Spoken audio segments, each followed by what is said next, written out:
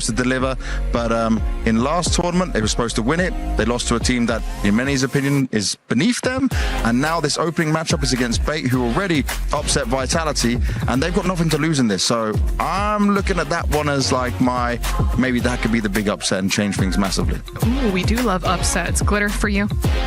I just want to see some shakeups. I'm ready to see some insane performances out of Vitality, out of AGAL, even out of Navi up there. I want to, because we know that this is going to be a tough fight at the end of it all. Danny, finally, for you, anything that you want to say to all the Vitality fans who believe in that 0.3%, who want to see the squads come out on top in all of these different games? I finally, after 3 years, want to win this lovely silver plate at EWC. Because so far we have only won MLBB Women, which has a lovely trophy, but it's not the EWC trophy. So this week, it has to be the week. I love that. Oh, I love that. And yes, everyone wants to bring home that beautiful dinner plate. But everyone, thank you so much for joining me. For everyone else, this was the EWC Spotlight. We're a little crazy, but we will see you next time. Bye.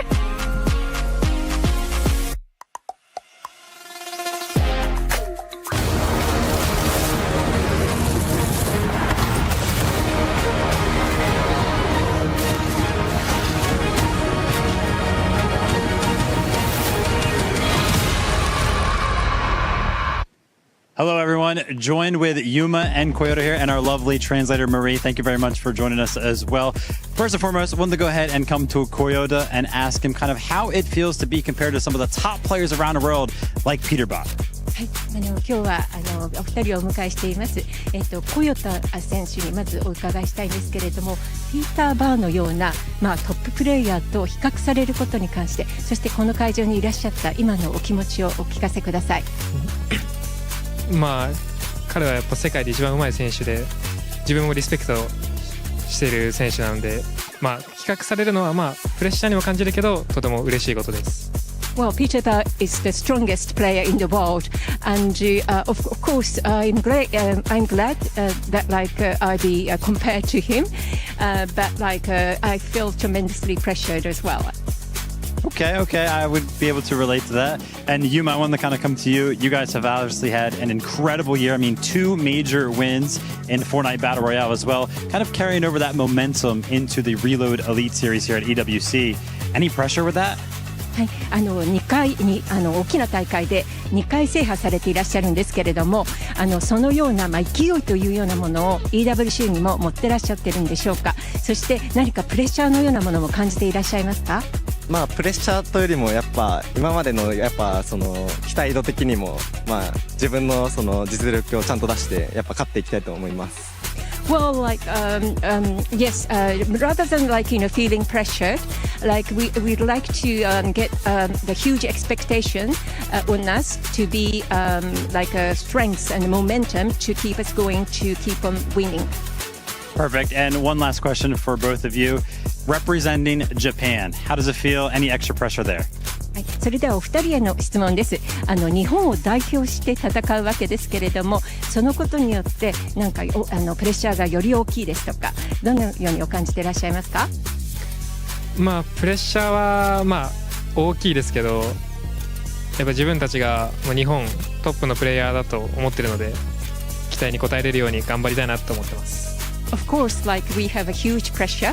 However, that we believe that we are representing Japan and we are the top players representing Japan. So we'd like to do our best in order to be able to meet their expectations. Perfect. I'd love to hear from Yuma as well with the same question. はい、ユマ選手、同じ質問にお答えください。日本代表っていうプレッシャーというよりもやっぱその世界でやっぱ1位を取りたいっていうそのワクワクの方が勝ってて、やっぱそうですね、やっぱその世界の方でやっぱ活躍できるように頑張りたいと思います。Well, rather than feeling pressured representing Japan, our excitement to be able to compete in the world stage surpass. So we'd like to do our best to be able to do our best. Perfect. Well, thank you very much, Yuma and Kyoto, and our wonderful translator, Marie. What's going on, guys? Vivid here, going to be joined with Khan and Faded. I actually wanted to go ahead and pick your guys' minds on being uncontested and contested for half of the competition today. So I think you guys are kind of expected to be contested on the Slurp Rush map. How you kind of feeling about that? Yeah, we just play our game. We're splitting 20 chests, and yeah, we see if we play aggressive. If not, we will see. Okay. Now let's talk about kind of when you're going to be uncontested. Is it going to be like a different approach? I mean, being uncontested helps a lot. You know, you have a lot more loot, a lot more to play. So I think we're just going to try to be strategic about it. If we can make plays, we're obviously going to go for them. It's not just because we're uncon, we're not going to make any plays. And then we just make the best out of it. Okay, let's talk about coming out of the group stages, right, and actually making it to the finals. Top 7 for that. How confident are we feeling in that? I'm confident because we're playing EU, and EU is the best region. And I know the Middle East and the OCE guys are not good like in the EU finals. Okay, so confident in making it to the finals. If you guys do make it to the finals, I want your prediction. Where do you think you guys are going to place? I mean, if we stay uncontested like we do in the group stage with like half the maps, I can see us getting like maybe a top 7. Okay, cool. Khan and Faded feeling very, very confident coming into the week. Good luck, guys. Vivid here, going to be joined with Gon and Knight here at EWC. Gon, I want to come to you first. You've been on the big stage before, right? Kind of leading up to the event here and this week in the preparations. You feeling any nerves, or is the experience kind of helping you out with that? I'm not nervous at all. I think now they even know my first one because I always think that I'm prepared for it, so there's no reason to be nervous at all. Cool, Gon. And Knight, how are you feeling? I'm feeling good. I am not nervous too because I played Summit this year too, and I think I'm chilling at all. Cool. And now talk to me a little bit about the format, guys. Like, how you guys feeling coming out of the group stages? Do you feel like you're going to get top 7? Of course, we play for the win, so we need to get the top 7, and we're gonna do our best at the finals for Brazil. You know. Sweet, yeah, for Brazil. And if you guys make it to the finals, I need a prediction out of you. Where do you think you're going to place? In the finals? Yeah. I think like top 8, we are good. We are looking for it. Okay, cool. And then, of course, I want to give you guys the opportunity. You mentioned it, representing Brazil. Got to go ahead and give you the floor here, man. Say whatever you want to the fans at home. Can I say it in Portuguese? Of course. Muito obrigado por todo o apoio que vocês me dão. Eu tô muito feliz de estar aqui mais uma vez e desse ano eu vou representar vocês e fazer o meu melhor e o Knight também. Cool, thank you, Gon. And Knight, you as well. É só agradecer a geral que torce pela gente. Pode ter certeza que a gente vai dar nosso máximo aqui. E a gente tá muito confiante e vamos pra cima, véio. É isso. Cool. Gon and Knight representing Brazil. Good luck, guys. Thank you. Monster D-Face here, and I actually had the pleasure of catching up with JoJo, Fishy, and Aoxy. Now, this is pretty exciting, guys. I've been casting over them for quite some time. They might even be some NA names you recognize. But Aoxy, let's just start with you, bro. This is your first major land. It's actually both of y'all's coming in from the East Coast. What has that pressure been like? What does it feel like? Haven't felt anything. It's been all calm. Yeah. It's like I'm playing from home. Hey, I love that. That's a little bit of confidence. That's what you need for a LAN event. What about yourself, JoJo? What's it like? It's been fun meeting the players, and just being here in the practice room is fun. Okay, does it feel kind of surreal? Like you're going from this online world now to the LAN environment. Is that anything that has kind of set in on you yet, or are you just still processing the moment? I think it's set in. At first, it was kind of scary, but it's fun. And what about yourself, Aoxy? I just try to make it to like a point where like it feels like I'm playing from home and just like all the background noise, how to focus on it. Yeah, love that. Well, guys, you guys are obviously playing out of your group stage. That is the first big hurdle. I got to get your opinions on just where you're trying to make it here as far as your goals as a competitor for this tournament. Well, the whole goal is to win. Of course. Mm-hmm. Yep. And yeah. That's it. All right. Anyone you looking to target, or, you know, as far as your draw spot, are you guys uncontested? How's it looking? We're conned on one of the maps, but I think we'll be fun. Okay. Do you know who you're conned by yet? Yeah, Inact and Salco, and then Sky and Scroll. Whoa, you got some big dogs, some big hitters. What is that pressure like? I think it's fun. It's just everyone's on the same thing. Okay. Well, guys, it sounds like they're confident. They're representing for NA. Let's see how they play it out this week. Vivid here, joined with Acorn and Bolts. Obviously, the hot topic about these guys is going to be they are champions. That momentum, Acorn. Do you kind of feel it coming into an event like EWC? I mean, you got to feel it. Like, you can't not feel it, of course. Like, coming off a win, we're feeling primed, we're feeling ready. Feels good. Sweet. And Bolts, how are you feeling, man? That win's got to be feeling good to get that under your belt as well. Yeah, of course. I'm feeling great. You know, 2 times FNCS champion, so I'm ready to win EWC as well. All right, nice. Now, Acorn, it's been a conversation for a long time now, but I feel like this win in particular a couple of weeks ago, it's even kind of exaggerated that conversation. Best IGL in Fortnite history. What do you have to say about that topic? I mean, it's going to come eventually. If it's not here already, it's coming soon. So that's all I got to say. All right, Bolton, playing with a guy like Acorn, he's so good. Obviously, that conversation as well. How does that feel? It feels really great. I always feel like I'm in safe hands, and there's never a gamble to the game when I'm with Acorn. All right, now turn the conversation over to Reload. Predictions for this week, coming out of your group or particularly into finals. How you guys feeling for that? Feeling good. Obviously, we got some more work to do, but I'm liking how it's kind of like a heat system. So you kind of warm up into the tournament, get a feel for it, and then it'll make us more confident going into finals. Obviously, it's a different game mode, so some little practice will definitely help. Cool, and obviously, Acorn's very, very experienced. He's used to kind of playing in these finals. You yourself, you have the experience as well, but a little bit newer. Are you starting to kind of feel some of the nerves, or are you feeling pretty confident? No, I'm definitely feeling very confident. It's nowhere I've never been before. And of course, I'm playing with the best IGL in the world, and we've been refining our end games a lot, so that's basically what Reload's all about. So you guys will see. Acorn or Bolts, feeling confident? Good luck, guys. What's up, guys? Monster D-Face here, and we're catching up in the media lounge right now. This is really exciting. We got the Major 2 champions of Sky and Scroll. What's exciting about this is you guys get to bring in the momentum, being champions now, to this LAN event. Sky, I'm going to start with you. What does that feel like? Do you feel like you have the pressure lifted off your shoulders now that you're winning everything? I think it's very good for confidence, but I also feel like it's going to keep the pressure, and I think it's going to make us even more focused. And what about yourself, Scroll? Competition obviously continue to get fierce, but you guys are dominating on Europe. Yeah, I mean, we just do hard work all the time. We do it as a team the whole time, and yeah, I just feel confident in the team. Love that. Well, again, we're setting up for a LAN event. You guys obviously got to dip your toes in the water. What are you taking from your last LAN event experiences now into this one? I think we learned a lot from backstage and stuff like that, so I think taking that from Summit to this is really going to help. Yeah, and what about yourself? Coming in from Summit, obviously you guys probably had some tough lessons learned there. What's that going to do for you here at this LAN?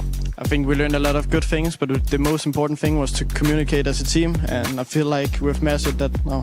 Love it. Well, I also have a little bit of baseball now, a little bit of background knowledge. I got to catch up with Peterbot and Boyo. I had asked him, I said, hey, give me your honest opinion. What's a duo that you're actually afraid of? Peterbot had one opinion, Boyo had another. It was Shark and Teeny, Sky and Scroll. You guys are clearly at the top of some of the, world's best. Does that make you feel different about yourself? Does that make you feel better? Or do you feel like, man, maybe I got a target on my back now? I mean, I could say the same thing about them, but I feel like that's what all the game's about, and I think it's exciting and fun. Yeah, what about yourself? You find excitement in that? Yeah, I feel like it's fun to compete against the best I've watched since I was not that good. So I feel like it's fun to be up with them now. Well, you guys have had an incredible journey. Congratulations on how far you've gone, and of course, best of luck. Everyone is playing, you're not yet. EWC Play is your all-in-one platform to compete in fantasy, pick'em, and quests for a grand total of $300,000 in prize pool. Build your dream fantasy team in 5 different games and track your score with live results tables. Predict the winner of every game, every group stage, and every tournament. Complete daily and weekly challenges to earn boosters that help you climb the global leaderboard. Got what it takes? Join EWC Play now.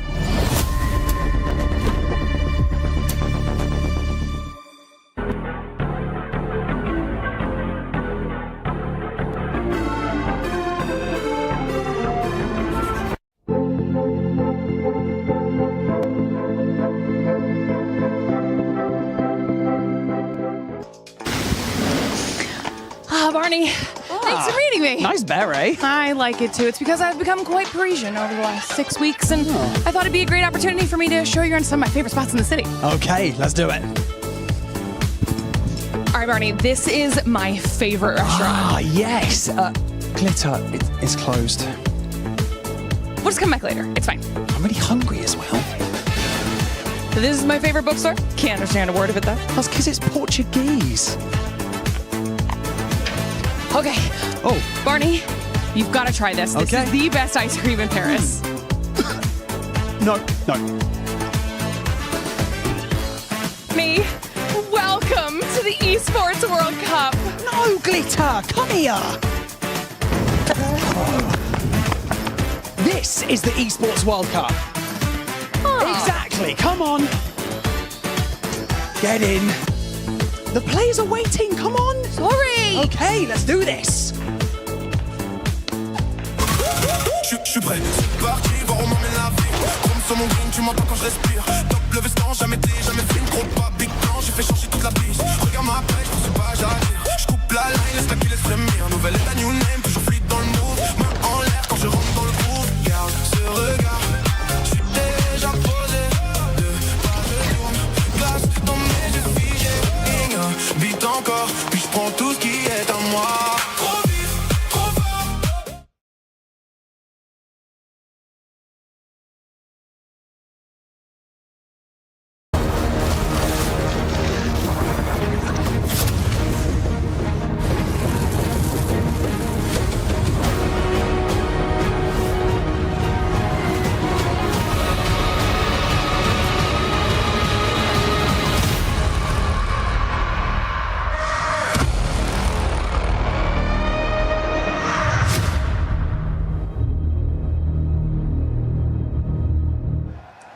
Welcome to Day 2, EWC 26 in Paris. This is the STC Rewind. We're catching up with all the action from day number 1. It's Monster D-Face, Mini Minor. We called a bunch of stuff yesterday. Yeah, we did. Group A was absolutely electric. It was fantastic to see so many of our top teams performing. Shark and Teeny in particular, 4 victory royales for them. I think they need to turn down those celebrations a bit there. They're getting a bit too mad. And then, of course, Peterbot Boyo, what it meant for Falcons, the club championship points on the line. Talk about a slow start, but then you leave it to them. They turned up towards the end. They always do, and that's just what this team are all about. Booga Braids, well, not quite making it into that top 7. Remember, that's a team now that are going to be playing in that survival stage, and we did have 3 teams that actually didn't make it through as well. Hey, we got to talk about them there because at the end it was Chomas, Mofu who wanted it the most. They end up popping off, taking that dub, pushing another team down and into the Key Crush ceremony. Do we even call it a ceremony at this point? Like, who wants to celebrate getting kicked out? Nobody wants to celebrate. And a couple of teams as well. Alex and Reckless got kicked out. Epic, Well and Pump got kicked out. Rainy and Nalu, those were the 3 teams. Just couldn't quite make it happen on the day. And then the ones that did it, Shark, Teeny, front of the stage, hit the button. Barney was there. We all see it. They seem to enjoy that moment. That was day 1. Today, day 2 is Group Stage B. And we know we're going to see a whole bunch of more action.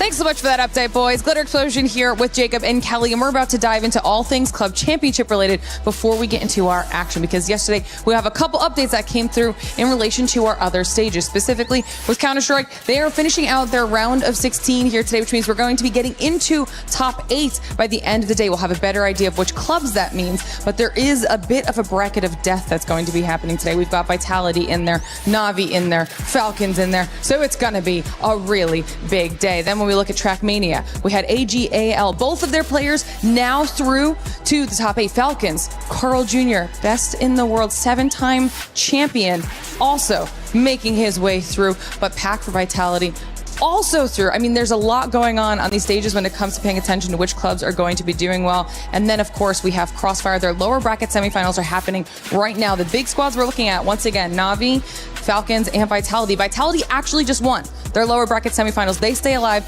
qualify through to top 8 alongside Liquid and AGAL, who have already claimed those spots. But now that we have that recapped, what does that mean for us here in Fortnite? Let's talk about these CC squads. Specifically, we'll start with yesterday because we had Falcons and Vitality in our Group A. Talk to me a little bit about them, Jacob. I mean, honestly, if you guys were watching those games and you guys are a fan of the Falcons, it looked scary at first. Peterbot and Poyo playing like a shadow of themselves. Only 3 points throughout the first 2 games, but they were able to pick it up, kind of alleviate some of that pressure. The same thing with Vitality, Chino, and Pablo Wingu. These guys guys played phenomenally online. Maybe a little bit of a slow start, but they ended up punching their ticket anyway. No, I think Levin put it best. That the reason that we were kind of not looking at Team Vitality is that they were just kind of playing boring Fortnite, which honestly is the best way to play Fortnite when you want to make it into the finals. It's a little bit conservative, right? You have to make sure that you at least get the first step of the competition out of the way, because it wasn't about the points. It was about qualifying for finals and not having to be in survival stage. Yeah, and that was the biggest thing. Honestly, I had a chance to talk to Pollo after the day was done, and he looked like he lost the tournament. And I had to tell him, bro, you did your job. You qualified through to the next stage, and honestly, it kind of made it scratch my head. It's like, he wants it that bad. He wants it so bad. That reminds me of the Summit 1 LAN. It was the same thing. He literally gets back-to-back solos, almost gets a third solo clutch as well, and then you see him in Faxy's stream at the end, and he just looks distraught. He got second place. He just won hundreds of thousands of dollars, and he does not care.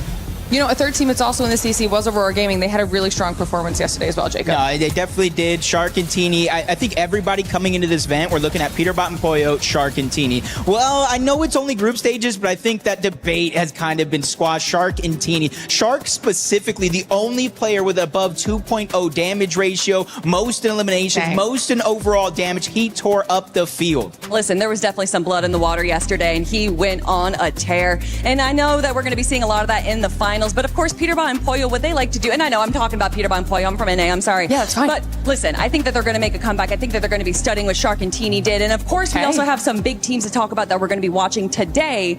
And for me, that's got to be, of course, some of the big names that we have in Aurora Gaming. And no, I'm sorry, ALAG. Yeah, AGAL. I'm glad you brought them up because we're talking about Group B, and they are currently fighting at the top of our club championship leaderboard with Falcons for that top spot. They have been jockeying back and forth across the last 6 weeks, and this could actually be a pivotal game for them. Talk to me a little bit about their chances for AGAL. Could they be one of our top squads? I definitely think they could be one of the top squads. They just came off FNCS Major 2 victory. They almost won the FNCS Major 1 Summit LAN, and they got in their own heads. And I think if you're one of those teams to where if you make a huge crucial mistake like that, it eats at you, but it eats at you enough to where you're just able to remember it and never make that mistake again. I fortunately got to interview Sky and Scroll just before and during media days, and honestly, I know that they had that little bit of disconnect during the Summit 1 LAN. Although they were performing so well, you could tell at the very end that that wasn't the performance that they wanted.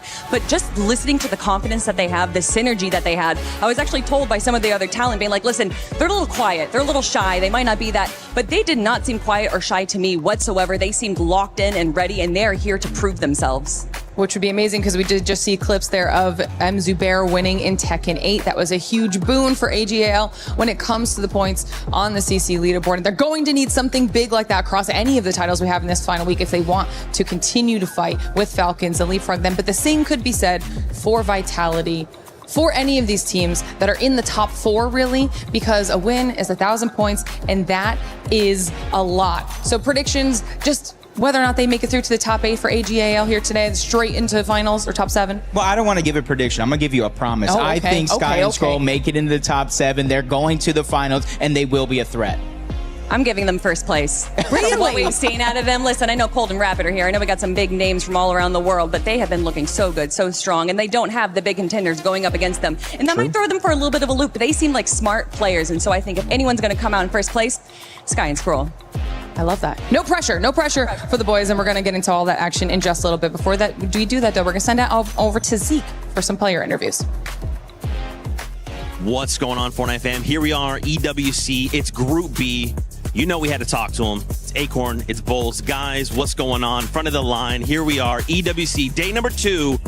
How are you feeling? I'm feeling great. That's it, just great. Just locked in like that, huh? Locked in. I'm locked in. That's good. Let me get over here in between you guys. How are you feeling? I mean, is it the same? Are you just locked in, doing more of what you do? No, I'm feeling good. You know, it's always like a good feeling to come to these LANs, play in front of everyone, see the lobby for yourself. Like, feels nice. Yeah. Feeling confident. I love that. I love that. Obviously, big day. You guys got to watch yesterday.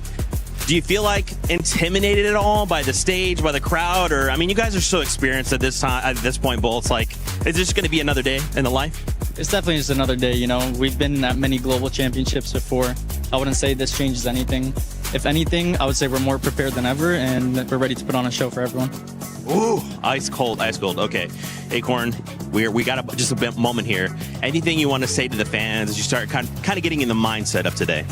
I hope you guys enjoy watching. We're going to try to put on a show for you guys, so thank you guys for the support. Love that, guys. Best of luck. We're getting ready right now. We're making our way into the stage, so we're going to head through here. We're going to cut you guys loose. Good luck out there. We're going to be making some noise for you guys. It's right through here.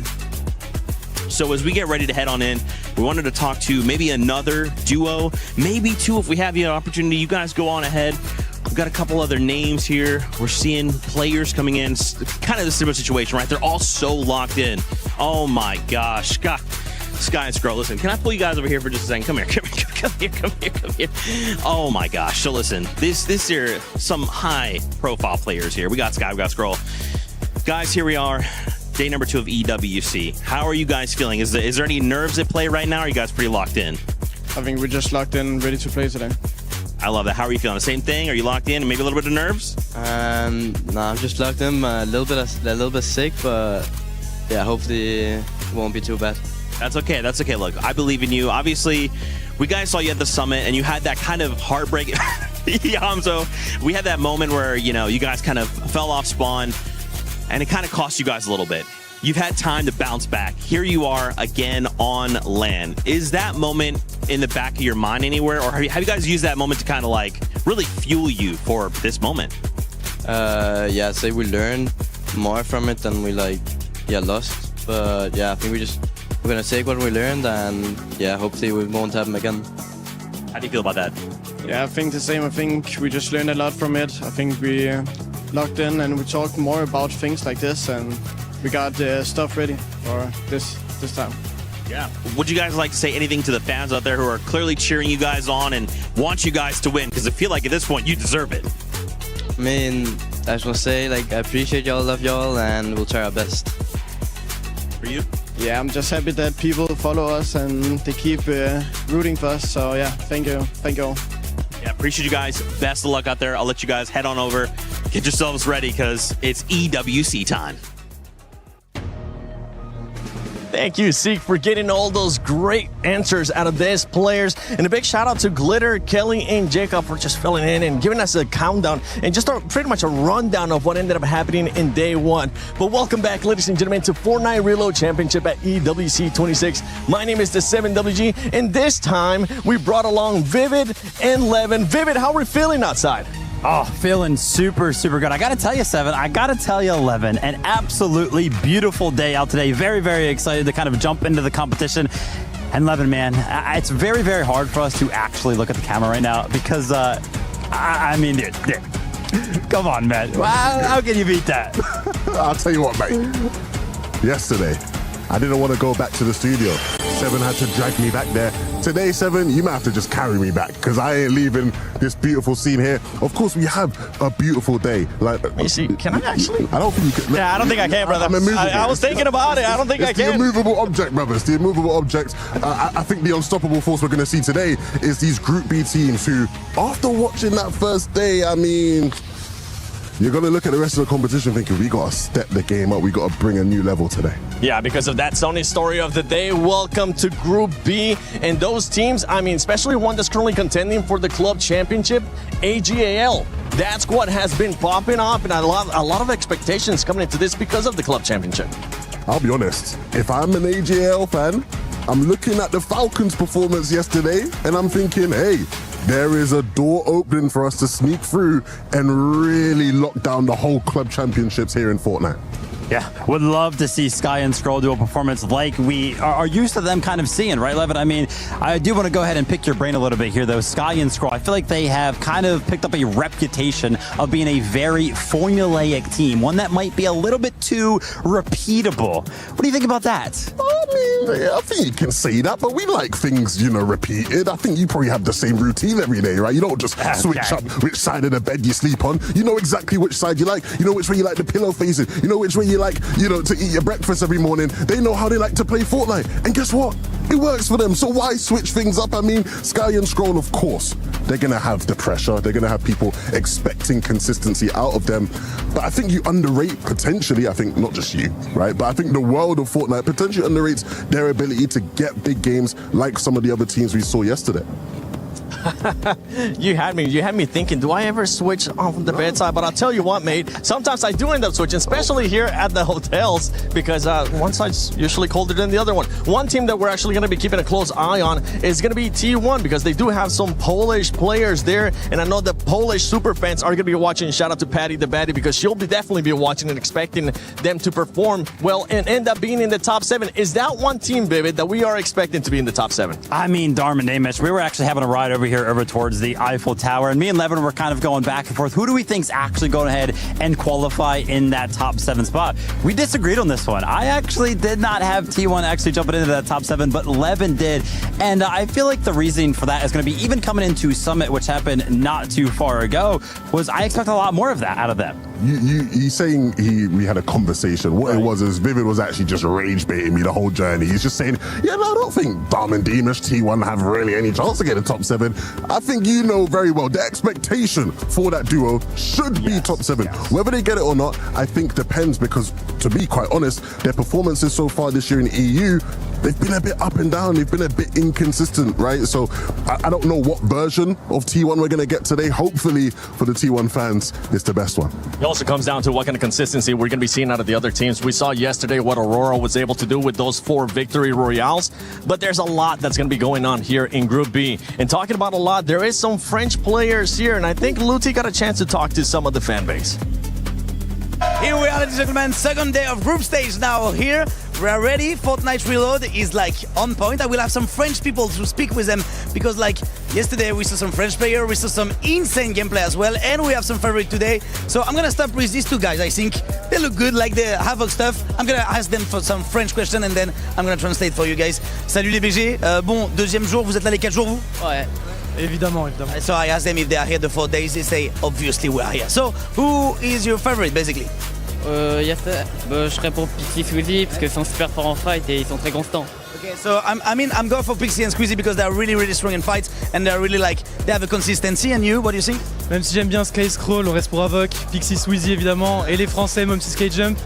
Mais voilà, si les deux peuvent être top 1, top 2, mais Avoc en premier évidemment. So you say Avoc first of course, but I root a little bit for Sky and Scroll because they look really good as well and all the French players. But you think like basically Avoc and AGL are the favorites of this group? Yeah, oui, évidemment. Évidemment, ouais, ils sont trop forts. Just say obviously they are so strong, they're gonna dominate. What do you think about yesterday's performance? C'était Sharktini trop fort. On a vu un comeback aussi de Peter Poyo, et c'était mal parti. On a vu aussi Bouga, dernière game qui a pu performer. Et même l'ambiance et tout, les Français en top 1, c'était incroyable. Franchement, c'était incroyable. Yesterday was insane. The French teams just one game, yes, with Orchid, and of course we saw them back to back to back. They were like looking insane. We just can't wait to see them in the final now. And so for today, like Avoc first, of course. And I think there is a lot of Avoc fans as well. Look at this, they're ready, mesdames et messieurs. Ça va les fans d'Avoc, faites du bruit! I think we're ready to go on stage in a few minutes, mesdames et messieurs, du bruit, du bruit, du bruit, du bruit! Est-ce que vous êtes chaud? We're ready to go, guys. French crowd is crazy. Here we are for the second day of group stage. Merci, Luti. Always getting the crowd hype, especially when he gets a chance to talk in French as well. But for some of the other squads that we were actually mentioning, let's talk about Acorn and Bolts, because that's one squad we're definitely going to be keeping a close eye on. Yeah, I myself already had the opportunity to talk to Acorn and Bolts just not too long ago in a little bit of an interview. Absolutely looking cool, calm, and collected and confident. One of the things that I like about EWC is that carrying over the duo that you have kind of been playing with throughout the year in the normal duo side of things, Acorn and Bolts have that. They're off of a fresh FNCS win.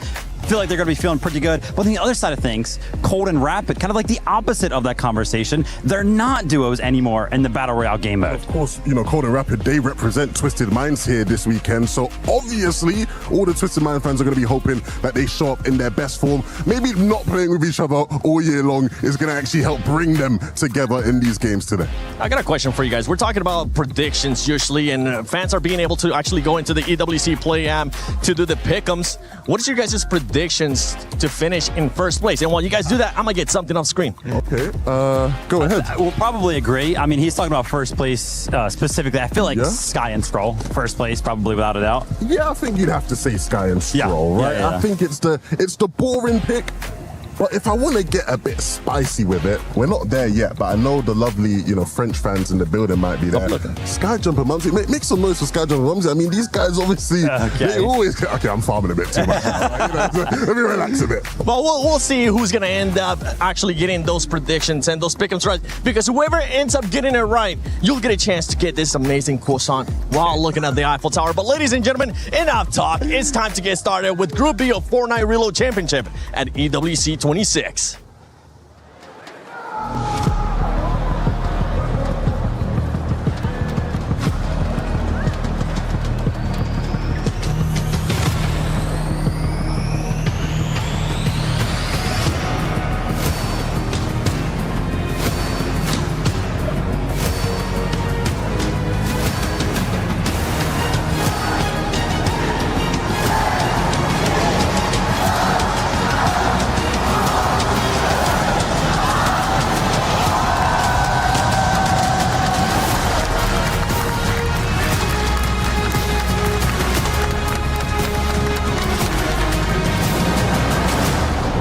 Mesdames et messieurs, bienvenue à toutes et à tous pour notre deuxième jour de Group Stage ici à Paris sur la compétition Fortnite Reload Championship à l'EWC. Ça va tout le monde?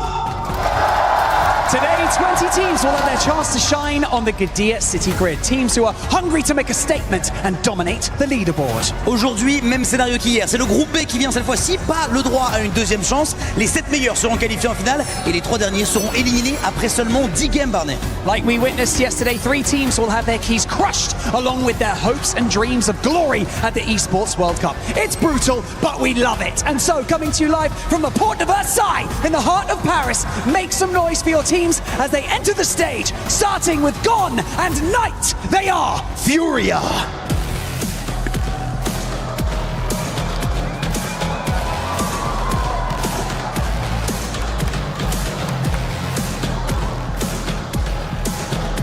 Sky and Scroll, they are AGL.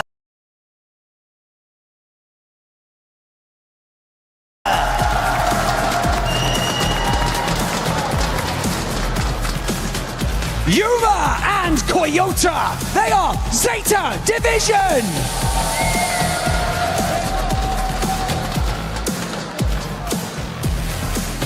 Josh and Eondo, they are Elite Esports.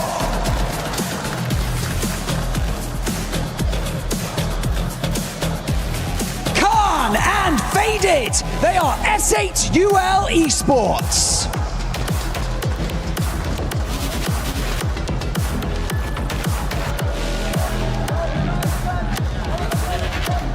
Snow and Mohamed, they are Al-Hali Esports.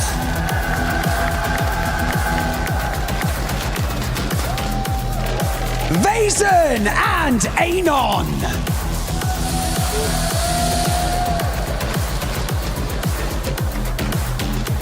Enact and Salco, they are Fnatic.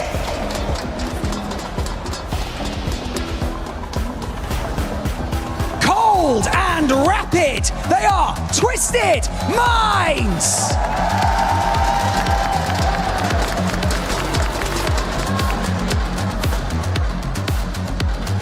Seven and Achadas.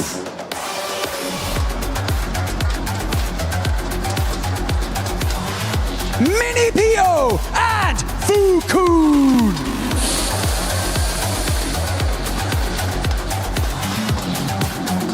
Sweezy and Bixie, they're Team Avon!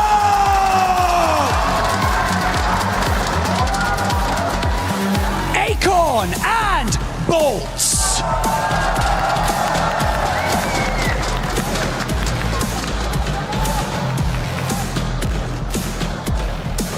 Aoxy and Jojo Fishy!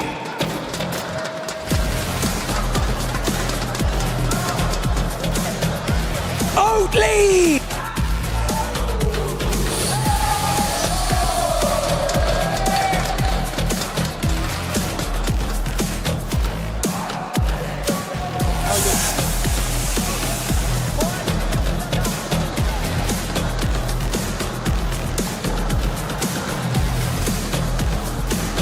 Yassine and Salvatore.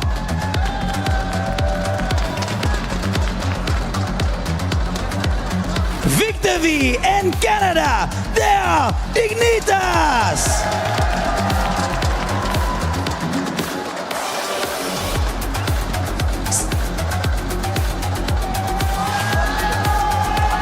Skyjump and Monzi.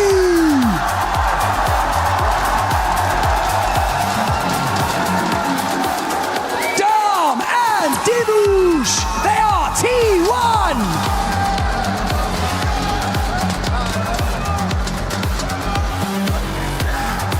And finally, Yapko and Panzer, they are Geeker Esports.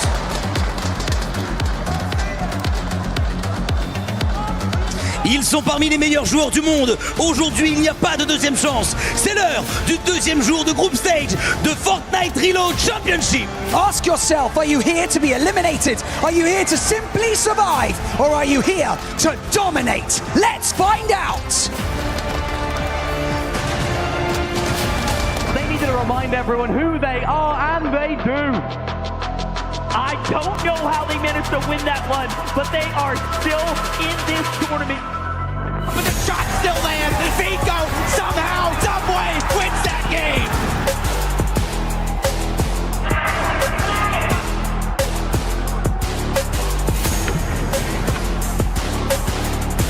Izzy and Nosif do it for France.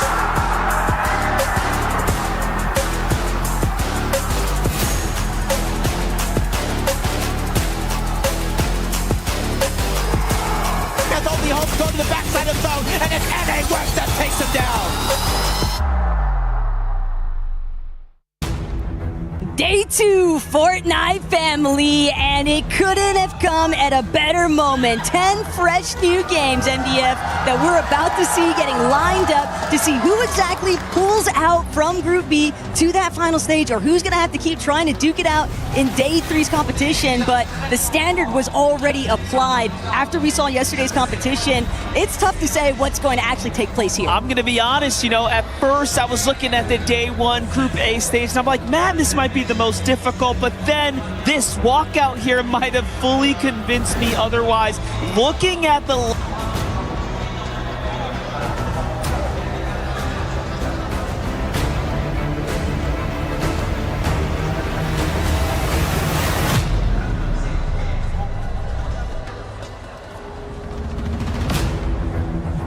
difficult scenario that so many of these players and duos are naturally going to try and contend with, but it's 10 games. Yeah, they 10 have games. So many to work with. There's a lot to play for here, 10 games. You saw it yesterday. The map rotation, that halfway point really does cause a shift as well at times, depending on the player's kind of overall performance and preparation coming in. And then just a different dynamic as well.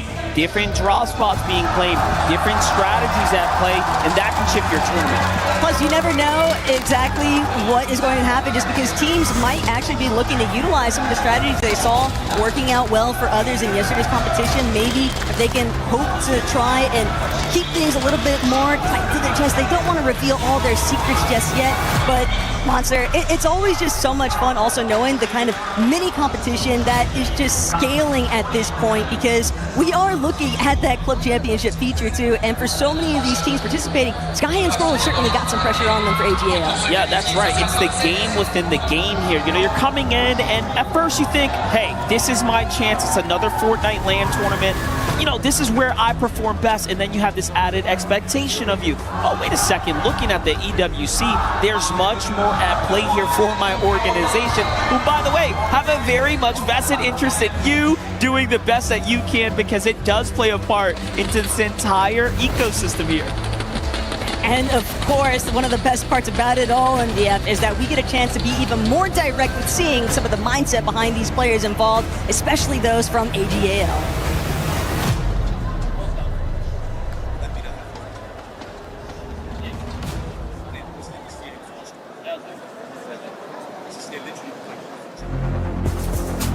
We're almost at the end of the Esports World Cup, and the club championship is heating up. Things couldn't be closer. There's 2 teams currently ahead of the rest. Team Falcons and AGAL are both standing with over 4,000 points. Looking towards Fortnite, 2 teams with a strong chance to come out on top are Sky and Scroll on AGAL and none other than Peterbot and Pollo from Team Falcons. Both teams qualified to the event in their first qualifier of their respective regions, and both have had strong results across this year. I think we have like an incredible year. We have won the 2 majors, and yeah, I just think we have accomplished a lot of things that I wanted to do since I started playing. So yeah, I'm happy. It can go any way, but if it's Peterbot, you can't count him out, and he takes it all home there. The Danes trying to pull through here yet again, and Sky Scroll in very familiar fashion with another.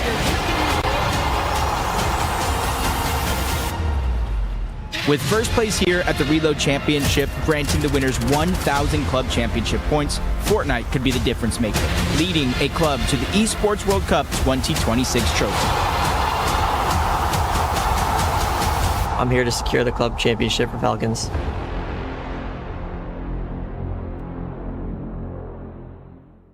The EWC is all about breaking records with the best of the best. That's why I'm out here at the racetrack today to do just that. I've got my driving instructor, Vincent. Vincent, hello. what is the record for this lap? 50 seconds here. 50 seconds? Yes. Easy. You think I could do that? Maybe. Let's see. Let's go. 3, 2, 1, go. And here we go. No. Break. Okay. And reverse for go.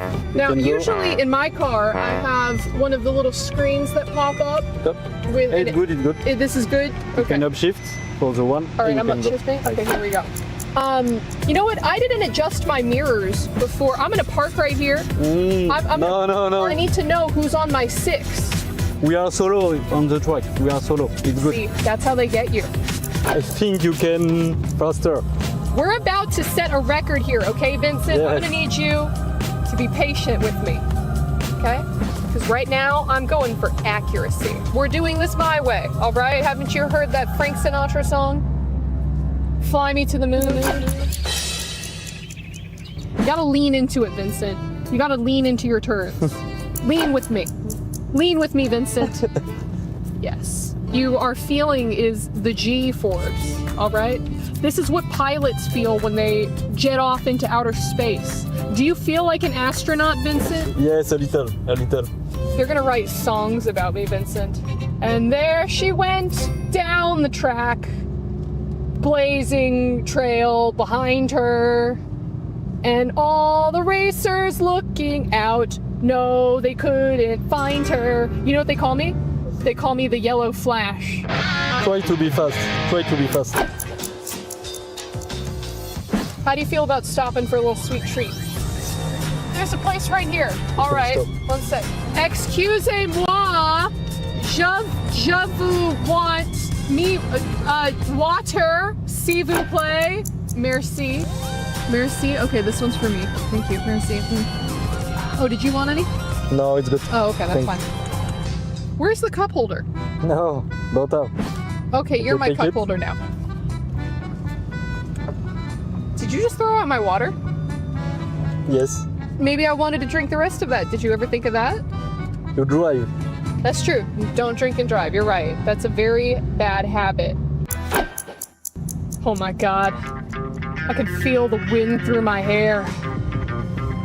The adrenaline is like nothing else I've ever experienced. Look at how beautiful the scenery is here. Yes. We're about to cross the line. A little bit. We're about to cross the finish line. Yeah! Nice. Good job. Little slow, but good job. Nobody has done that before. Nice. We did it. Celebration. That's the sound of my people. After weeks of celebrating only the greatest losers, now I myself have become one. We did it!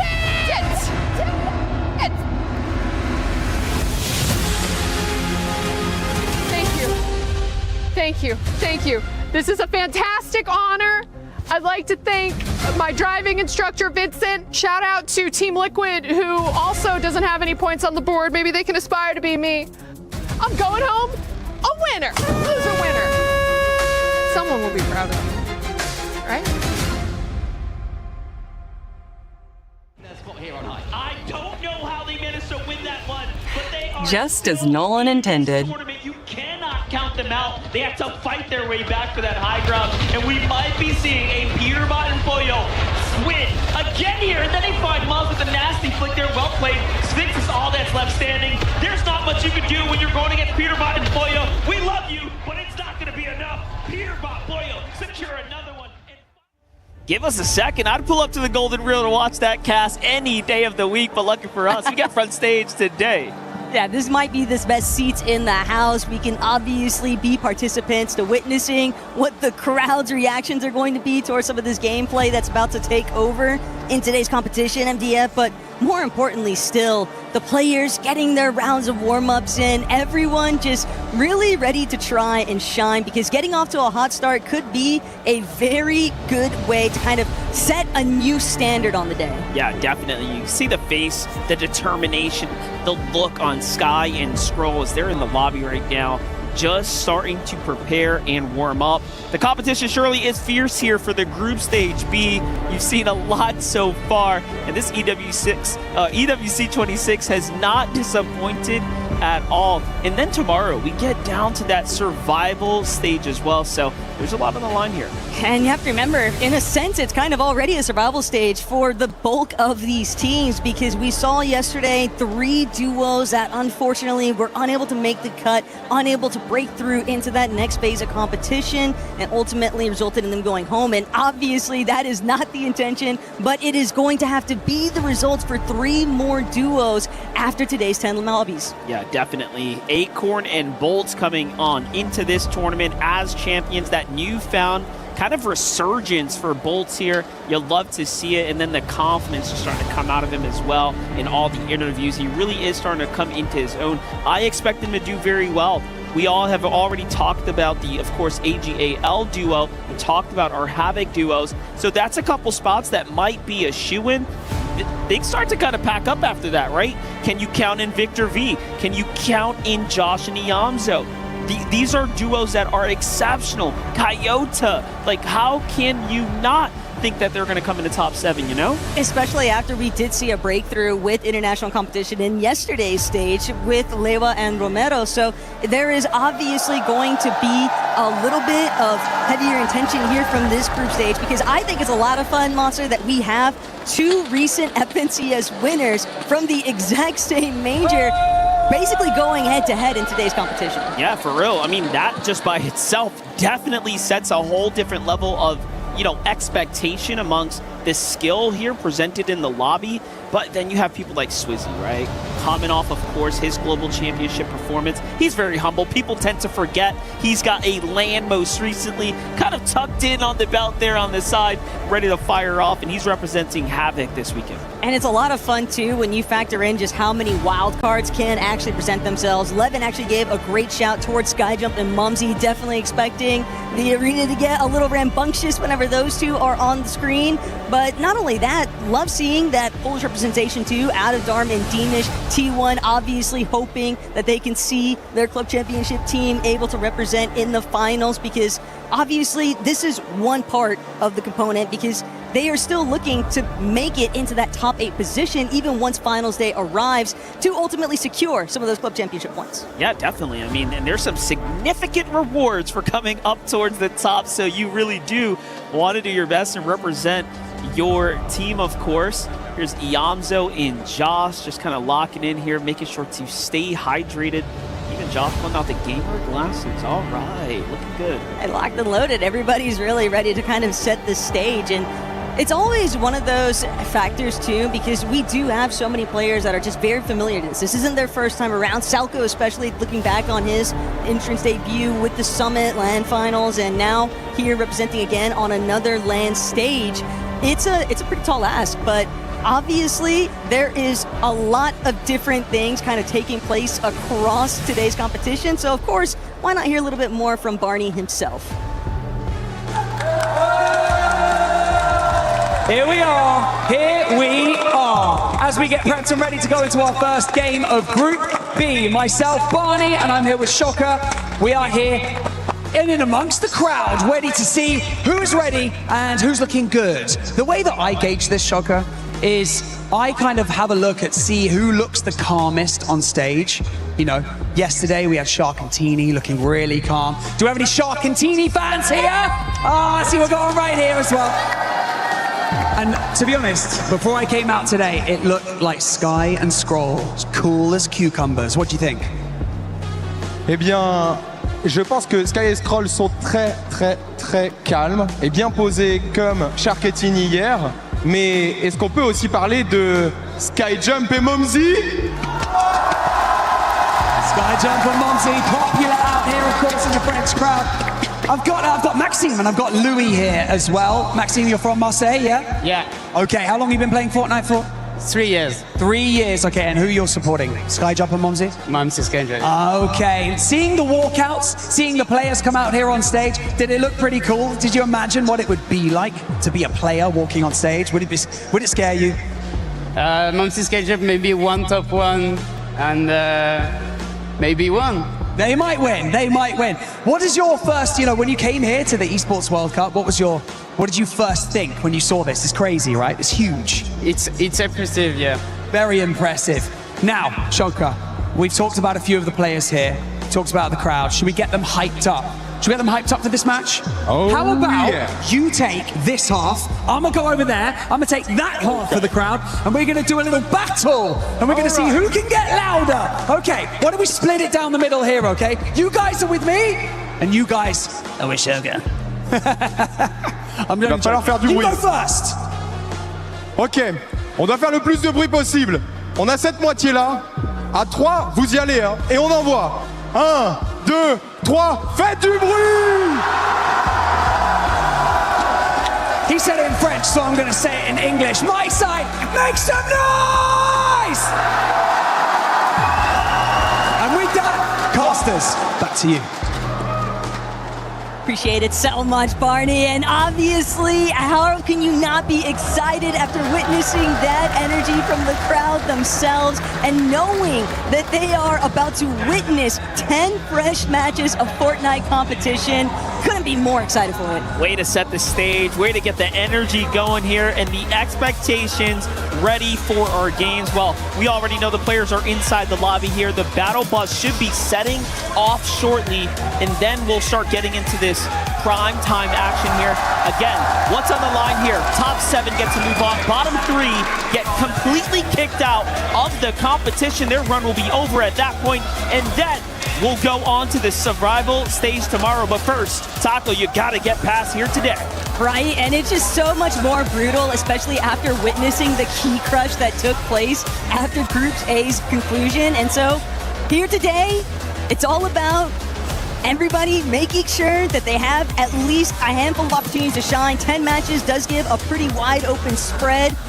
Plenty of opportunity to recover, but also plenty of opportunity for other teams to create a gap that can be very difficult to overcome. Sky, Scroll, already getting a little tagged up. Salco and Max suffering a very similar fate, but Scroll and Sky, they've managed to touch down, already trying to gaze on over to where Nact and Salco are at, just cognizant of them being in the area here at Elite Armory. You saw that little flyby there. Cold beam, the first person to touch his feet down on the ground and then get eliminated. Iamzo's following right back up with Jogo's spooks there. But AGAL, Sky and Scroll will be tapping in with them all week long. We need to know how they're performing. Meanwhile, Furia versus Havoc here, looking to earn themselves some more points.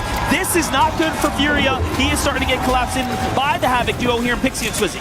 Pixie's wasting absolutely no time in getting inside the box. They've got going completely on the run right now. And the collapse, though, the turnaround just like that. You would hope that he could maybe find some signs of life, but it's just not going to be a possibility. Swizzy was too quick to shut that one down. Well, you know what? There's a skill in staying alive. He's still alive just long enough for Knight to go ahead and touch down. Otherwise, they would have been the first duo taken out. Meanwhile, what a clash. There's not every day you get to see Cold versus Coyote, Japan's #1 versus, of course, NA's Dangerous. Puerto Rican Cold here, ready to pop it off. That Cole might have bit off a little bit more than he could chew. Yuma, though, just like that, dropped to a sliver of HP, and Cole still delivering haymakers. Coyote gonna be forced to drop, still trying to look for a re-engage. Yuma with the distraction factor, and Cole will be knocked and eliminated. So Coyote, Yuma, Zeta Division's representatives holding strong. Hold in a 1v2 though. Quite literally took them both down. Both of them were in inches of being sent back to the lobby, but hey, in the end, we only sing songs about those that come out ahead. Coyote and Yuma are doing just that. You could be a little bit shaken. As long as you don't let yourself get outright rattled, you're typically going to still be in a relatively safe position. But it's a nice little confidence metric too for Coyote and Yuma. They're not getting their confidence crushed, losing that 1v2 against Cole, right? So Sky, Scroll, shifting the direction back over towards Elite Armory. Still haven't managed to find any outright conclusions to some of the other teams in the area. Just prioritizing getting a lot of their materials online first. A lot of respect here being put on the lobby. You know, when you compare games 1 onwards, really from Group A, the action was much more staggering. It seems like this group here definitely recognizes, and I think they were picking up what we were feeling there in the walkout. The tension is real amongst the duos. Most of them actually sticking side by side in the early game, where normally in a reload format, they would be all spread out, right? Doing the other strategies, so just try to farm quick points. So this is really interesting. Definitely have to have a certain level of respect, though, when you factor in that these are some of the best reload competitors, given how much of a journey it was for everybody to make it through those Real Elite Series qualifiers in the first place. But now, Anon, Knight, and it's largely just Knight who's trying to sort of stake off Anon, but he will be but chased down here, plus some slight leverage, but Anon will have no problems whatsoever in delivering an elimination for himself and Days. And now, just waiting to see whether or not Knight and Gon are ever going to have a real chance of recovery, because they've kind of just been going through the grinder this entire game since the very start in those early eliminations. You know, the vibes kind of coming into things. Gon was definitely looking sharp, feeling good, but hey, putting up the tournament performance that might have just been a small bluff. We'll see what they can do to go in and get themselves back on track. Meanwhile, Jackpo Panzer, the first time he gets to touch base with the GK duo. Let's see how things are looking for them. All around here, the hostile hold, not a duo in sight. Right, but for Panzer and Yapko, it has been a bit tumultuous of a journey overall, because these guys, they had the highlights originally. This was a duo that everyone was kind of keeping tabs on over in Europe specifically, and then things just sort of fizzled out as the year went on, and so this could be a great opportunity for them to really showcase that they've got what it takes. These are turning moments for, of course, the club championship. Your performances here will directly reflect in your overall organization, your overall clubs standing there on the leaderboards. But hold up, Twisted Minds has a little bit of a problem. It's some friendly action. Cold and Rapid here, taking down Bolts. Now, you know, it doesn't quite count the same way. Not the family feud you want to see. The audience even seeming a little bit torn on who to actually cheer for in that type of circumstance. But ultimately, it is Cold and Rapid as the primary representatives for Twisted Minds. Hey, they qualified first. They deserve it. Acorn is doing the rightful thing of hiding away from Cold and Rapid. And look at this. No mercy as they say, hey, Bolts, did you just land? Here, hold this shotgun shot. Take that. And another one put down there. That's 3 points now. Cole's starting to really heat up here. 3 points for elimination, mind you. Yeah, and by the looks of things, Cold and Rapid, they're not fully done just yet with enjoying this reboot cycle farms that has sort of just been taking place for Bolts. And it's crazy to think that a competitor, a fragger as strong as Bolts, is currently in this position. He's narrowly managing to just try and touch down and doesn't even get the chance. Khan even going to take him out from a separate direction entirely. And that's just part of the problems that are sort of brought in.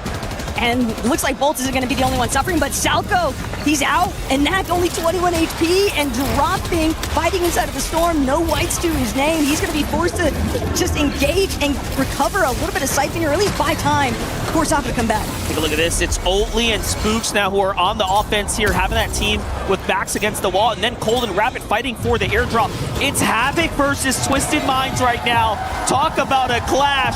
Swizzy's Pixie on the other side. You have Cold and Rapid you know, we had questions about this duo not playing all together throughout the year. You know, they ended up splitting up after that first qualifier. However, they are looking like they never left one another's side. Sometimes breaks apart do work out pretty well. Honeymoon phase for a reason, and for Rapid and Cold, maybe this could be the recovery stage, at least when it comes to the reload competition. And, well, with the way that Cold is getting active, he might, well, I was going to say he might need to check his back, but it's going to be Pixie, a little replay instance to see what went wrong for Swizzy and Pixie earlier. He even put Swizzy in that solo position, but hey, at least until it makes towards the 7th zone, players will still have those reboot opportunities, so it's just tough finding that opportunity to really get some breathing room. Yeah, luckily for T1's Demus and Darm, they're looking just fine. No points earned just yet here on the tournament as we are just getting things started. AGALs, Sky and Skrull, what have they managed to do so far? Nothing. Keeping quiet here, kind of on the edge of the zone. It now starting to look to pull a bit further, but things are going to begin hitting up very shortly. Once we start getting closer to that zone 7, you're going to hear the countdown, right? And then reloads will turn off. No one will be able to fly back into the game. But that's what makes Sky and Skrull so scary, is if you're not seeing anything out of Sky and Skrull, then you know that they're just scheming.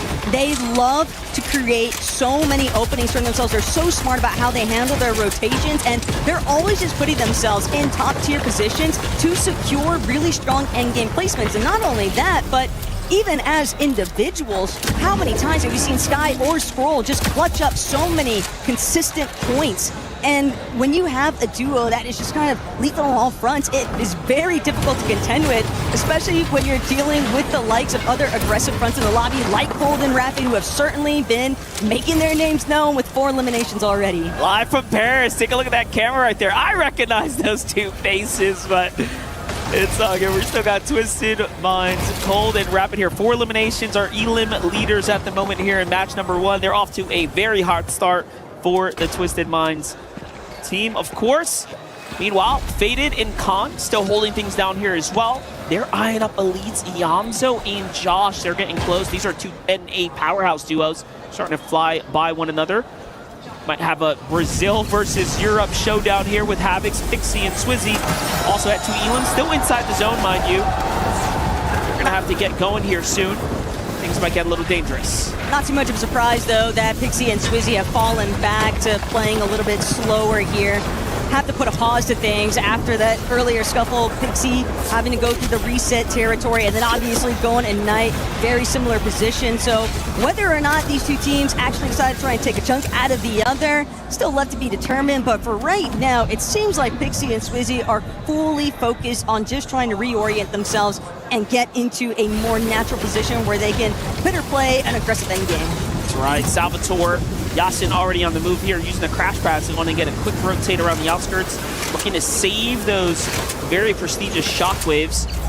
They actually get away with this completely free, even though there's teams close on their heels. The timing could have been better here. Meanwhile, Coyote, Yoma, of course, for representing Club Zeta. Gotta love this duo here. Beloved out of the Japan, Asia region.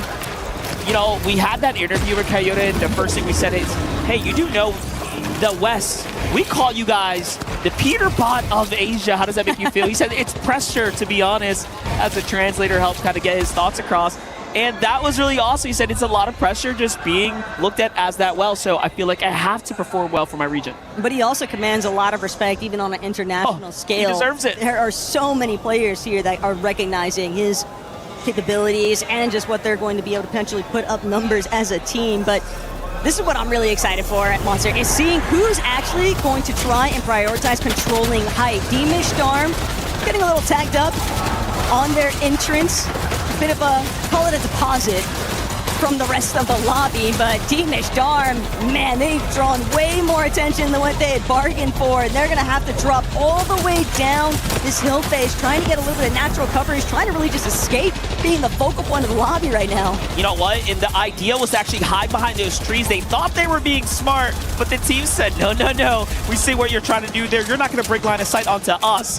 And the focus comes in from everyone in the lobby. That timer there, though, bang, no more reloads. So you cannot afford to go down now. Otherwise, you will be stuck in the lobby until the next round. I do think it's hilarious, though, that it was Sky and Scroll that were shooting at Darman Demish, because remember how Sky and Scroll were setting up earlier on. They were shooting out those trees, trying to provide themselves those kind of opportunities, and other duos just might not be suspecting it. Clearly, it wasn't in Darman Demish's game plan, but hey, things can change on a dime here. There's now an Axe Salco trying to get a little bit of pressure against other teams that are looking to try and break in towards where they're at. But rotations can be very risky. Swizzy and Pixie sort of avoiding the bulk of the focus right now, but still keeping tabs on a duo that they know is behind them. Yeah, definitely. 3 eliminations right now. Looking pretty good. Here comes the end game. Full moving zones are in effect. Pixie, Swizzy opting to play that mid-ground, looking up towards the top. Jojo and Aoxy here looking to do the same. Meanwhile, a little scrappy fight on the outer edge with Bolts there. We'll get caught up as the rotate goes through. Coyote finds 1-2. Sky already down for AGAL. Scroll here. And they haven't earned a single point. All that effort, all that work. And look, his hands are in the air. Yeah, something went definitely wrong. That's the problem. Sometimes it can be so unforgiving which way the lobby tends to pool, and well, or at least right now, Scroll's gonna have to put on a bit of a masterclass if they want to build up any sort of placement points, because this endgame is just so stacked. We have so oftentimes seen placement points not really get to factor in until right around that 10th movie zone, and it's just so problematic too when you've got a duo like Elites holding down the high ground. How have we not had a full duo get eliminated just yet? We are so due at this point. Iamzo and Josh playing for the high ground, the first team to just get a little glimpse, a little taste of what it's like. Swizzy, Pixie on the other side, still fighting their way through, trying to dominate, but no one's earned any big endgame eliminations just yet. But that's going to change here shortly. Crash Pad is starting to come out. Big rotates here. Where are they going to land? Pixie going for high ground, so the call has been made. And it's the right direction ahead. Now they're going to have some leverage over the rest of this lobby. Taking some shots over towards Yasuo. Won't get anything just yet for it, but Salvatore also a little bit pieced up. So they're all just trying to skirt by, preserving as much HP as they can find, but Swizzy and Pixie are just not letting up, and it's just so difficult to evade their line of sight when they are just so high up in comparison to everybody else. Most of these duos opting to drop a little bit lower, committing towards this ultimate low ground too. Could be the end of things, but for Acorn and Bolt to actually have that launch pad to work with, it's all about timing now. And they do the right thing. They go to the ultimate low ground, recognize that they just got to stay alive. Kanata gets knocked and finish in the feed by Cold and Rapid there. Their 5th elimination coming through. That means Victor V is by himself now. Cold and Rapid front side of zone. They actually get the favorable pull. Meanwhile, Swizzy and Pixie controlling things from up top. Finally, eliminations are starting to connect for them, and the pressure is coming through as well. They're holding it the right way here. Still, Pixie down to his last overdrive grenade, so unless Swizzy's rocking with a little bit more mobility, things could start to get a little bit tough here. For those two on the high ground, Scroll still making it happen as a solo, doing his best to try and preserve a little bit of his section, but caught for a moment, probably gonna sorely miss that overdrive. Every single resource is just so much more crucial when you are playing as an individual here, and especially trying to avoid the team on height. Swizzy immediately taking out Faded. Don't even think about coming near this high ground. And don't come to the low ground either, Oatly. It's now time for Cold and Rapid to put on the show. Scroll is having the most impressive performance for AGAL. The amount of championship points, the club points he is earning right here is impressive, as he is solo surviving here. And also, no Elans just yet here, Taco. Down but not out. That's kind of Scroll's calling card. He's going up as a solo. He's ready to challenge it. Swizzy may be fortunate that that shot didn't get to connect just yet, but Scroll still doing a great job at concealing his position out of sight, out of mind from the rest of the lobby. A little bit of Fizz to work with too, but Acorn now also left to contend as a solo, but it's going to be Rapid and Cold who ultimately commit to height and take it over. The old man's mountain will get its toll. Here it is, that indestructible vertical climb is too difficult for many duels. They're getting put in the blender. Another team ends up shocking wave up. It's Vazen and Anon, but he falls right back down. The Cypher's going to keep him in the game for now. Meanwhile, Scroll's still alive. A top 10, a top 9, and still going here. This is disgusting out of Scroll as a solo Pixie on the same foot though, taking out Demish, holding on by a sliver here for Havoc, just barely making it into the zone. How does he manage to stay standing? The same question could be asked for Scroll, but now both of these players hoping somebody else looks elsewhere. It won't be the case though for Pixie. Scroll now dropping, forced to try and contend with anybody on low. Might even be a body for him to steal a little bit of loot off of, but now Cold and Rapid, this one is looking all twisted minds. He's still down there, he's still fighting. Anon's in the game here, trying to look for anything possible, but I haven't seen Scroll fall just yet. Give it a little second though. Anon here, moving, mixing through the builds here. Iamzo's down, Scroll fighting for his life, but down he finally goes to the hands of Khan. That's gonna be 4 eliminations for this duo here. Now, just trying to get a little reset, still has plenty to work with in his own. After he bounces back, Cold and Rapid have to come down. They are starting to slowly run out of material, but it depends where this is all gonna go. Sky jumps, Mopsy gets a pop from the crowd. France is still in this one. Absolutely nobody realized what Skydub and Momsy were sneaking their way up towards the high ground, but it's BotCon, a little bit more time to work with. Cold and Rapid, a little bit more fixated on trying to contend with these other teams, but at the same time, they recognize we've got to at least take care of the solo directly with this. We need the material that Khan can provide, but Khan is just doing so much damage as a solo, and the double whammy pressure is too much to handle. Rapid is down, Khan has fallen, Momsy and Skyjump are ready to collect. France wants to strike big on this first game and really make themselves known, and Cold, even with they, won't be able to stand tall. Skyjump and Momsy with the victory royale. Skyjump and Momsy represent for their home here on land. What a performance for the duo. And then they get to just soak it all in. It doesn't get better than that from them. Even Cold and Rapid seem to be in healthy spirits there. What a fun game one, and a competitive one at that. Yeah, and nothing for Cold to really be too pressed over. 8 eliminations by himself, another 2 from Rapid. So you know that they were able to definitely build up a very hefty lead over the rest of this lobby, but it is only game 1 of 10, and obviously Skyjump and Momsy, they're just going to be looking to try and replicate the success that they were able to capture in game 1. I just feel like the French community, they've already won. They've already won here on the day. They've done enough. I'm happy. I think the crowd's happy. Clearly the celebrations there were felt, and that was such a fun first match. You're looking at the emotion on some of these players. Some people feel like maybe they didn't do enough, and then others obviously are celebrating, kicking back like Skyjump and Mumsy there. Let's take a look at the highlights though. From Mumsy's perspective, boom, gets the elimination. There's the siphon points. Skyjump, of course, comes through. He's gonna get that final shot, and then we get to the 25. En retard, mais ils vont récupérer, je pense. Non. Ah non, non, 56. Allez, ça va, je décale, s'il te plaît. Tu fais les kills? J'ai le kill, non? Watch. Je suis bien. Ah, je suis mort. Je suis mort, peut-être. Non? Quelqu'un? Tu. Chill. Il va open. Nice! Let's go! I almost wish that I could have had a live feed of comms too from Revenja and some of the other French commentators, because I know he was going crazy watching his boys put in work, but obviously Skyjump and Mumsy, they earned every bit of that win. Yeah, definitely. You know, I didn't expect it to happen so soon, but that is the nature of the beast. Sometimes, you know, when you just got that hometown buff, as they say, so clearly they're showing up. The crowd seem to love it as well. I love the way they're facing their audience as well, too, so they get to see kind of the reaction from that side of the audience. It's really awesome. It can for sure make a pretty big mental impact, of course, but I'm also thinking about it from just the overall landscape of what we just watched take place. But obviously, we'll get into working our way through some of that and a little bit more action here to come. So go ahead, grab a drink, come right back, because we'll see you guys shortly.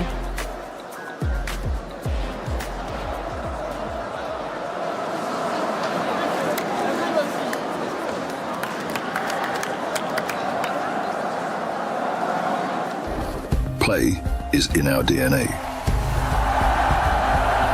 Whenever we let it out, it becomes our superpower.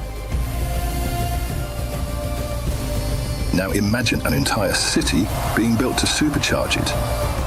Kadir City, powered by Play.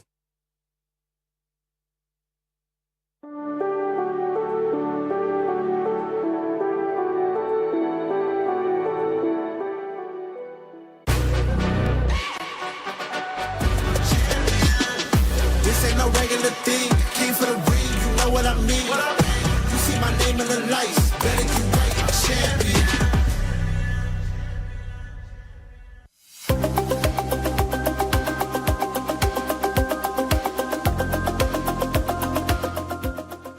He thinks he can come in here and play my game.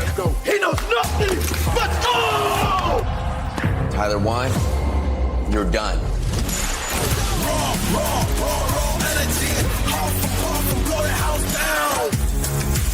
I have 0 shocks, by the way. You have to go back. Yeah, well. I have 3 builds. How many do you have? 3. Okay. Here, come. We're gonna pickaxe in. Follow me. Drop down. Left side. In here. Look. Look. Bond. Yeah. Spray. Dig. Yeah. Here, come around. All the way down. Yeah. On this wood. 100. Yeah, I'm playing myself. Sit in the cone if you can. Hey, come on, bro! There's one right here. Wait, no, we should get in. Should we get in or it doesn't matter? Yeah, you're right. Here, I'm gonna shock us first. Ready? Shocking. Fizz. I'm gonna throw. I hit the cone and I'm gonna throw. Go ahead. Yeah. Wait. Second. Yeah. How much miles? Look at 3 below. 3 below. Okay. The healer. Let me know. Reload them 3. Pickaxe double pickaxe. Okay. Holding. Had it. Dead. Go for it. Yeah. Get it. Getting with you. Yeah. Cap. Get it with you. Yeah. With. Nice. Drop. Typing. Yeah. I'm on. 100. That. Nice. 4 build. 0 build. Benny. Yeah, 5 builds. Take. Got a healthy. Wait. 1 3. Good comms that we get a chance to hear from Group A yesterday, but today is Group B. And by the way, for everybody currently watching, if you are a content creator, don't forget to sign up to the Esports Foundation Creator Program. That way you can share everything that's going on here with EWC with your community. You can earn some rewards and win some awesome stuff. That trip for 2, I'm still keeping an eye on it. Scan that QR code and join the Esports Foundation Creator Program. I'm joined by none other than Vivid Kelly. Thanks for joining us this time. And 11, we got a chance to talk about these players that just ended up winning, Sky Jump and Momsy. Look, I thought I was maybe doing a bit too much, trying to farm some of the French love, the French fans, as you do, especially we're in Paris. You got it. But they did what I said that they can do. They have that ability to come through in these games and just have these big pop-off games. Shout out to Skyjump, right, in particular. Skyjump now has qualified for all the major lands this year in Fortnite without playing with the same teammate. He's playing with someone different every single time. What? It doesn't matter. He's rocked up with Mumsy here in Paris, and they look like a team that's been playing all year long. They played that end game so well. There was a lot of contention on that high ground, and not just the high ground that was the issue, but the elevation of the map that caused so many issues. Yesterday, when we saw high ground, there really wasn't too much trading, unlike what we saw from game number 1 today. So I think that kind of gave some of these teams that didn't necessarily have as strong of a high ground plan, like Skyjump and Momsy, to be able to kind of take advantage of all the chaos that was going on.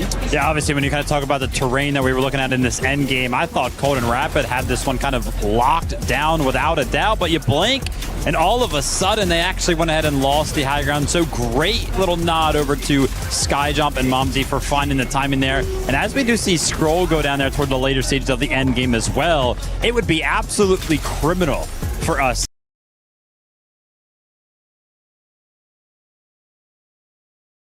to not mention his solo clutch there. I mean, Sky went down, unfortunately, a very long while ago. I think it was actually like almost the first player eliminated from the lobby. It was Zone 7. Yeah, it was so long ago.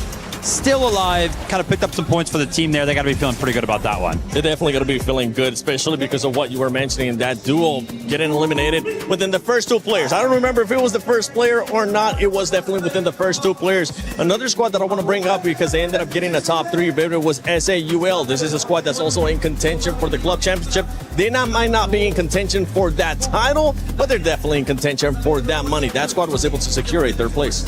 Yeah, absolutely. And I mean, it was super, super cool to see the positioning that was actually being able to picked up by Khan himself, because we were kind of talking about the natural terrain that we were kind of seeing. He just had this box set up towards the top of that cliff that all of these players actually had to go ahead and traverse. And because they had that little box that was kind of opened up into the storm where he kind of expected all of these players to be rotating in from to kind of help with that natural terrain, he found so many elims on the back foot of that. Honestly, Khan and Faded really impressed me. And I know as far as EU teams go, they're kind of more of a newer team. Fred coming out of Germany right now, and they're really starting to impress everyone. So, Levin, I'd love to hear from you. Is this something that you kind of expected out of this duo? I think that the talent is there, the ability is there, but if I'm going to be real with you guys, I just like these guys because when SAUL did their announcement video, it was just the best announcement video for any team in Fortnite I've ever seen ever. So go check that out if you haven't. They did like a full movie, like it was insane, like genuinely one of the most insane things. And it's good to see that their actual duo is bringing some entertainment to the lobby as well. Earlier too, we were talking about T1, the Polish duo, Kelly. This squad was able to actually secure themselves a good amount of points for them. And the conversation earlier that we were having for this duo, it was none other than Demas and Darm. For them being able to actually make it to the top 7. It was actually not a bad start from this squad, Vivid. Yeah, I mean, they are sitting in 8th place right now, right? 33 points. So probably not the game that they specifically wanted to happen. But I think this is going to be kind of the territory that we typically are going to see from the Team 1 team, kind of sitting around this little bit of a bubble, right? Maybe hugging around that 7th to 10th place. Just going to be all about staying consistent and having one of those good games to actually push them into that top 7, in my opinion. No, I think that's fair. I think that's been the level we've seen from them for the most part. I think what might give people a bit more hope is when it comes to just ceilings for teams. Like, if everybody's playing at their absolute best, what could you expect to see from that team? Their ceiling is just so high. So hopefully we just get a sneak peek of that today. Now, 7, I'm surprised that you don't want to talk about our team in 5th place, because not only is their org 7, but their name is also 7. And to see some of our smaller regions representing this early on in the top 7, well, that's got to feel pretty good. It does gotta feel good. I'm not associated in any way, shape, or form, but I am waiting to actually meet 7 so we can do the Spider-Man meme and be like, wait a second. It's the same person. But talking about back to this first game, anything that surprised you, Levin, for the first game? You know what? It wasn't a surprise. It was actually something. If you allow me to put my analysis hat on here. Put that on. You know, the developers involved in building this reload map, they must love a mountain zone finish. I mean, the elevation in Elite Stronghold is something that we talked about a lot when the map initially came out, but we have seen it so much. It feels like so many of these end games, you end up in situations like you almost mentioned earlier, Vivid, where it's like cold and rapid. You have a team up on height. You think it's going to be an easy game for them because of the way the zones are pulling up a cliff, up a hill. It's just constant on this map. And it would be a little bit less egregious if it was a hill, but they're like plateaus. There isn't just this gradual incline. It becomes this stark wall that players take advantage of. They identify that that's where the zone is rotating, and that's when they do early rotations. And that's actually what we saw from Cold and Rapid. They did some early rotations there. Same thing with Josh and Iamzo. So, of course, being here in person, we get the opportunity to talk to some of the players. Yesterday, I myself had the opportunity to go ahead and talk with Muzz, talk with Sphinx, talk with Virgo. Of course, they were having dinner, so I didn't bother them for too long. But one of the things that I picked up on was that they just had to take a couple of games to get used to these setups, right? So we've gone through, game number 1 here for group number B. Give your favorite teams at home just a couple of games to actually get warmed up to these specific setups, and I gotta imagine then they will start to feel comfortable. Yeah, let's see how comfortable these players are going to be getting. These duos are going to be performing because they have 9 matches. Yesterday kind of went by in a way too quick way. In a split second, it was just all over. But let's send it over to the casters, none other than MBF and Taco for game number 2. Thank you so very much. That's right. We have had a little time now to digest things coming out of game number 1. Clearly, when you start looking at how that overall performance went, it looks like it's going to be taken by Cold and Rapid for Twisted Minds, as they had the most eliminations.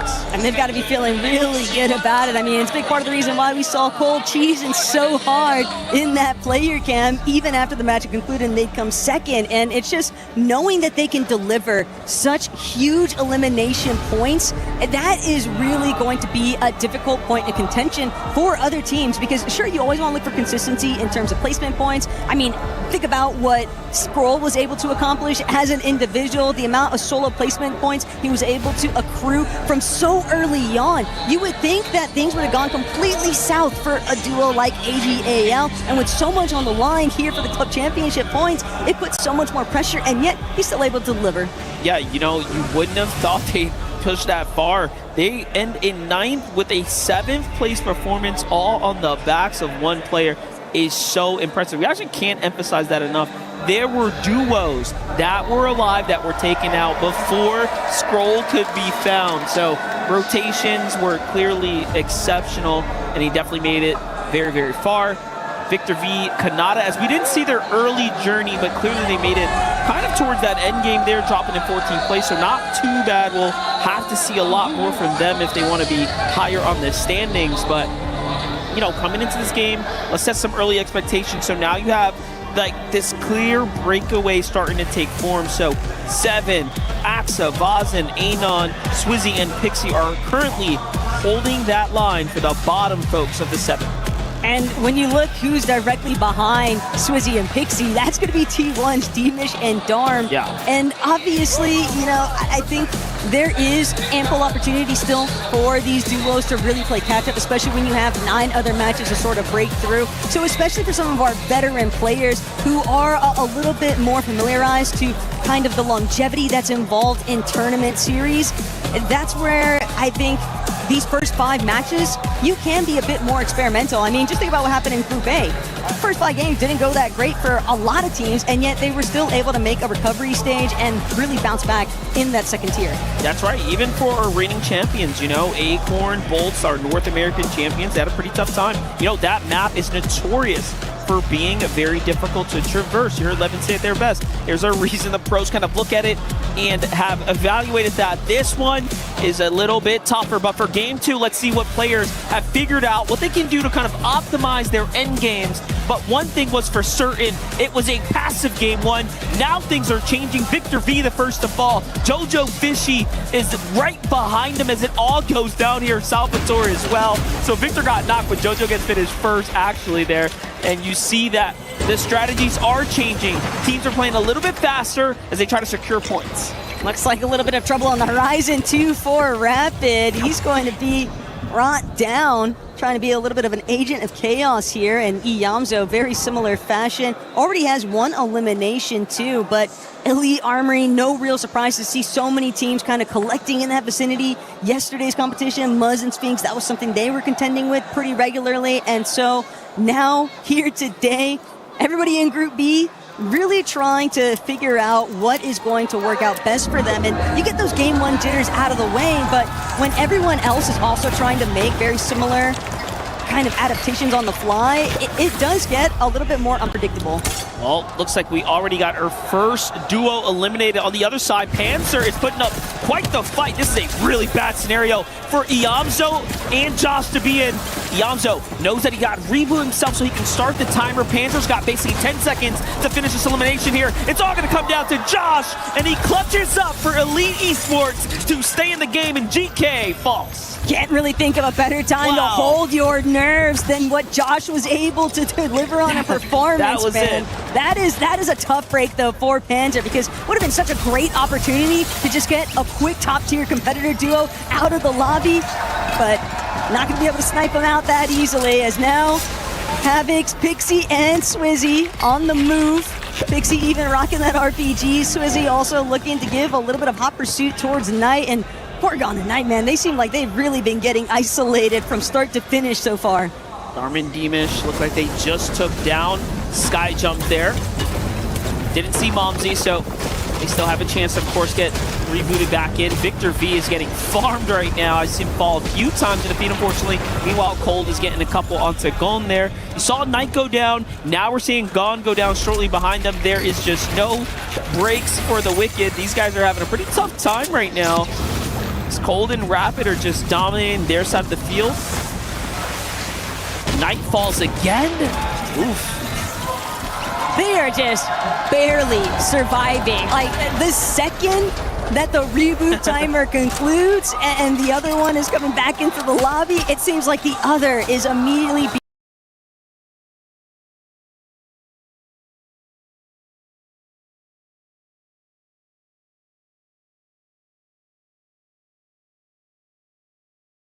eliminated. They're just not having any sort of wiggle room, but that's just how merciless the lobby can be. Swizzy, Pixie, obviously going to be looking to try and take advantage.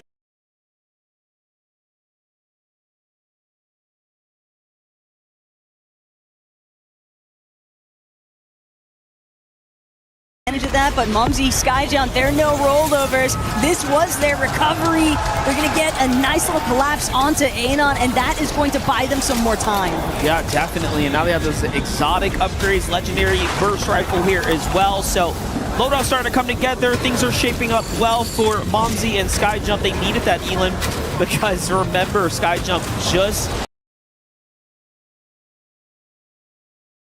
loaded back in. And that is definitely the difference maker. You know, being able to get with your duo, kind of play defensively, bounce back into the tournament. Here's how it looked. It was Mumsy who put up the huge shot there, coming to the rescue, if you will, of his teammate, and then the follow-up. So that's a full duo eliminated, mind you. Back on over to Havoc with Swizzy and Pixie here. Look at this. They're doing such a good job for their club here, earning points consistently, game after game. They get another one there, too.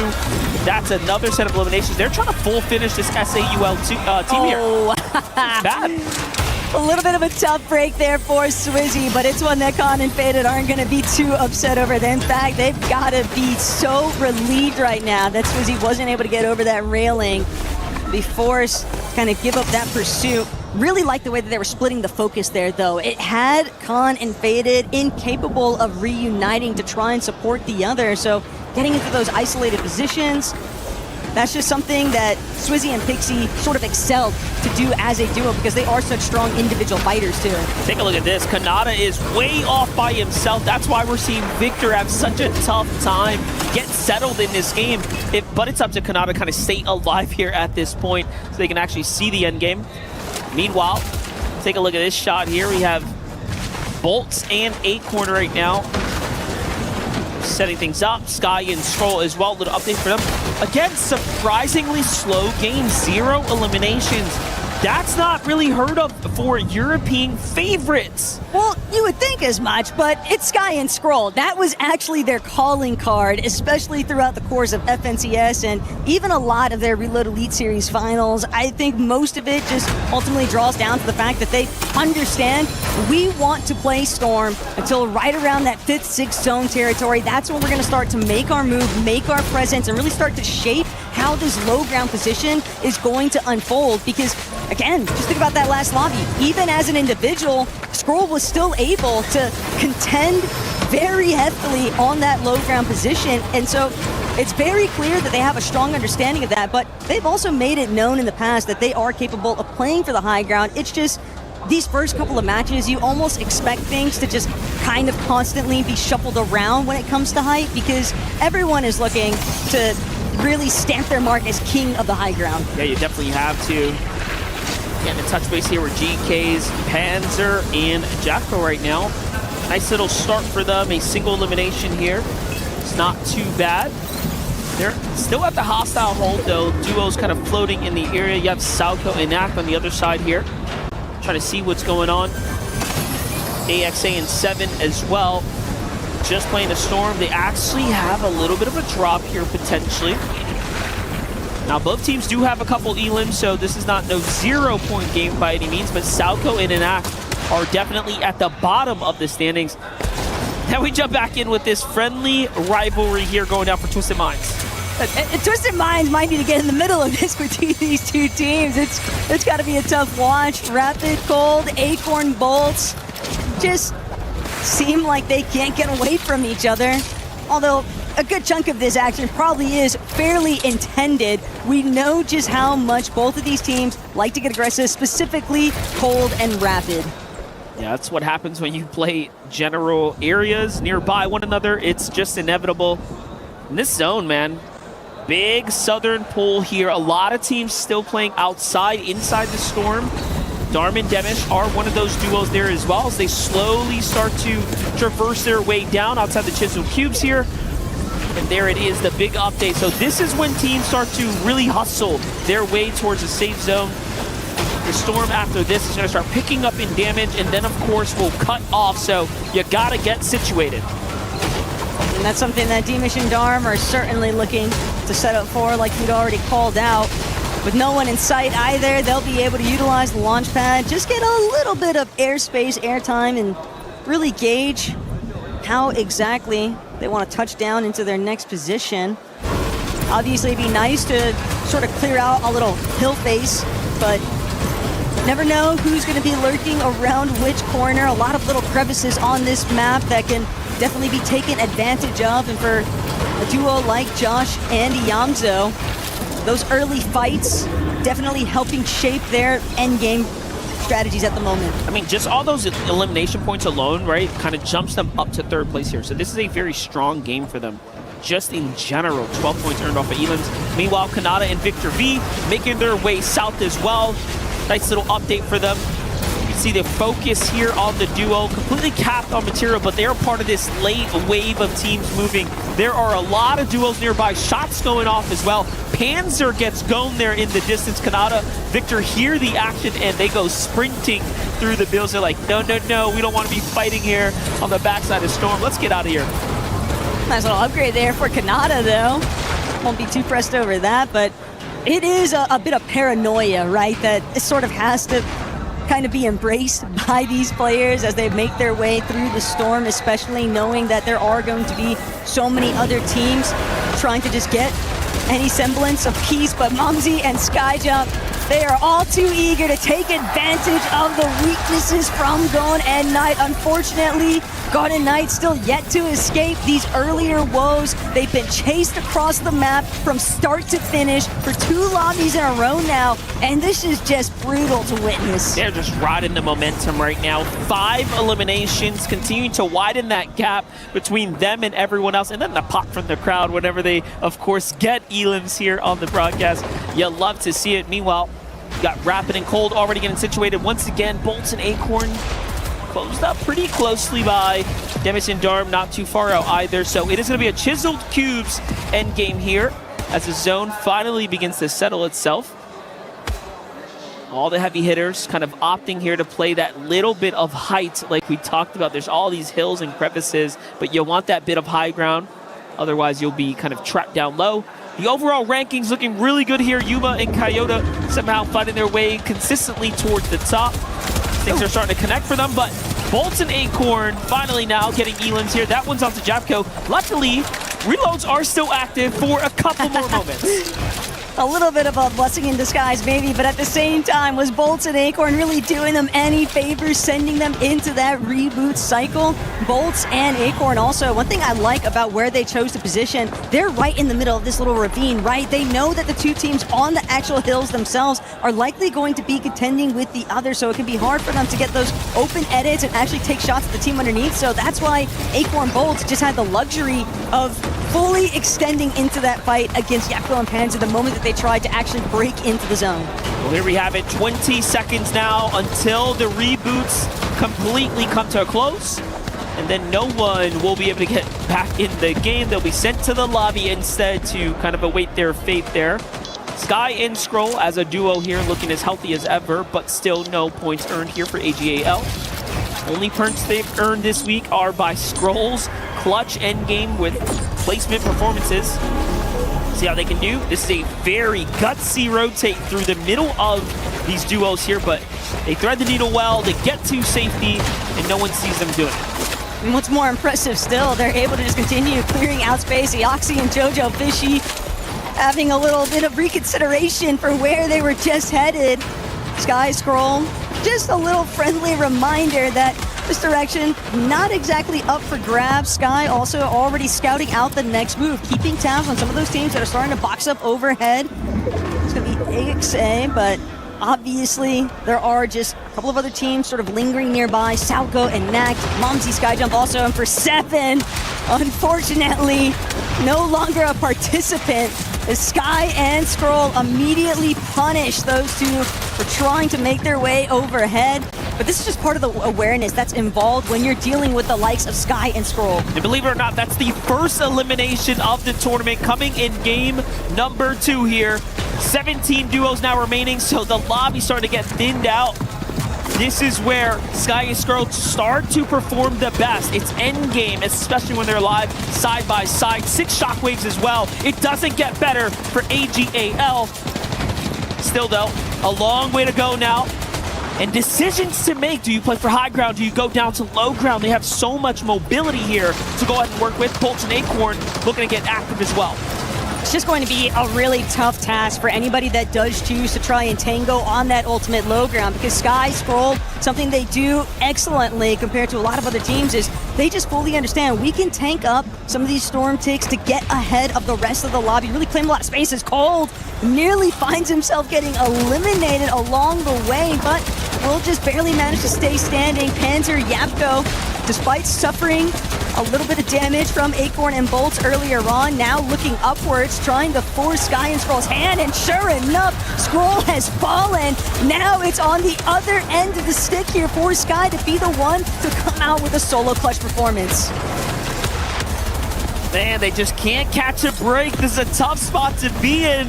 Another teammate down. What can Sky do? Well, we'll keep tabs on him. Cold Rapid on the other side are moving and grooving. Low ground is theirs. Still 17 duos remaining, although 2 players have fallen now. Things are getting a little bit tough here for Momsy and Skyjump. You know, they were the first to get the safe zone. They positioned a little bit high, but they felt like it was too early to go for high ground all the way. Sky seems to have been fully eliminated, and now it's Havoc, Swizzy, and Pixie up top once again. Back-to-back games here, going for the early high ground. Look, a really tough break there for Sky and Scroll, but they'll just have to sit and wait to see who's actually going to continue trying to capitalize on their elimination here. Who's going to start creating some distance is Deemish, Darm, just trying to make their way towards this front side of zone, but with Swizzy and Pixie just bearing down from overhead, it is going to be rather scary, because everyone else, you have to worry about blocking off your overhead space, but then you also have to worry about what's directly in front of you, and part of that might just involve Kanata and Victor V. Well, my, look at this. The boys are up and running here for Team Dignitas. Meanwhile, Demis is under fire here. T1 might be in trouble. 2 HP just left here. Only a single point earned. Playing with that zone so close. Almost gets taken out there by itself. He is just looking to hold on by a thread right now. Every team that falls, though, he's earning a little bit more points. 14th place now, a little bit more earned. This is the difference. This is what it takes if you want to be at the top. Golden Rapid also struggling here, and they make their way to the vending machine there. What a little bit of a robbery there from Golden Rapid, while the rest of the lobby is just suffering. Gold Rapid managed to find a little bit of breathing space, but of course, Gold Rapid still running extremely low on material. They've got a little bit of a safety net inside the building, but they're gonna have to break out of it eventually and then start to get involved with the rest of this lobby. Swizzy and Pixie all the while just racking up elimination, but so is Panzer with 5 already, but immediately falls the moment that he tries to make his way forward, and teams are just dropping like flies here. The way that the zone is pulled, all the shifting elevation has done some damage, and Kayota and Yuma have somehow managed to just steal hideaway from Swizzy and Pixie. It's a fight up top. Asia versus Europe's best here, and it's going back and forth, but it doesn't come without its own troubles. Kayota finds one onto Pixie. Swizzy's all that standing way up top, and it's Zeta's Kayota who's down low. Swizzy, though, it cost him a lot of extra builds there. He's only down to wood here. This is not the strongest structure, of course, to play with. Cold and Rapid fully sent back to the lobby. I believe it's just Gone and Knight here, one of the few duos remaining. Kanata's a solo, down he goes. Bolt is still in this. Cole takes a significant amount of fall damage, but somehow still standing in here. This could be the difference. Here comes the pressure, down he goes. More points heading towards Gonin. Knight representing for Brazil. But Swizzy, fact of the matter is, he's still managing to stay on the high ground. Somebody's got to chop him eventually. Instead, he'll even opt to reconnect, but now he'll be forced to drop Knight and Gone. They took care of Kayota. They're looking to take down Swizzy next, but it's not going to be easy. Knight and Gone are just refusing to budge. Where did Bolt come from? How is he still in this game? We have seen him do it before. Can he do it again here on land? Of course, it's going to be a tough one, but in the end, Knight will take that win with honestly a dominant performance there. And what's even more ridiculous about Knight and Gone winning this secondary match, think about how the game's being chased non-stop. We saw their names, one after the other, lighting up that elimination feed, and yet still, they managed to keep their bearings and make a strong endgame run to net themselves the victory royale. It is actually incredible that they were able to recover in this fashion. Very difficult endgame there. That elevation just started chopping away at the build. You saw that verticality. as Swizzy was just trying to hold on desperately. I didn't even know Bolts was hiding in the mid layers alongside Swizzy, right? Like, there's just so much going on there. But in the end, Gone, what a way to do it. He's happy. Of course, his club's happy. And just like that, we get these highlights here. Cold and Rapid pop off. Gone and Knight win the game. The last shots go through. And just like that, we have our Game 2 winners. You know, Furia is definitely going to be celebrating, though. Gotta appreciate the love that Gone and Knight. We're clearly showing the org with the jersey flex, and obviously that's going to come with a pretty big mix-up for the leaderboard standings, too.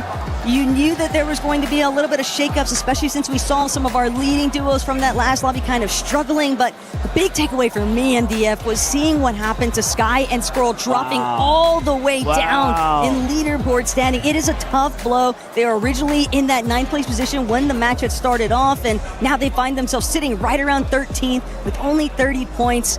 AGAL, you know, pressure's definitely rising. Yeah, I mean, hey, they still have a foot in the door with the competition, but tough spot to be in. Only earning 3 points over single elimination. You kind of go the distance as well. They have this placement-based play style, and unfortunately, they just couldn't quite do it. For sure, but obviously a lot more Fortnite to still work through, so make yourselves comfy because we'll be right back.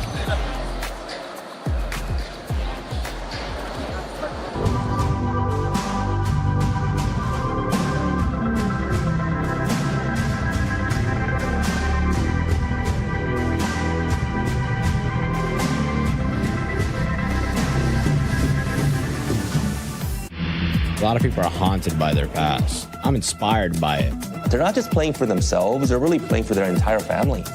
They have defeated their demons. They have crushed the curse.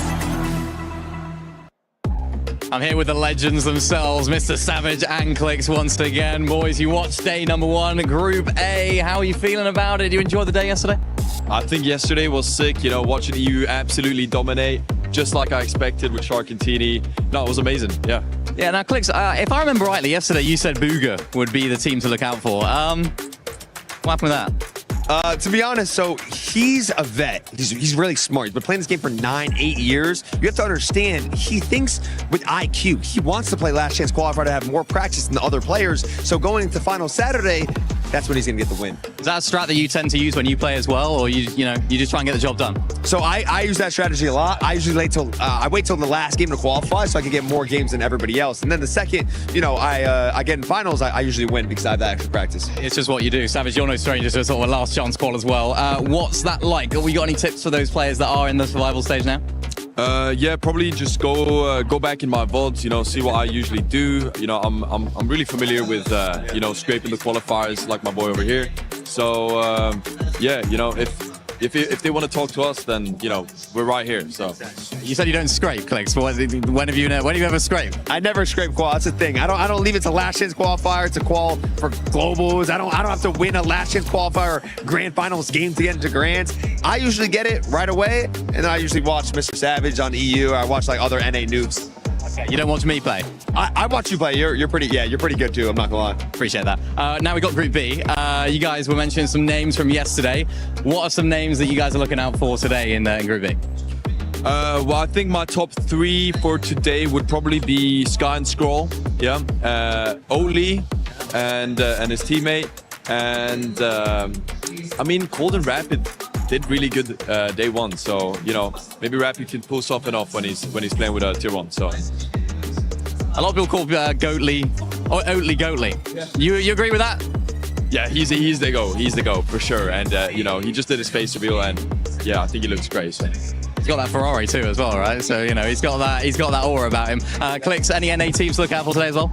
NA teams to look out for, I'm going to have to say my duo, Rapid and Cold. I do feel a little bit bad. Rapid is unfortunately playing with someone a little bit worse than me as like a fragger. But as you can see, they're still first. So knowing how it would feel like if we were to be there together, we would be first by more than 8 points. Yeah, how does that feel when you see your teammate playing with someone else? Do you feel a bit of betrayal right there? No betrayal at all. I actually feel a little bit of like sadness. It's more of like kind of what I said before is like, I know as he's playing with Cold, he's thinking about me in a positive way, of course. Yeah. I mean, who isn't thinking about you? And of course, who isn't thinking about both you guys here for the Coast streamers? I hope you guys enjoy the rest of the games, and thank you so much for the interview.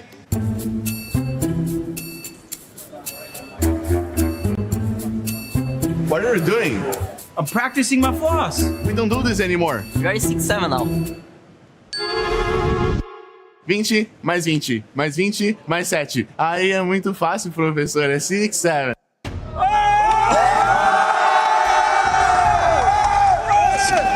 Jacob, do you maybe want to show us what you've learned from that? Do you want to? I mean, I could show you, but it may not be that good. You know what I mean? Hit him with one of these. There it is. Hit him with one of those. There and it just is. gets done. There it is. Obviously, we are here at EWC. It was an incredible last game. Are there any duos that you wanted to highlight? I feel like, I don't know, there's probably a duo out there that we're really excited to see. Maybe like Skyjump, Momsy. I don't know why I get in that vibe, but it feels like a duo that people are really excited to see. Yeah, I think they're excited to see him because I heard the crowd erupt when they won that first game, really set the tone and the pace. And honestly, throughout the history of Fortnite, the French players didn't necessarily get all the same respect and competitive, but this year with the Summit Championship, with here, these French players are showing up and they're showing up big. It's gotta feel so good, right? Especially in this context with these fans going crazy. Incredible. Another duo I wanted to highlight, it's Iamzo and Josh, right? They're here on land. I love to see them compete. I mean, obviously this crowd is amazing. Are you guys feeling hyped for the competition? Make some noise! We love it. It is time though to get into more action from EWC.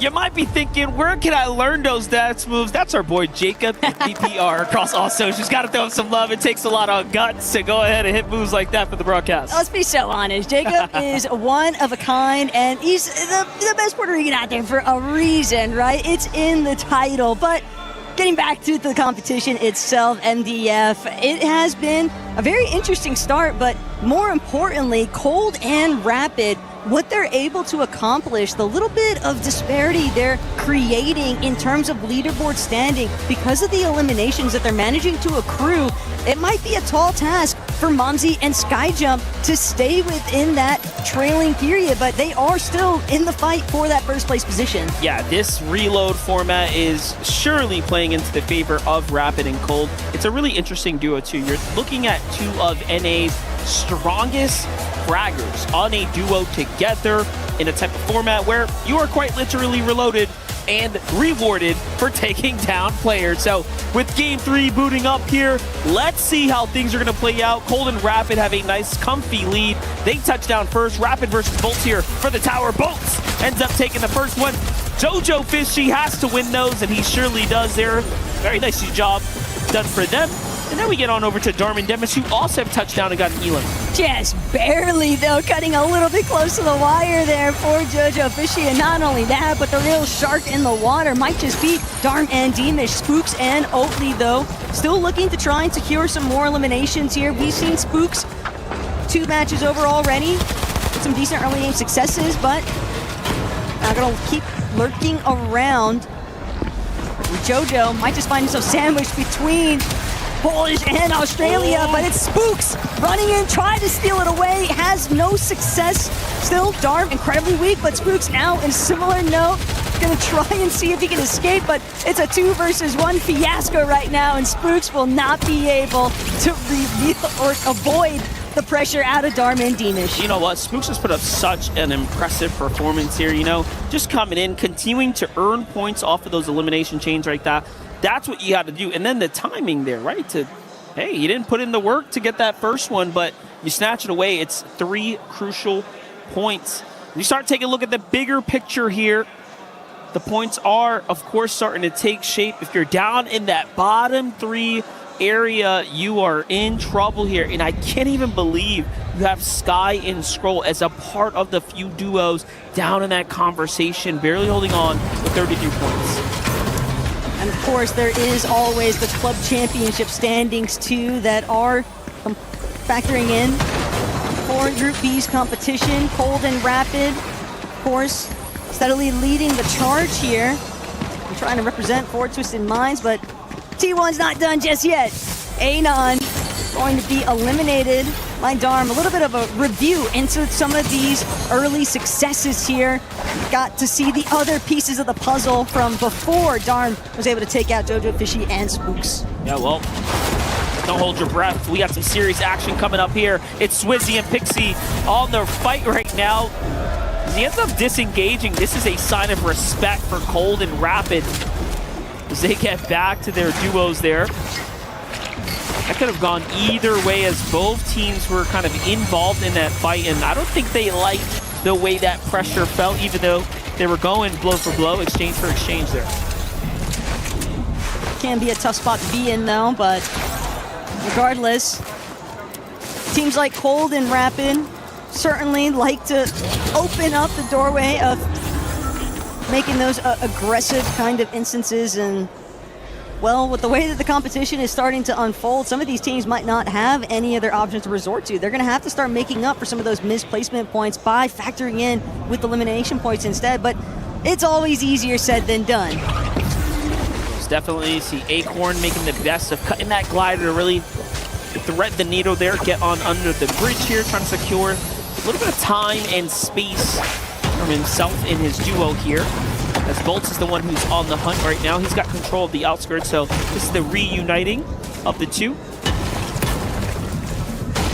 Meanwhile, we get those leaderboard updates all the way down to the bottom there. AHL Snow and MHND just struggling to really put points on the board for their club, but anything is possible. A 10-game format, there's a lot to play for here, as this is only match 3. Yeah, just think about what happened yesterday. How the team was able to bail themselves out. Mofu and Tomat, you know, it looked like it was going to be the end of their run yesterday. Then they managed to find a Game 10 Victory Royale, so can never completely rule anybody out just yet. Sky and Scroll, though, definitely trying to get a move on, but they are under some early pressure from Kayota and Yuma. And Sky just getting picked apart, having to use a lot of those resources that he just gathered up just to stay standing. And Scroll even looking to create a little bit more space. Unfortunately, he might just have to leave Sky to the Wolves here. And Sky knows he's got a very steep disadvantage to try and contend with, but Yuma and Kayota can't blame him for wanting to just fully collapse. Yeah, I was going to say, you saw that duo really pushing in. Here's Dignitas Kanata and Victor V sticking to that strategy, playing dead side rotates right now. So you get that little update. The V continue to light up. Rapid seems to have backed up his teammate. Meanwhile, Southco from downtown hits a monster shot there, going to initiate. That Mammoth pistol is so exciting. I'm glad we don't have that in BR at the moment. It is definitely a game changer. Golden Rapid are still staying so active. Here's your Game 2 winner, still alive here, settling in well. Meanwhile, Zeta's got some serious pressure coming in. Rapid Cold get another elimination. This is it. It just keeps on going the way they wanted to. This is their format. Rapid and Cold have definitely been leading the charge in terms of kind of establishing a standard for Group B's competition. And sadly, Honeyfield hoping that he can escape. He's just got next to nothing to work with. It is rags versus riches, essentially. And Rapid actually forfeiting the chase is a bit shocking. But at the same time, it's because he knows he's right in the tunnel. I've got him locked away. And even if he tries to surface, we can stake this one out. Yeah. You know, there's other duels down there too, so just try to be careful. Here's a look from Zeta Yuma's perspective as he takes down Sky. I didn't want to really highlight that when I first saw it, but I was hoping that Sky and Scroll can kind of get their footing going. They're trying something differently, playing a little bit more aggressively now since they didn't before. And I think they're starting to sense a little bit of desperation, right? 30 points is really not where you want to be kind of in the first quarter of the games. But hey, I can respect that they're trying something different now. The earlier matches would be the best time. There are not some of those new ideas actually come to fruition for them, or if they're gonna have to go back to the drawing board. But for Josh and Zoe, they're really just taking their sweet time.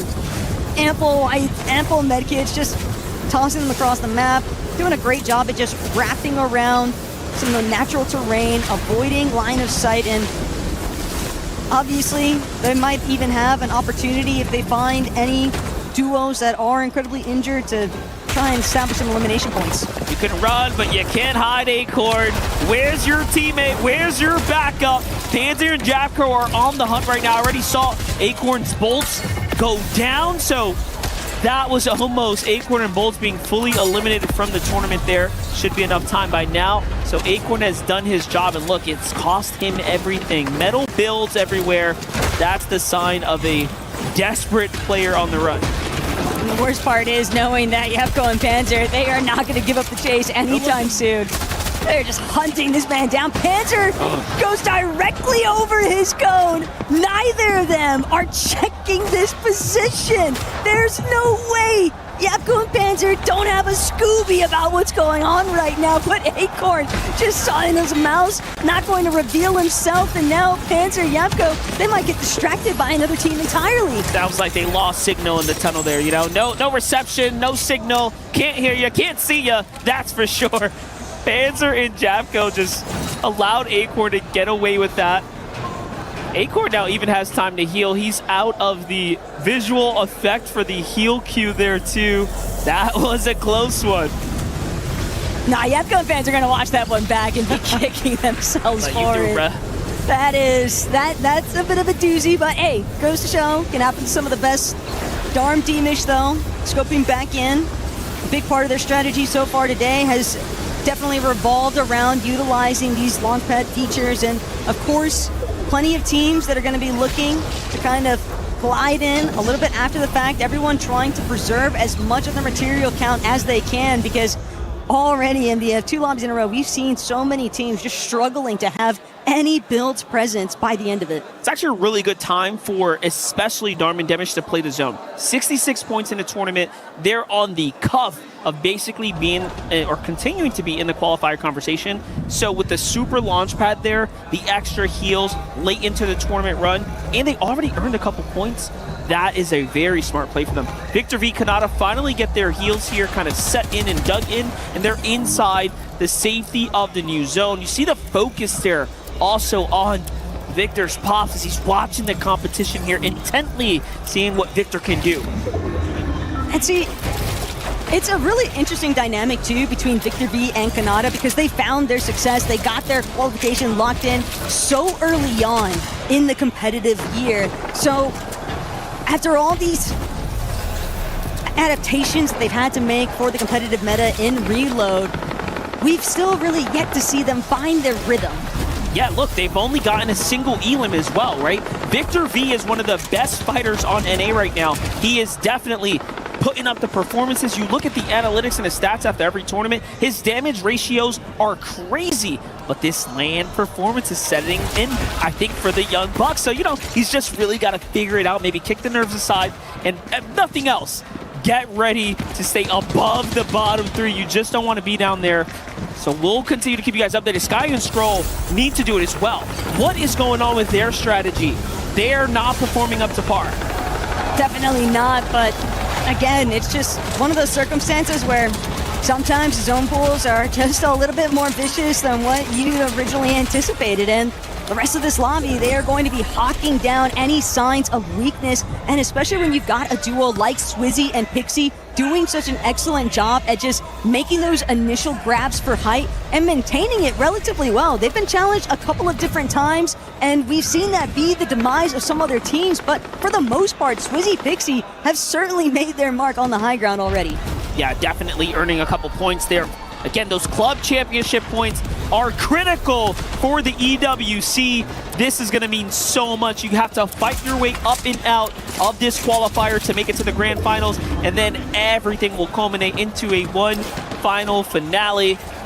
Victor V, Kanata getting ready for the rotate here, crash pads in hand. Let's see what they can do. Anon and Vising go first. Kanata's the IGL of this duo. Cold and Rapid here on the other side. The double fragger, the big power. There goes the crash pad. Following close here. He's on Kanata's heels. This could be a tough fight. Kanata, though, definitely wary of the fact that they've got at least a handful of teams surrounding them, but for the most part, still in control of that frontside position. Meanwhile, Sky, Scroll, maybe have to get it at the mud a little bit here. In a bit of a tough spot. You can tell that they want to start making a little bit of an opening sequence, but it's just not really being provided to them. A little bit too much action, and they just don't want to find themselves on the receiving end of it as Swizzy, Pixie, the tempting loot pile, but That was the intention all along. The trap's going to net a little bit of damage, but no knock just yet. Still, you have to be very cautious about seeing those little loot piles roaming about. Yeah, this is a big time right now for Panzer and Japko, the GK duo. They've already earned a little bit of points here. Bolt and A-Corner eyeing up that suspicious metal box down low, trying to wait for that duo to move. It was Kanata, Victor B. Off they go. Bolt and A-Corner go to the outskirts here. They position themselves pretty well right now. They're just trying to make sure they don't get cut off here. A-Corner, of course, one of the smartest to do it. Meanwhile, high ground. Cold, rapid, all the time in the world here. There goes the Shockwave. Off they go to the front side. Havocs, Swizzy, and Pixie still playing high to mid-ground layer. Too early to really commit to high ground. Cold and Rapid jump down a little bit. Bit of an awkward transition now because Cold Rapid recognizing the fact that Anon applying a little bit of pressure from behind, but still they do have a more leading spot, so that's going to be for Anon to try and break through as Momsy sky jump. They got tagged up a bit there from Cold before Rapid made that rotate, so they will be forced to take a little bit of a pause and heal. Yamzo, Josh from Team Elite is down and out. Bolts, Acorn from Twisted Minds, down and out. That's 5th and 8th place now.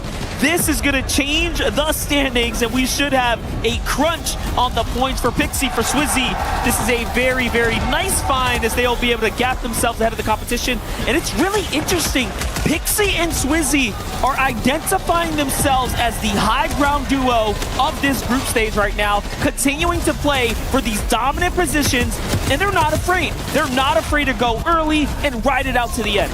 They are committing so much so early on, but when you're able to get these stronghold positions and everyone else is kind of just forced into more congested layers, Momsy making the attempt to potentially go up, but he's just not going to be able to actually connect. So Pixie and Swizzy continue to be uncontested on height. Kanata and Victor B, though, starting to get a little bit of momentum building, but they still have so much room to actually break through before the placement points really start to factor in here. Demish Darm finding a 4th elimination here, and they know every single one of these points counts. This is the most important part of the tournament right here, right now for this game. Start earning placement points or you will be set behind. Southco's going to be the next duo to fall there. He's down and out. Cold and Rapid still playing that mid layer. They haven't quite gotten the refresher though. Notice that Cold is starting to gas out on material. Meanwhile, Pixie, Swizzy, the early high ground take proved to be a smart move. He still has 5 missiles in the rocket launcher.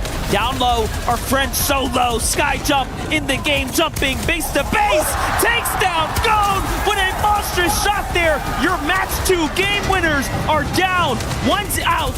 What more can he do?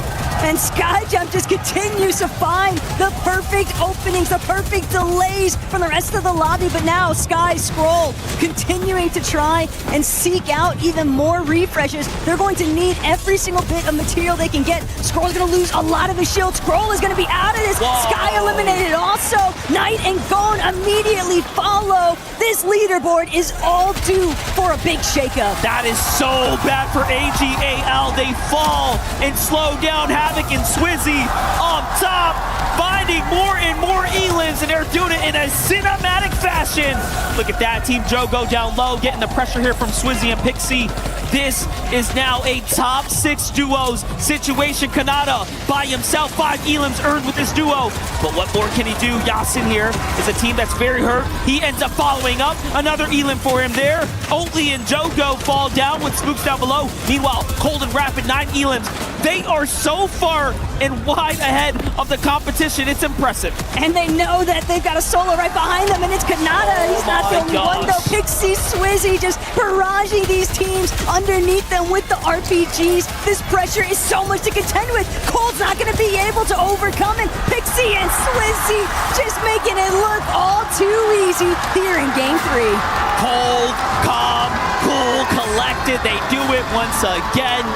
Swizzy and Pixie are looking and shaping up to be one of the strongest duos on the evening. And you know what? It's because they're not afraid to play for high ground and really put it all on the line there. But at the same time, Cold, Rapid, when you look at how many eliminations they were able to secure, it's for good reason that they're not interested in height. They are just absolutely tearing through every every single team that they run into. They're doing such a great job at tarping ahead, claiming space, and having the luxury of looking back and just eliminating anyone misfortunate enough to cross their paths. But love seeing that little bit of sigh of relief, it seemed like, from Minipio and Cocoon. They were definitely in the hot seat as this game started, sitting inside of that bottom 3 of the leaderboard, but this placement found to help elevate the position on the leaderboard. Most definitely. The crowd here cheering for Swizzy and Pixie. You see the signs being held up and the chants come through. Swizzy's feeling good. He's playing into it. You love to see it. Where was this Swizzy at the last land? That's what I want to know. As Pixie is also basking in the moment. This is just lovely stuff here. Team Havoc's definitely got to be very happy with their performance so far, and if Swizzy and Pixie can keep it up, you never know. Cold Rapids, sure, they might be securing the eliminations, but they're taking a lot more risk by staying inside of those more congested areas in comparison to Swizzy and Pixie, who are still netting a decent amount of eliminations in a stylistic fashion to find these strong placements too. Yeah, Fuku, we saw there in the highlights with Mini Pollo, actually ended up finding their stride, finally really getting their foot in the tournament here, jumping themselves significantly up and out of those somewhat dangerous positions down low. Same can be said for Victor V and Kanata, who we saw also finally make an endgame. But the upsets surely are going to be for Elite's Iamzo there. We saw that too. They fell super early, really kind of allowing other teams to, have a chance. Nothing to be too pressed over though, given that they do still have 7 more lobbies to try and make that bit of a bounce back. But yeah, you just don't want to find yourself sinking during these earlier phases, because it does become all that more complicated to actually cement yourself inside that top 7. I mean, think about Kayota and Yuma, a duo that was just at the cutting line, I believe, before that lobby had started, and now finding themselves just slightly pushed out from the threshold. Yeah, also Acorn and Bolts, you saw they're kind of slipping down, falling very early, just allowing other teams to go ahead and shuffle around. Well, that allows teams to, of course, start to get crunched in with the points, giving us a much more competitive competition. But I think that's what we expect at the Elite Stronghold map, right? Let's be honest, it's pretty volatile. Going into this Slurp Rush, the next map, that is going to really shift things up. I'm pretty much done with Cold and Rapid at this point. They're doing this on Elite Stronghold. I don't want to see what they're capable of when things are a little bit more streamlined in the other map. And it's crazy to think about too, because there is that mini competition that's been building between Cold, Rapid, Swizzy, Pixie, and yet we're still seeing a very comfortable lead from Cold and Rapid because of how many more eliminations they've been able to rack up. Momsy and Skyjump though, obviously huge shout outs to them, still managing to keep their footing, but SAUL, Faded and Khan doing an excellent job at representing for that club championship metric. And hey, the points can really start to factor in, and these two have clearly managed to capture a ton of success inside of the reload format. There's Skyjump, there's Momsy sitting back here, just kind of taking in the moment, reevaluating the strategy coming in. The crowd happy to see them, of course, on the big stage here. Third place, not too shabby as we start gearing up here for match number 4. They're doing pretty well, averaging over 3 eliminations a game, roughly 6th place. That's a pretty impressive performance. I think right about now, though, is where teams might really start to feel a little bit more of a crunch, because while a lot of players would definitely argue that Slurp Rush is the more preferred map, it's hard to say. But we know one thing's for sure, Swizzy and Pixie have been finding a ton of success here on Elite Stronghold, so let's hear it more from them directly. That's right, they're indeed finding success. Here they are, your winners after this last game. Swizzy, Pixie, oh my gosh. You heard it here the moment you guys got that massive victory. Even now, let that sink in for a moment, boys. They are cheering you guys on. How does it feel to have this crowd immediately behind you guys, giving you all the support? It feels amazing. Thank you all guys for supporting us. We actually appreciate it a lot. Of course. How does it feel for you? Does it feel the same? Are you kind of overwhelmed by it? Or you're like, oh, dude, I'm used to hearing this. No, it feels good. It feels very good. I love that. So what's the game plan, guys? Obviously, big game for you. Is it going to be kind of continuing more of the same? Or are you guys thinking about right here, right now? Or are you maybe thinking about finals? Where are you guys at? We're just playing. Classic global champion, no big deal. What about for you? Are you still focused on the games? You're already starting to think forward and thinking maybe finals. I'm thinking about that. We're just playing this as practice, I guess. I love that. Obviously, with the competition, this being Group B, is there any duos you guys are looking around, you're thinking, man, I kind of would love to take a fight with them, or are you guys not even worried about any other duos? No, we're not even worried about anyone.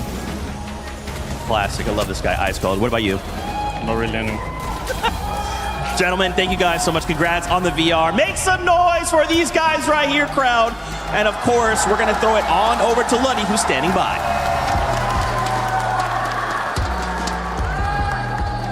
And I'm here with Skyjump and Mumsy. Guys, congratulations. I'm going to ask them some French questions, of course, because we're in front of a French audience, but don't worry, I'm going to translate for you. Première question. Bon, ça s'est plutôt bien passé. On dit souvent que pour un tournoi, il faut faire une bonne entrée en matière. Première game, top 1. Comment est-ce que tu te sens après cette première game? Réussir la première game, qui est souvent la plus difficile, entre guillemets, c'est toujours un bon moyen de rentrer dans le tournoi. Surtout que c'est 10 parties, donc c'est pas une course, c'est un marathon. Il faut gagner d'autres games. So, of course, winning the first map, I asked him how he feel about winning the first map because, of course, in a tournament like that, you have to be big at the beginning. He say it is the hardest game to win, so we're really happy to do it, but it's a marathon. We know we have other game to win, but it was a good way to start the tournament. Was a question for you, Mamzi. So how are you doing now, like in front of the French crowd? What is the feeling like you heard them when you make this Victor Royale in the first games? How it is to play in front of the crowd? Do you like it or you are a little bit under pressure? Donc la question que je te pose, c'est vous avez gagné, t'as entendu le public exploser, je pense en même temps que vous quand vous avez pop-off. C'est plutôt stressant, plutôt ça te fait plaisir. C'est quoi le ressenti de jouer devant un public français? Franchement, au début, c'était un peu stressant quand je venais de rentrer. Après, passer les 5 premières minutes, directement, t'es dedans. Et dès qu'on a top 1, je sentais que voilà, c'était pour nous, quoi. Of course, at the beginning it was a little bit intimidating when we entered the stage because there was so much noise. But after 5 minutes on the game and I just get to hit a lot of people, and I was like, I can feel when we have this first win, it is for us, and basically we own this. So guys, last question maybe, like, do you want to say something to the French crowd? Do you have like a message for them? Est-ce que tu as un petit message à passer à tous les fans français, que ce soit sur les streams ou aussi sur place, qui sont venus pour vous encourager? En vrai, continuez, le support, ça aide beaucoup, en vrai, les joueurs, les messages, etc. Continuez à faire du bruit et on va essayer de win pour vous. He say, guys, continue. The message and the support you have for us is kind of insane, and every message you send on social media is helping a lot. So thank you. We're gonna do it for us, but we're gonna do it for you as well. Merci beaucoup, les gars. Bonne chance pour vos games. Good luck for your games, guys. Have a good run, and hopefully you will make it to the top 7 for qualify. Back to you guys.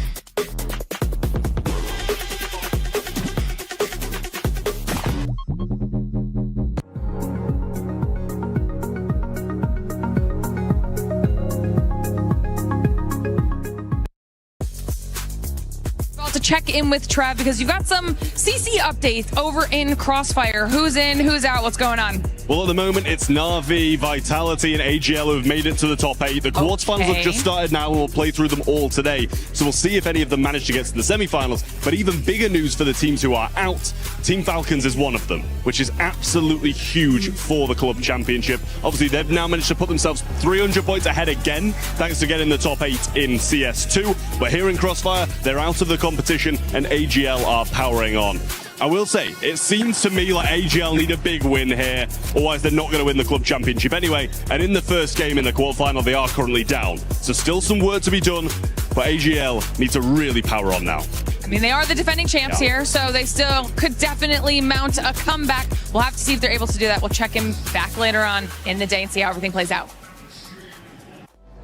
Thank you, Glitter and Trap, for that club championship update. Trap was talking about AGL. Don't worry, we'll get a chance to talk about AGL here as we're back with none other than Levin, Kelly, Vivid, the 7WG. Well, let's talk about that last match because it was Suisi and Pixie being able to get the win. Yeah, I really like that we had an opportunity to actually get an interview with those guys, because me and Levin were kind of watching Swizzy up on the higher ground, right? Using those dualies, those pistols to kind of allow you to kind of float in the air. And me and Levin looked at each other like, you know, he's been really loving those pistols lately. And kind of the sentiment that me and Levin kind of came to the conclusion, Swizzy's just up there having fun, man. He's having fun playing this Fortnite. I mean, you know, when you look at how they played in Battle Royale of late, it's been not height focused at all. We've seen a lot of them just trying to focus on mid ground, low ground. I think they understand here in these Elite Stronghold lobbies, especially even in Reload in general, they want to be aggressive for height. It's how they ended up qualifying in the first place earlier on in the year. They were very aggressive up on height. And I don't know necessarily if this is a prioritized weapon, but using that rocket launcher as well just allowed them to apply more pressure onto the low ground. I actually was one of the games where I didn't see too many players trying to steal height, and I think that's just from how dominant they were holding that high ground. And speaking of dominance, of course, Cold and Rapid with their eliminations have been at the top of the leaderboard in the first 2 games, but Swizzy and Pixie have finally stole that away, Seven. Yeah, Cold and Rapid being able to just stay towards the top of the leaderboard too, without a victory royale yet. Levin, what are you pointing out over there towards the match ranking? Well, it's just the match ranking. It's not right? the overall ranking. It's not the overall ranking. It's not the overall ranking. But you know, I think especially in the case of Cold and Rapid, they're going to be way up there, right? Because they just keep having these really strong games. Yeah, if I'm not mistaken, actually, Cold and Rapid are in first place. That's why I was a little bit surprised to see there, and a lot of that is just due to how many eliminations they have. I mean, Cold and Rapid are playing incredibly well. We obviously had a conversation after game number 1. The natural terrain was very, very tough for all of our teams specifically, but for Cold and Rapid, they'd like to play a very, very intense low ground strategy, right? Where they're all the way on the bottom of the map.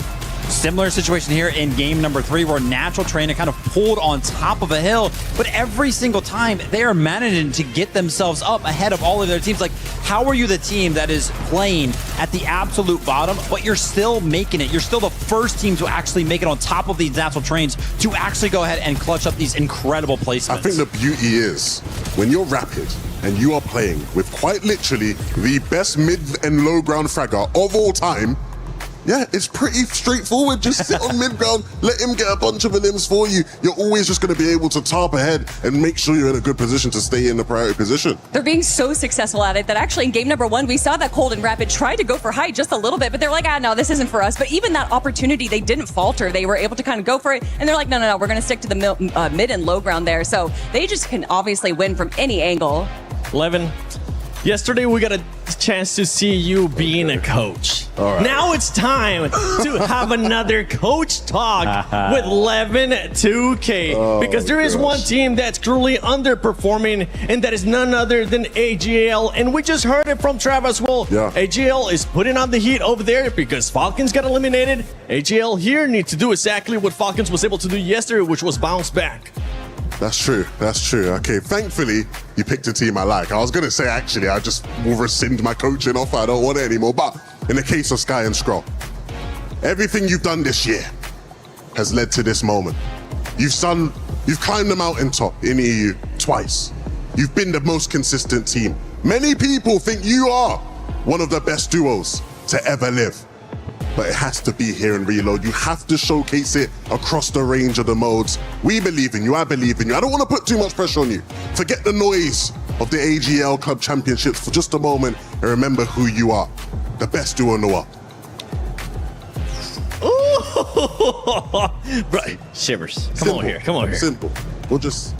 And now let's see though. Because obviously, after yesterday, Peter Bond pointed upon a masterclass. I had people atting me on socials like, thank you, Levin, so much, man. I mean, Peter Boyle needed it. I'm like, all right, guys. Let's see if Sky and Skrull can step it up now. Well, luckily for us and luckily for you too, after that coach talk, we still have 7 more games to go. But let's take a look at the overall as Twisted Cold and Twisted Rapid are currently in that first place because of what you were saying, Kelly, earlier. Those eliminations are coming out. I mean, we've seen them from the start. As soon as they're going off spawn, they're getting at least 2-3 eliminations every single time. And I think game 2 was a little bit more passive, but still able to grab a handful of eliminations. And then in that last game, 10 eliminations for them. And they didn't even get second place. I think they ended up that game in third. But for me, Vivid, what really is shocking me about this leaderboard right now is how many smaller regions we have represented in our top 10 right now. We got Oatly, we got Yuma, we got Gone, we got so many players. I just was not expecting to see this so early. I mean, you want to talk about smaller regions. Levin, I think you might have something to say about this one, right? NA West, quote unquote, Canada and Victor V up there in the top 7. So good to see them have a good game 3 to make sure that they kind of stay in contention. Would love to see Acorn and Bolts kind of join the ranks because this top 7 right now, pretty EU heavy. I mean, the whole tournament's been EU heavy, guys. I don't know if you've been paying attention. I mean... Hold up. Let's wait till we get to finals, all right? Yeah, all right. I mean, I think we will have a great final for sure. It's going to be filled with a lot of the best EU teams. Well, we do get to see a little bit of Brazil there with Furia being able to get at least one victory royale. I know you were heavy on Brazil yesterday. Let's see what's going to happen with them today. No, I'm really impressed by Gon, right? Gon in particular is a player who I've been a big fan of since obviously he played at Globals in 2024. Kelly, we were talking a lot coming into this competition. I said my team from the Brazil region was Leo and Romero. You said you had, Gon, and I feel like both of them are impressing so far. And this is something that's honestly often talked about of how Brazil is, we call these all like smaller regions that aren't EU or NAC, but Brazil has to be the best region out of the smaller regions. And time again, they try to prove themselves as one of the big ones. That being said, though, take a look at this second page, right? You're like, oh my gosh, like Josh and Yamzo, a team that is so good. How are they in 14th place? To be fair, right, if you take a look at 5th place has 97 points. So the difference right now between 5th and that 14th spot location is actually just 23 points. So we are still very, very close. Of course, we haven't played that much Fortnite yet today, but do not be worried if you see some of your favorite teams kind of on that second page or further down the leaderboard than you might think. Still a lot of Fortnite to be played. Yo, we just saw Fu and Mini Pio actually being able to bounce back too after those first awful 2 games, because we gotta call it how it is. Those first 2 games were awful, but they were able to secure at least the 4th place here in this last one. It is better late than never. I don't care if it was off on the first 2 games. The fact that they were able to get 2nd place against the likes of Cold and Rapid that got 3rd place in that game, that to me means so much more than having our first 2 good games. Yeah, and I'm glad they actually just celebrated, right? We got all these EU players who are just like, yeah, nah, winning's just like, well, man, I ain't gonna celebrate a win. These guys come forth and they're like, yeah, bro, like, let's do it.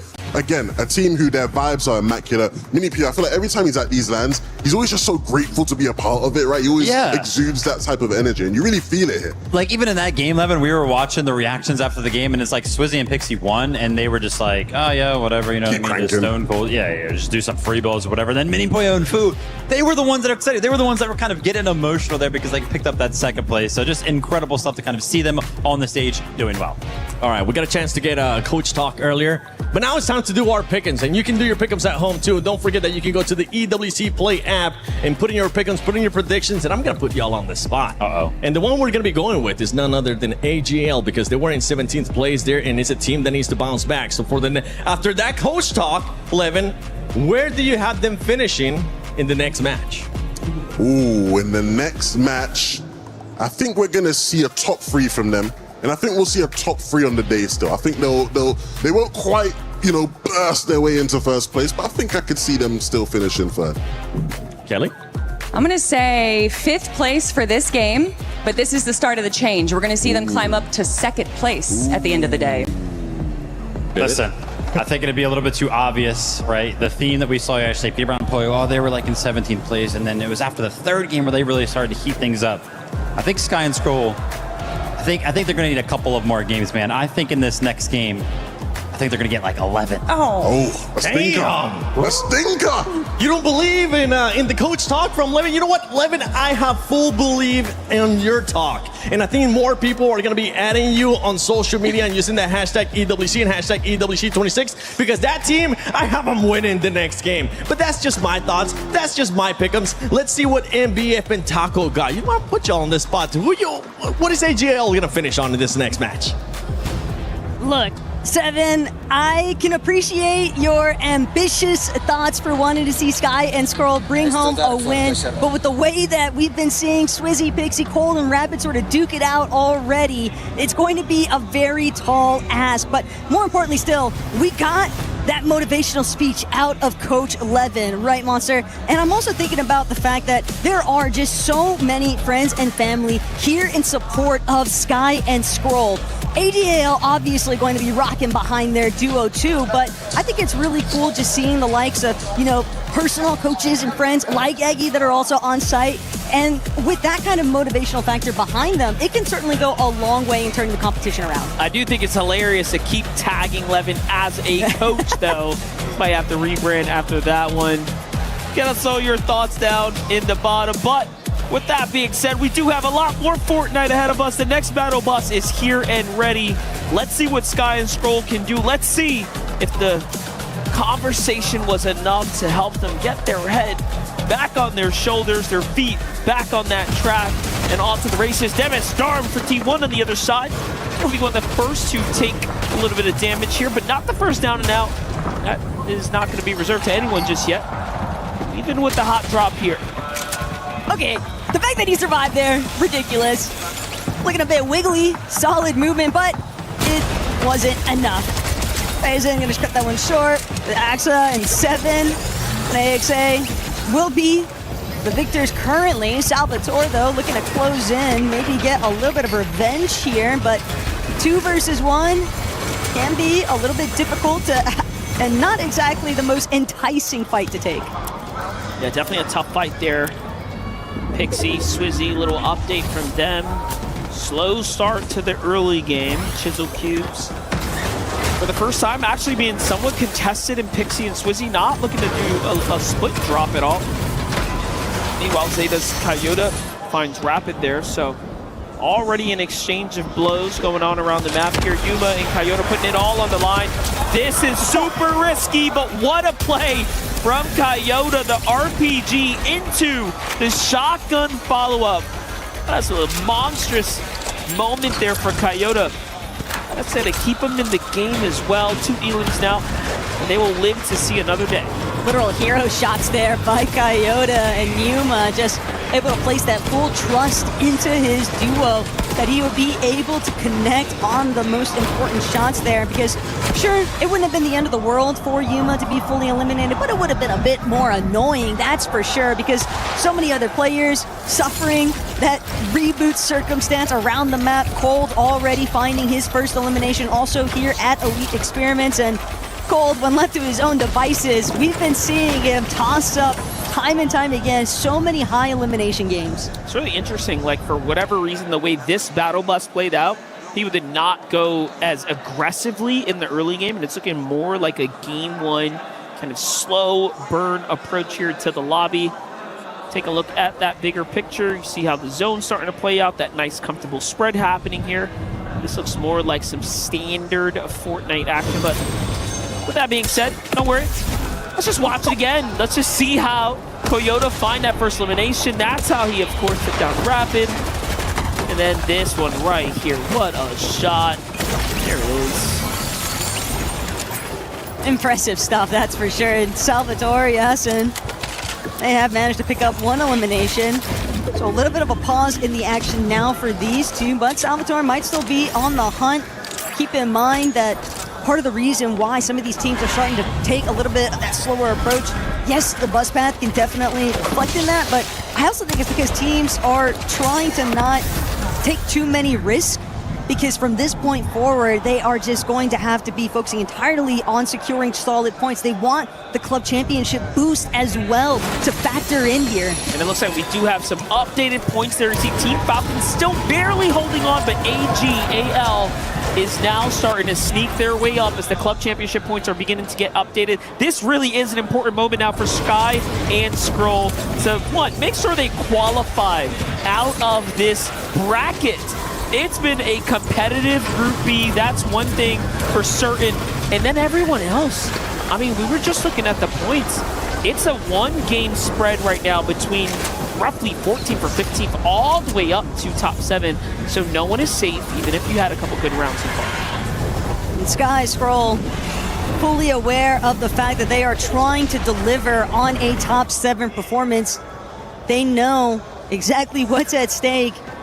And the fact that they're kind of flirting with disaster, potentially staring down the barrel of being in that bottom 3 position, this could be a crucial day for them.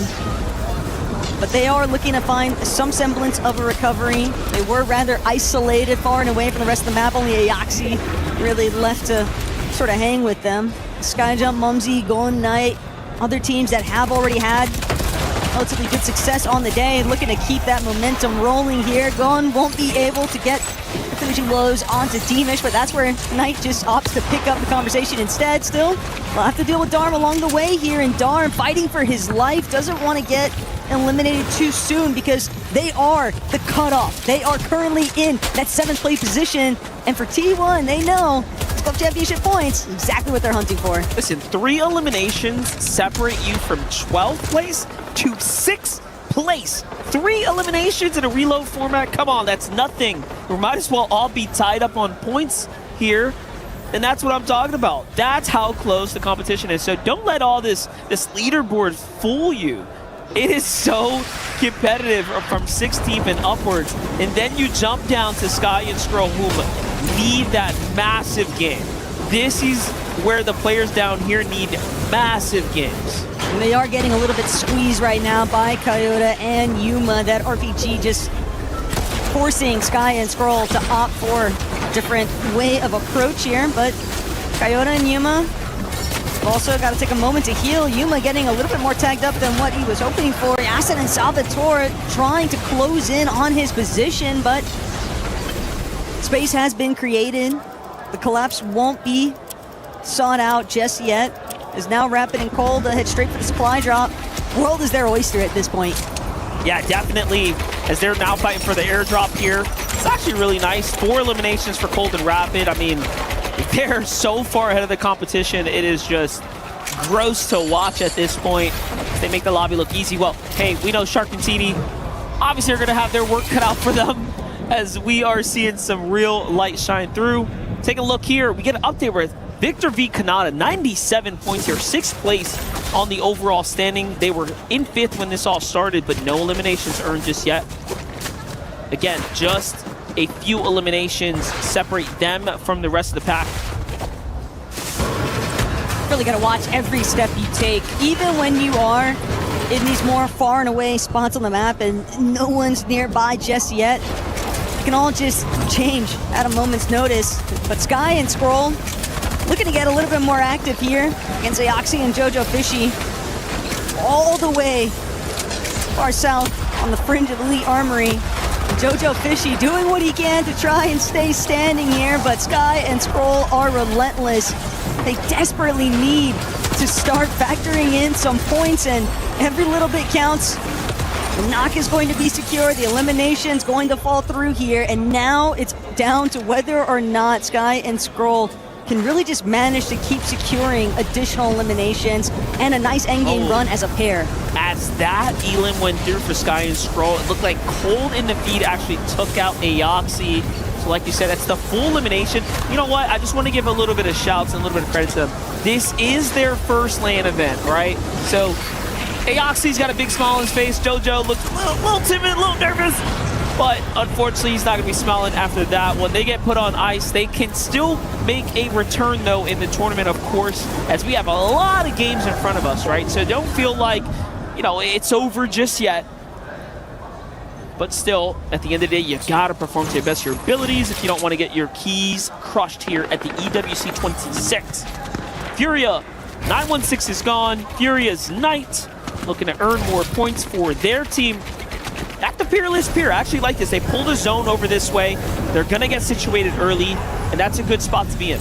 And what's also impressive is that when you think about how that very first lobby for going to Knight, and they were just kind of going through the blender, getting chased down nonstop, and ever since they found that Victory Royale recovery point, and in a very similar fashion to having a very unsuccessful early game, it just seems to give them all new kind of confidence, and they're just not suffering from the same sort of aggressive factors that they initially struggled with. And maybe that could be the turnaround for Sky and Skrull also. If they could just make it through towards at least 10th, 11th zone as a pair, that might just be the catalyst to really remind them of who they are and their true potential. I think the real problem is teams were not falling. I mean, we had a moment where there were so many teams alive, even if they were just fractured down to solos, and that just means you're not going to earn those placing points. I think it's around like 16th or 14th where it really starts to, you know, add up, but even then, things are really difficult. Well, taking a look at the bigger picture here. Again, there are already 2 duos fully finished there. You can see from the overall wide picture there. Jumping to the new zone, though. Congestion starting to take place here. Team Furia looking to get into a fight. They are 5th place in the overall leaderboard at the moment. Truly representing for Furia. But still, they are, I'd say, gapped away, right? They need that big game to kind of get in the more cushion kind of room. They can kind of ease up a little bit, but that's what happens when you can win a round. And to be fair, only a few more teams need to actually go down before those placement points start factoring in. Sure, it might be slim at only 3, 4, 15th and onwards, but it starts to accrue. It really starts to mount up here, and Sky, Scroll, fully aware of the fact that all eyes are on them in today's competition. But obviously, with the club championship picture overall, it is a team effort. So they know that if they're able to just kind of deliver it on the Fortnite front, it could go a long ways overall for Week 7 EWC. Well, we heard the speech from Levin. We're getting towards that end game. This is where we'll see if the words of encouragement, the words of support from the fans and the coaches alike are gonna come through. Yuma, Coyote have the most interesting position here in this end game. That countdown is starting to happen here. Reboots are no longer active here, and now Swizzy and Pixie get the most primed opportunity to open fire onto Darm. Darm's out. Demis is right behind him, and there it is. Reboots are disabled. Scroll is the one who gets the elimination credit with Sky. That's going to be a full teammate taken out. Wow, that was a big delivery, though, for Sky and Scroll. Anything that they might have been missing or hurting for, Team Vision Darm just handed right over, and it's partially due to some of that pressure coming out of Swizzy and Pixie, but hey, sometimes you're just in the middle, sandwiched between teams that are ready to just find those opening shots here. And for Sky and Scroll, 4 eliminations. They're starting to pick up the pace here. Signs of life towards the front side of zone. And look, I don't want to get ahead of myself, MDF, but this is the Sky and Scroll. It's looking good. You can say it. You can say it. It's looking good. It's actually looking too good at this point in time. I don't know if I like it too much, as AGAL have so much pressure on them. But Mobsy on the other side looking pretty well here. Sky Scroll continuing to keep the pressure up, this time onto the French duo Mobsy. And of course, Sky jumped there, end up pushing them down. See in the distance, again, still all of the notable names still up and running. Zone number 7 now is going to start officially closing here shortly. And this is where things get really difficult. This is where they haven't been able to put the pieces together, but so far, it's been the strongest game that we've seen from them. I like the way, though, that Sky and Scroll were just so adamantly scanning the teams on the higher layers. It's obvious that they're going to have to start to make their next move, and they're going to continue to kind of wrap around the edge of zone. They want to try and secure another frontside position towards that ultimate low ground. It's where they feel the most comfortable, and they know that there's going to be a lot of familiarity if they're able to control that part of the zone. But obviously, Coyote, Yuma, way up above, starting to have a little bit of shakiness, but nothing too hard just yet that they can't contend with. And they'll actually make their next move towards the front side. Thought for a moment that they might have been softly chopped, but a little bit too based up, too secure. Yeah, no, it was Team shockwaving past, almost hitting him with that mammoth pistol on the way by, but the tags didn't quite connect there. Meanwhile, GK's Japco ends up going down. We'll keep eyes on Zeta up top. That's an exciting duo, of course. But you still have Coyote here looking to defend it. Sky and Scroll go for the super pad up to the top. This could be their moment to siege height or just buy themselves some time and earn a little more points. Swizzy, though, from that last game victory, now having to play this one out by himself. From one champion to another, he's in a tough spot here. 200 mats left, 100 mats left.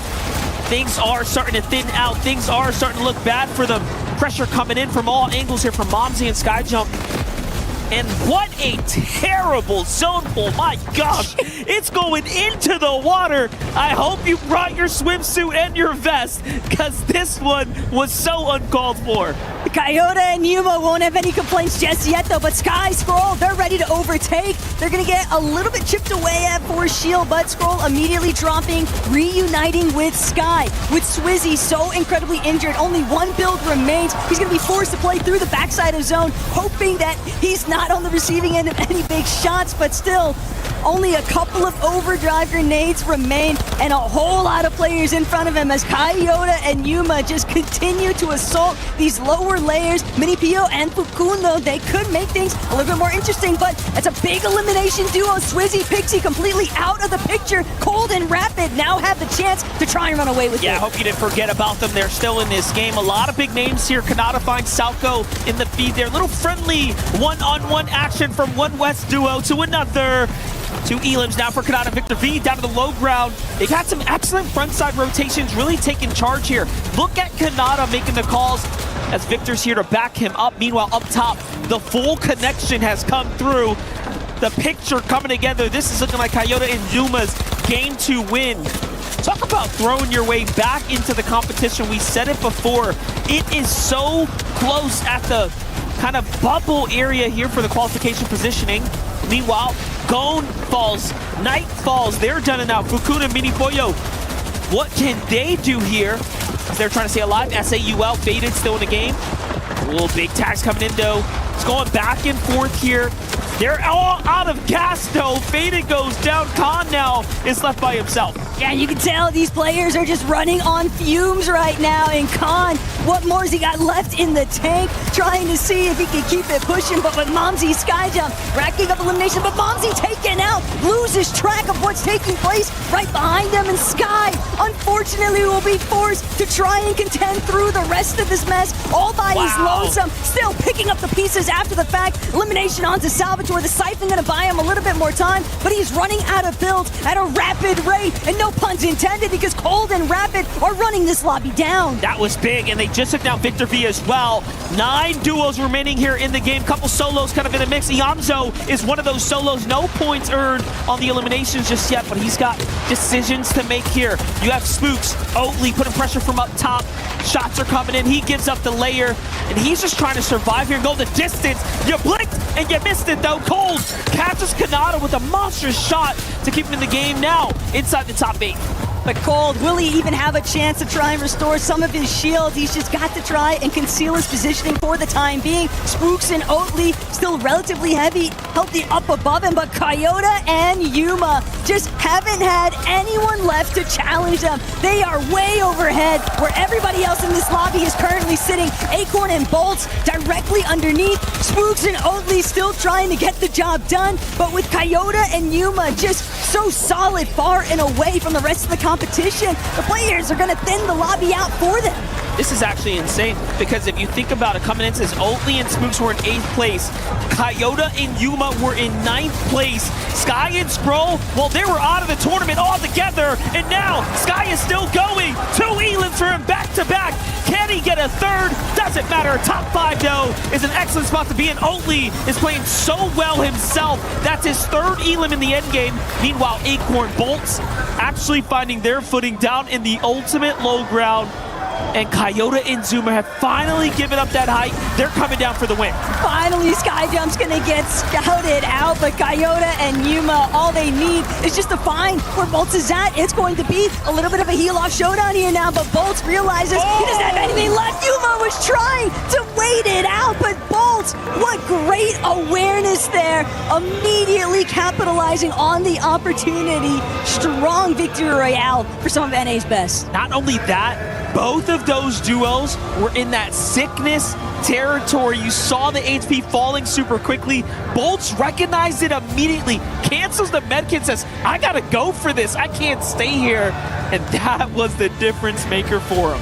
Still a really strong showing, though, from Yuma and Coyote. Maybe mildly disappointed because they really looked like they were setting up for the perfect victory royale, but it's just so many points to accrue. And when you think about how many teams inside of that top 5 even were already being eliminated so early on, outside of Cold and Rapid, but more importantly still, AGAL, a little bit of relief, because it might have been Sky as a solo, but it was still a top 5. Look at Oatly Cook as well. There's a shot from Bolts. You love to see it. Also, afterwards, he was trolling, trying to act serious, but he was actually having a good time. He then loosened up there. Here's Victor V. After that game, a big round for them. Nonetheless, they were relatively consistent. And you know what? I gotta say, I think the Levin speech was overall a huge success. I don't know if it was just meant to be, but Sky and Scroll definitely showed us a little bit of life. We threw them a lifeline, and they got pulled out from being deep in the water there. They're somewhat in the competition now, yeah. right? They're not down there in that 30-point range. We're just like scratching our heads saying, hey, what's going on? It's just crazy, though, when you really boil it all down, because one solid endgame placement and a handful of eliminations really is enough to just leapfrog your way on the leaderboard. And sure, while they're not within that top 7 threshold just yet, they are still so much closer. And if they can keep finding those kinds of deliveries for overall point buildups, that's just going to put them in an excellent spot. But obviously, we've got another match to go before we reach the true halfway point on the day. So make sure to get a couple of refreshments, and we'll be right back.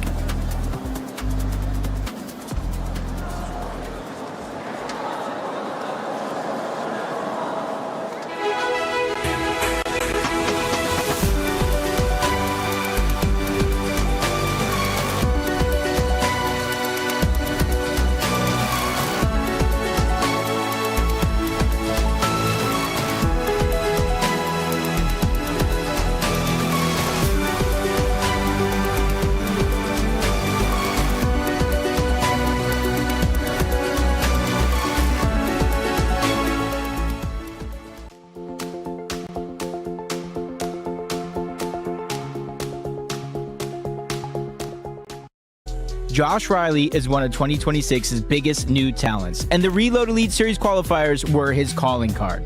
In late 2024, unknown player Josh first turned heads beating Clicks in a 1v1 to win a gaming PC.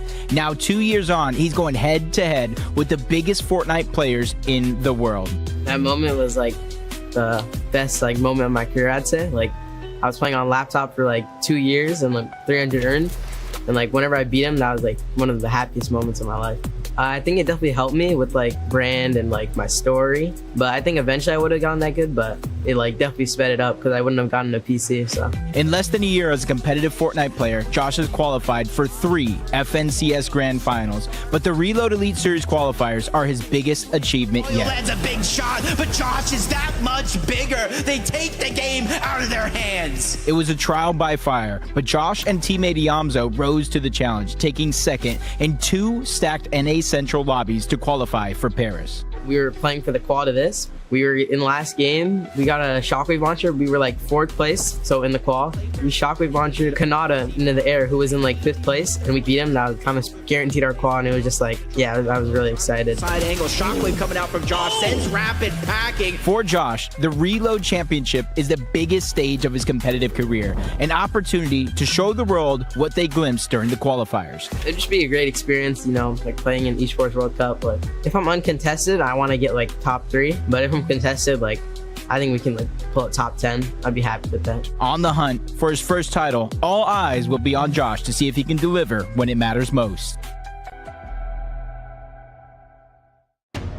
Hello, ladies and gentlemen from around the world. Kelly Link here, joined by Mini Miner, and we just wrapped up game number 4 for the Reload Elite Series, and this is Group 2. We gotta find 7 teams to go to the Grand Finals, and after game number 4, I feel like there's some teams that are kind of standing out right now. Yeah, we got some amazing teams popping off right now. One that I want to mention, of course, Cold and Rapid. What a performance from these guys coming into today. I think we sort of anticipated a great performance, but coming from the EU region, I wasn't expecting this level, Kelly. You've watched them a lot, so is this the expectation we should have of them? the absolute aggression that we're seeing. And we've seen some other teams popping off right now, but when we added, we're at the end of game number 3, I didn't see them in first place because I read the graphic wrong, and I was like, there's no way Cold and Rapid are in first. But of course they are. When they get all of those eliminations, whether it's from the low, mid, or even high ground, no one can stop them. And the synergy that they seem to have as well in these layers, they're playing so well together. They seem to bounce off each other so well in these moments as well. Another team as well, Oatly, Spooks, a team that I really didn't expect too much from because of the fact we haven't seen them on a LAN yet. It was a bit of a question mark, right? I never doubted you guys. I had you guys in first place the whole time. No, but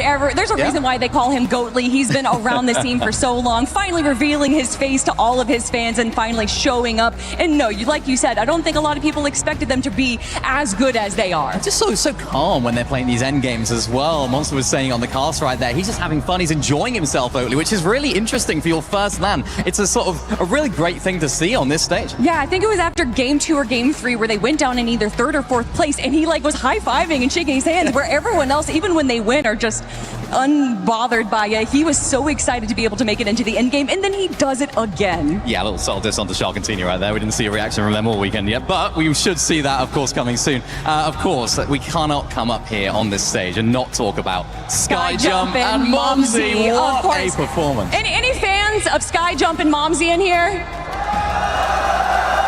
Just a few. Yeah, just a few. Yeah, 1 or 2. I mean, these guys, they always show up when the pressure is on. If that's something we've learned from EU, they're showing it here again today. Picking up that first game victory, it's like almost the perfect story. And then even Swizzy and Pixie, a team from the French team as well. This is exactly what we want to see here on the stage. And we want to see exactly more of this in the next 6 games, Skyjump, Momsy, everyone that we have, and we have more action coming your way, so don't go anywhere. Hope you guys enjoyed that little bit of downtime. Definitely some hype in the crowd here as we got a nice pop for, of course, Skyjump and Momsy. Man, what a pleasure the tournament has been so far. And this is the last match now of this map, though, Taco. So, hey, if you've been having a hard time here, well, guess what? The pain's almost over. But look, it's been such a ping-pong effect on the leaderboard in terms of where the top 7 cutoff is actually going to be held. Yeah. Right now, we currently see it for Khan and Faded. Victor V, Kanata, just slightly pushed out from being inside of that top 7 threshold, but already so much of the club championship points, as well as just these leaderboard standings overall, shifting between every single lobby. There is practically no guarantees, even though we're approaching the halfway point, outside of the fact that Swizzy and Pixie for Team Havoc, and then obviously Cold and Rapid for Twisted Minds, having the performance of their lives here in Group B. Yeah, they definitely seem to be the shoe-in duos here, but hey, we know that stranger things have happened in the past, and it's gotten actually a lot closer, right? 2nd and 3rd place between Momsy and Skyjump are actually neck and neck, pretty much tied up on overall points, which is really interesting. Then you start looking down towards that bubble line, Acorn and Bolts, where they were pushed out because of one bad game. Now they're back in the conversation for the first time, though. Oatly and Spooks are inside that top 7. This is exciting here. Match number 5 of the Elite Stronghold is kicking off, and we're off to a hot start. Unfortunately, Joe goes. Spooks there couldn't quite get those points he was looking for. This has been the strength of this duo's trusting in Spook's performance in the early game, but right now it's Salvatore who's like, wait a second, we need to get back in this tournament. And this is honestly kind of a nice little resurgence out of Salvatore and Yasin, the original starting point of the day. You know, they haven't been doing horribly by any means. Their worst placement being 11th, but you're just going to need to have a lot more top 5 consistency if you really want to consider yourself a little bit more safe. But they have been making headway in terms of getting closer and closer to that top 7 position. Yeah, most definitely. All things considering, they are flying back up. Here's a little update back to the Chisel Cube. Swizzy and Pixie have no longer been dropping aggressively. Now they're just kind of easing up here. They're like, all right, we got our lead. We just got to make end games, kind of keep doing what we're doing, and the rest should be history. Meanwhile, get to look at, again, a little bit of that start of the round here, what it means for VSN Salvatore and his duo. This is allowing them to really be inside the top 10 just after those couple of eliminations being secured there. Then they get another one onto Toyota right afterwards. So teams got to be careful not to be fully eliminated at this point. MHND finally earning themselves a little bit more points, given that they have had the toughest time this evening. for the AHL club. Victor V, Kanata in an early fight here. Victor losing to Salvatore, but I don't blame him. Salvatore is just firing up right now as he is quite literally crashing on the lobby, playing absurdly well. Yeah, Salvatore, who are you feeling like? Because he is doing his own thing right now, but that was also kind of a rare miss out of Victor V, but Salvatore, he's not done just yet. MHND might just be next in line to be added to the count here. Salvatore hunting for his 6th, and never mind, he might even be able to secure a 7th should he get the elimination onto MHND. Snow, maybe even considering, should I even try and poke my head forward, gauge whether or not I can get a nice little shot in on Salvatore's feet, but Salvatore, just on his own kind of war path, 6 eliminations, and he's not done. It's like he's living up to the name. Just popping off right now. 6 elims, putting his team on his back here. That is the type of hero's effort we need to see from players if you want to go straight to the finals. And look, now he is in contention at 9th place, just a singular point behind Victor V and Kanata there, jumping up to 16 overall active eliminations. Look, they tried to play the concise, calculated Fortnite, but they've been seeing what Cold and Rapid have been getting up to, and they decided, why not look to just handle our own affairs here? Pretty solid showing, though, out of Khan getting good elimination onto Cold, but Sky and Scroll can't forget about what just happened for them in that last lobby. The top 5, the signs of life. Will it actually be the catalyst, though, for these two to really carry over into a strong close for this tournament? Yep, Yuma and Koyota, not the strongest start as they were eliminated pretty early, but they jump back in, they find a few more tags, few more pickups, and now they've already cushioned a few points here. Let's take a look at how it was playing out from Yuma's perspective. He gets the teammate there of Salvatore. Salvatore not by himself. You played so well up until now, and now you have Asia's monsters on your heels. Luckily, he gets away. That is still showing to how good he has been able to perform here. And what a find. Hey, sometimes you need a little RNG, you know? Might need to transform that Flowberry Fizz into some bandages.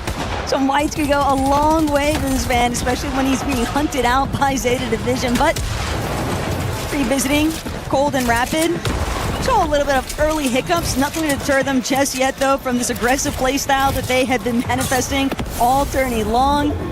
And right here, right now, Cold seeking out a good opening shot against the likes of Josh and Iyamsa, who are desperately in need of converting this match for the halfway point exactly into a nice placement finish, because they've got to start really bouncing their way up the leaderboard. Yeah, being in 110 halfway through, you know, it's not too bad, but it is not great, that's for sure.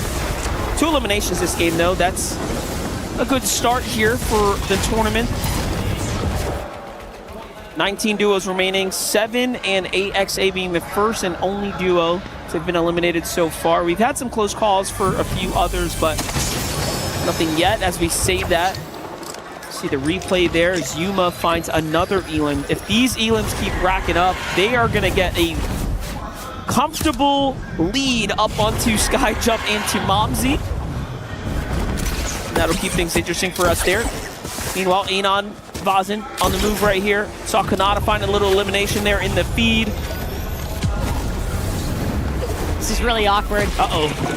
Anon knew it. He's never able to consider himself as safe. Spooks also suffering elsewhere on the map. Enact and Salco immediately looking to close in, capitalize on additional elimination points here.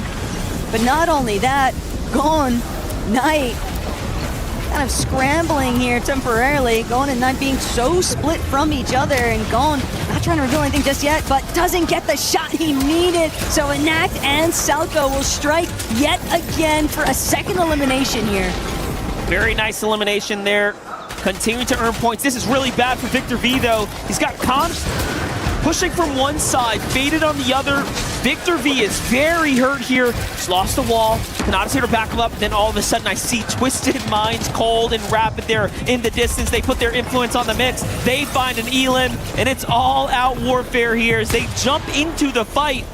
Quite literally bailing out, maybe saving even Kanata and Victor V. From hunter to hunted, Khan now having to conceal himself as much as he possibly can, but Kanata, he's definitely got an inkling of an idea of where Khan might actually be at, and he's looking to get a little taste of revenge here for all the time that Faded and Khan had sort of expended, holding Victor V and himself at bay. Now they refuse to let Khan get out of dodge on this one, just continuing to kind of chase him around, and Khan really forced to expend so much of his material, and even worse still, Cold, Rapid. They are nowhere near done with chasing out Faded. There it is, Kanata and Victor V securing their third elimination, both landing monstrous pump shots, and they are back in the conversation here. What points are they at? They're at 133, 147 is where Faded and Khan are, so this is a very telling battle of your immediate competition. Faded falls on the other side. Khan's already been taken out, so this is now going to be a even more difficult situation for them to kind of claw back in as we're getting into the late stages of the game. Oatly and Spooks are also at that 147 point area. It's just incredible though that Cold and Rapid decided to play a little bit of third-party intervention, and how quickly something can go south that once initially looked so promising. But it looks like the Jogo fella is getting a little bit of revenge on Enact and Selco. Sure, they might have cleaned up Spooks earlier on, but just saw Oatly lighting up that elimination feed with a clean pick-off onto Enact. And right now, as you can see, only one duo that's been fully eliminated as of yet, Seven and AXA. And that's going to be, I think, a lot of motivation for those teams that are currently inside the bottom three. Salco, Enact, Aoxy, and Jojo Fishy. It's a very tall task to ask, but Salco and Enact specifically might have a chance to jump up quite a bit and close that gap. Yeah, anyone can still get back into the tournament. A win is worth 60 points, mind you, right? So any real end game with a couple elims, this whole entire story will turn around and someone else will be in a dangerous position. The worst, honestly, is AHL, Snow, and MHMD. They're going to have a really tough time, given that they're about 2 games away from being out of the danger zone. For Khan, though, take a look at the highlights there. He finds Japco. Wow, STC replay there was just excellent. That's how they're earning their points here on the tournament. It's like also looking at the fact that he went from 0 builds to practically 5-5-5.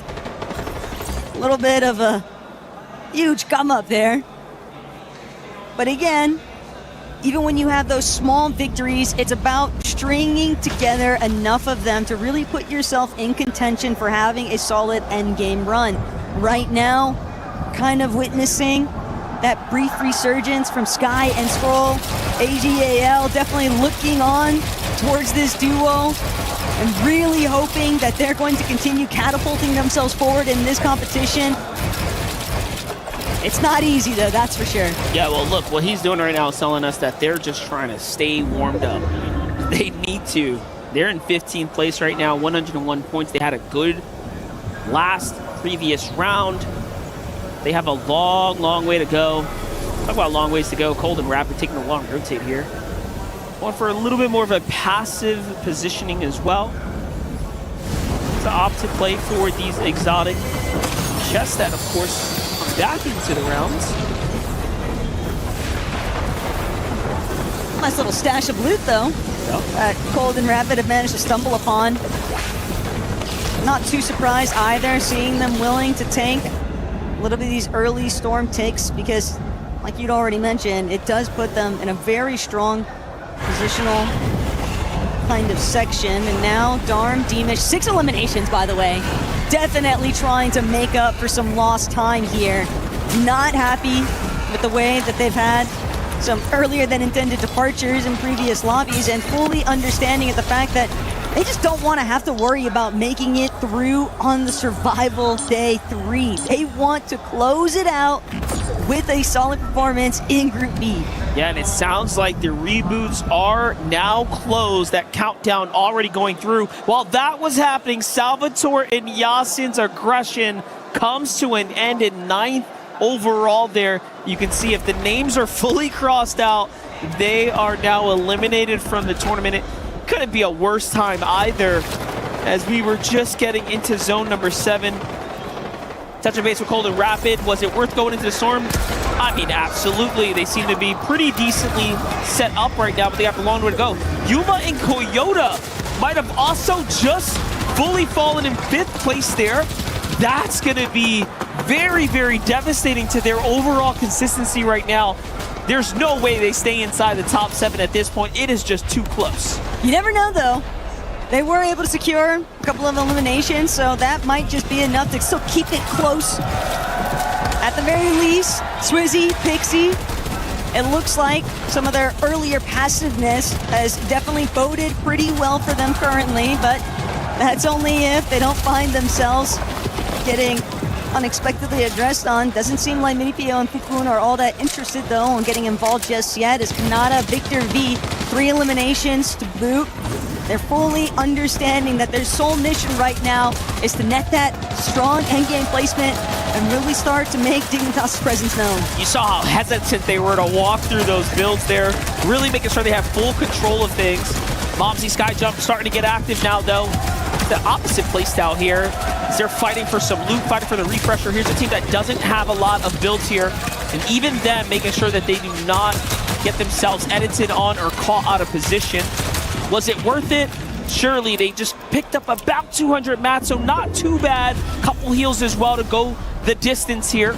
Could be the difference maker. Meanwhile, Pixie and Swizzy for Club Havoc looking very, very good right now. Once again, defining themselves as the high ground duo.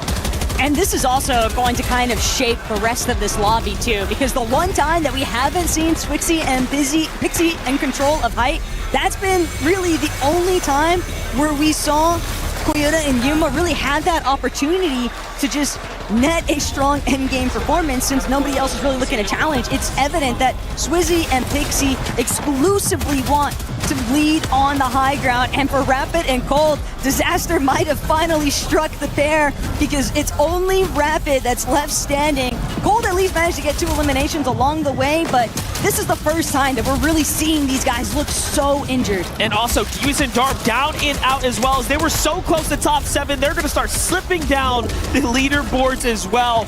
Everything is now starting to change here as the points are looking to start taking place. I see Skyfall there as well, unfortunately. So this is going to start mixing things up. It's all going to be up to Stroll here. Give him a second. Let's see what he can do. He's by himself. He's putting pressure onto Faded and Khan. Really just trying to defend for himself now. He's got enough to work with, though. Full team below him. Jojo, Fishy, Aoxy make the edit. He's got to go as well. 5 shockwaves to work with. There's not one smarter that can play these rotates. We've already seen him do it earlier today here in game number 1. But still, doing it one more time, it is just so overwhelming, the amount of pressure that must be on Scroll's shoulders currently, and knowing that there are so many other healthy teams, but Pixie, Swizzy, they might be changing that up. Yapko Panzer, it's the right intention, but Pixie and Swizzy are not giving them a whole lot of airspace as they make their next move, still managing to be strong contenders of the high ground. No one's able to realistically challenge them yet. Yogo, Spooks, and Oatly having a little bit of a tough time securing that secondary height layer, but Momsy and Skyjump inside of the low ground, and Momsy just can't make his way through. He gets caught for a moment, and that's all it takes for the lobby to dish him out. So right now, Skyjump has to stay up and do some. Kanata, Victor V earning points here on the low ground too. Already 12 duos remaining. Placement points are starting to add up. Victor gets the secured elim there. That's going to be 5 for them here and now, and they don't have any builds to work with. Kanata's only got 3. Rapid's going to be the target of focus here. They almost secured that elim. Little did they know, I think Scroll was still in the storm. He's just tanking here, barely makes it in. Somehow he's better off than they are. It's crazy, though, just how rapidly his build actually dwindled. And Scroll, he recognizes there's a little bit of a loop ball behind him, but he doesn't have the chance to go for it just yet. Too many players surrounding him. Gone maybe going to get an opening shot here, but no, Skrull prioritizing this frontside ultimate low position. He feels like that's where it'll be best for him to try and hedge his bets and just concealing himself as much as he can. Still, this is a really rough spot to be in. Only one build remains. One overdrive, but a big shot onto Victor V. He's able to get the siphon materials, and now one more time on the low. Such a huge elim, and I was looking at how close he was to top 7. Everyone now is getting crunched down into the standings there. Oatly and Spooks are down and out as well. Josh and Iamzo are flying their way back up, but Skrull is the most important player here in the lobby with the most critical clutch that he needed to get out of the dangerous territory of being down at the key crushing ceremony. Bolt and Acorn as well finding their way back into the tournament. Up Skrull goals. That might have been a mistake. He will be frozen in 3rd, but what a performance. Mini Payo as well is still in this game. These are huge, important games for these teams. Acorn and Bolts, though, they're looking to try and see if they can secure the halfway victory royale. Minipio Cocoon directly underneath. Acorn Bolts finally looking to drop, but Acorn Bolts, they don't have any builds. Only one remains for the pairing. Cocoon, Minipio also running on the last of their resources. Bolt and Acorn from overhead, trying to see if they can get an advantageous shot, but the preservation by Minipio and Fukun, they are stalemating this one temporarily, looking to get into the healthiest state possible. Fukun manages to heal just a moment longer. Can't connect the shot though. That's what Bolts does best. The accuracy is just overwhelming right now, but both Acorn and Bolts finally gonna find a little bit of an exchange, and it's Minipio and Fukun who managed to find the victory royale. And what a game that was. Back into the tournament. They rise. A huge, huge round. Look at the emotion coming out of them right now. They're feeling good. What a way to really stamp yourself through that map and close out your first half. 5 games. It took them 5 games, but finally now they get a small taste of what it's like to be in the lead. It's a little bit topsy-turvy, and it's also just so difficult to see too, MDF, some of the player cam panovers, because we're witnessing the celebrations out of the lives of Minipio and Fukun, but then we're also getting those direct shots of the duos that are currently inside of that bottom 3 threshold, and it's a tough spot to be in, but that's what makes instances like what Minipio and Fukun were able to really just break through after they found some earlier success with a nice endgame placement, getting themselves out of that danger zone, and now this win comfortably putting them well above that scary part of being inside the bottom 3. Yeah, what's wild about it is when you look back at it, they had such an advantage, but Acorn and Bolts fought so well. Bolts finding one. He nearly clutched this up. Both of these individual players were just a shot away from it going either way, but in the end, they did need it more. They were further down the standings, and now they get to stay and compete amongst the top. Oh, you can just see the emotion from others that didn't quite perform the way they expected. Even there, just really tough. You know, you have these 5 games. You understand that you had an opportunity and then you might have come up short there. But it's all good. We still have a lot more Fortnite ahead of us. It's pretty wild, 10 games, how much you really get out of it. The best will eventually float to the top. But it is still just such a rough state to be in. Yapko Panzer, you absolutely hate to see him in that kind of position. But then again, when you look at the likes of Sky and Skrull. Skrull, yet again, top 3 placement. And just when they need it most, because now things are going to start transitioning over to the Slurp Rush. But when you're able to actually get that little bit of rhythm going, it just is such, I think, a mental boon for that duo, because clearly the earlier game instances, you know, you can kind of just brush those off a lot easier now. And Skrull, just what a crazy flow state he hit at the very end of that last lobby. Yeah, I was trying to see, like, overall, you know, he went from being nearly out of the tournament altogether to tying up with Furia's Knight Gone. And that's going to put him around the 150 point-ish threshold. He's basically neck and neck with from himself all the way up to those that are in 7th. So it does seem like the story really has begun to turn around. And everyone in between there, Koyota Yuma, Night Gone, Josh Yamzo, Victor V. Kanata, and then the line, the bar, is Oatly and Spooks. It is just that close. I don't know how many people would have necessarily anticipated this top 10 to be as close as it is. And the reason why I'm expanding it towards that top 10 is because, like you already highlighted, the numbers are just too close. But obviously, all eyes have been on AGAL for good reason here today. And we've even got Barney standing by with Sky and Scroll. Welcome back to the Gadia City Grid. I've got Scroll from AGAL joining me now. Scroll, before today, we had the opportunity to have a quick chat backstage. Now, aside from the fact that if you added yours and Sky's age together, I'm still older. That's extremely embarrassing. Apart from that, we talked about the improvements you guys have made over the past year. You guys are playing incredibly well. It seems like your synergy, your game sense, you guys basically have one brain. Today has been a bit of a tougher start to the day. I think you'd agree. What are some of the issues that you guys are running into? Is something just not quite clicking? I feel like right now we're just trying to see how the lobby moves, and then we're trying to fit into the lobby. But it's really hard for us right now. But I feel like we're starting slowly to get in form again. Do you think it's like, obviously you guys are so dominant in BR, in the main Battle Royale, and obviously coming into Reload, everything is slightly different, the pace is slightly different as well. Is that something that you guys are having to adapt to, or is that something you typically have on lock? Yeah, we for sure have to adapt to that, because like we're used to control everything, but now we just need to control what we can control and then work from there. I like that. You've got a good head on your shoulders, I got to say. Do you feel like you can pick this up and get some momentum now towards the end of the day?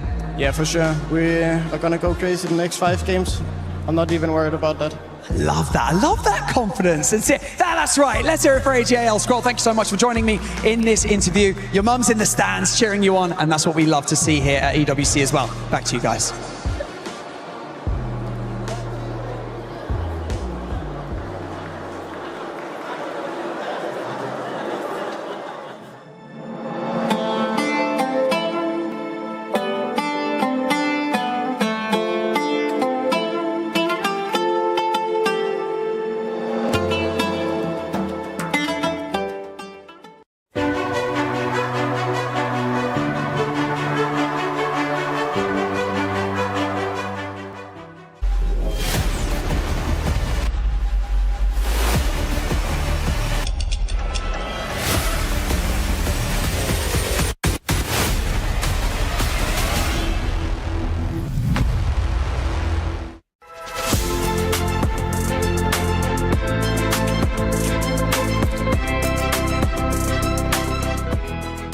Everyone is playing, you're not yet. EWC Play is your all-in-one platform to compete in fantasy, pick'em, and quests for a grand total of $300,000 in prize pool. Build your dream fantasy team in 5 different games and track your score with live results tables.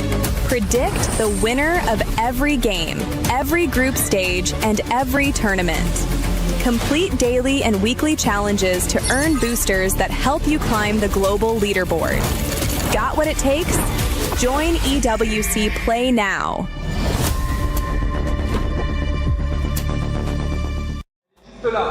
What's going on, Fortnite fam? We have none other than Cold and Rapid. You know them, you love them, guys. What is going on? How's it feel? You're here on LAN. How are the vibes? Feels great. You know, we look forward to this every single year, and just being here feels great. It feels great. It feels good to be back on LAN. I love that. So, guys, let's talk about a little bit about the elephant in the room, okay? So you guys performed super well. You guys qualified for EWC, and then you split up. And now you're finding yourselves back together again. So what led up to the split up? I'd say it's just like a compatibility thing, you know, like I feel like me and Ritual are just a better fit than me and Rapid. Not that, no shade towards Rapid, of course. Great player here, but I just feel like I fit better with Ritual. How do you feel about that, Rapid? I mean, I agree with what he said. Okay. Yeah, I love it, guys. Listen, obviously, another elephant in the room. You guys are crushing it on the leaderboard. You guys are in first place by a ton of points. And honestly, the biggest factor of that, Cold is just crushing it individually on the elimination leaderboard. Like, you're like above 20. Second place is like barely crossing that 10 mark. What do you attribute to that? Like, how are you finding all these elims? It's just what I do, you know. I'm the best fragger in this game. I tell you guys that every year, and I'm here to show that. And listen, obviously, you know, Rapid, everybody loves your IGL in the game. They contributed to one of the best IGLs in the region. How are you putting Cold in a position to find all those eliminations? Or is it like one of those things where Cold is just kind of going off and finding them? I'd say it's a bit of both. Like, I'm just tarping way more because Cold just eliminates everybody. Like, he just spawns in eliminations, and I'm just tarping. It's really easy. Nice. Yeah, it's looking easy for you guys. It looks so, I'm telling you that anytime we see you guys play, I feel like it's just such a fun moment because you guys, like, you have like this natural swagger about how you guys kind of go into these games. Like, yeah, we watch Peter Bob Pollo, they kind of, it's very clinical, they kind of go in, they get these eliminations, they move on. But anytime we see you guys play, it just feels like something special, something maybe a little bit different.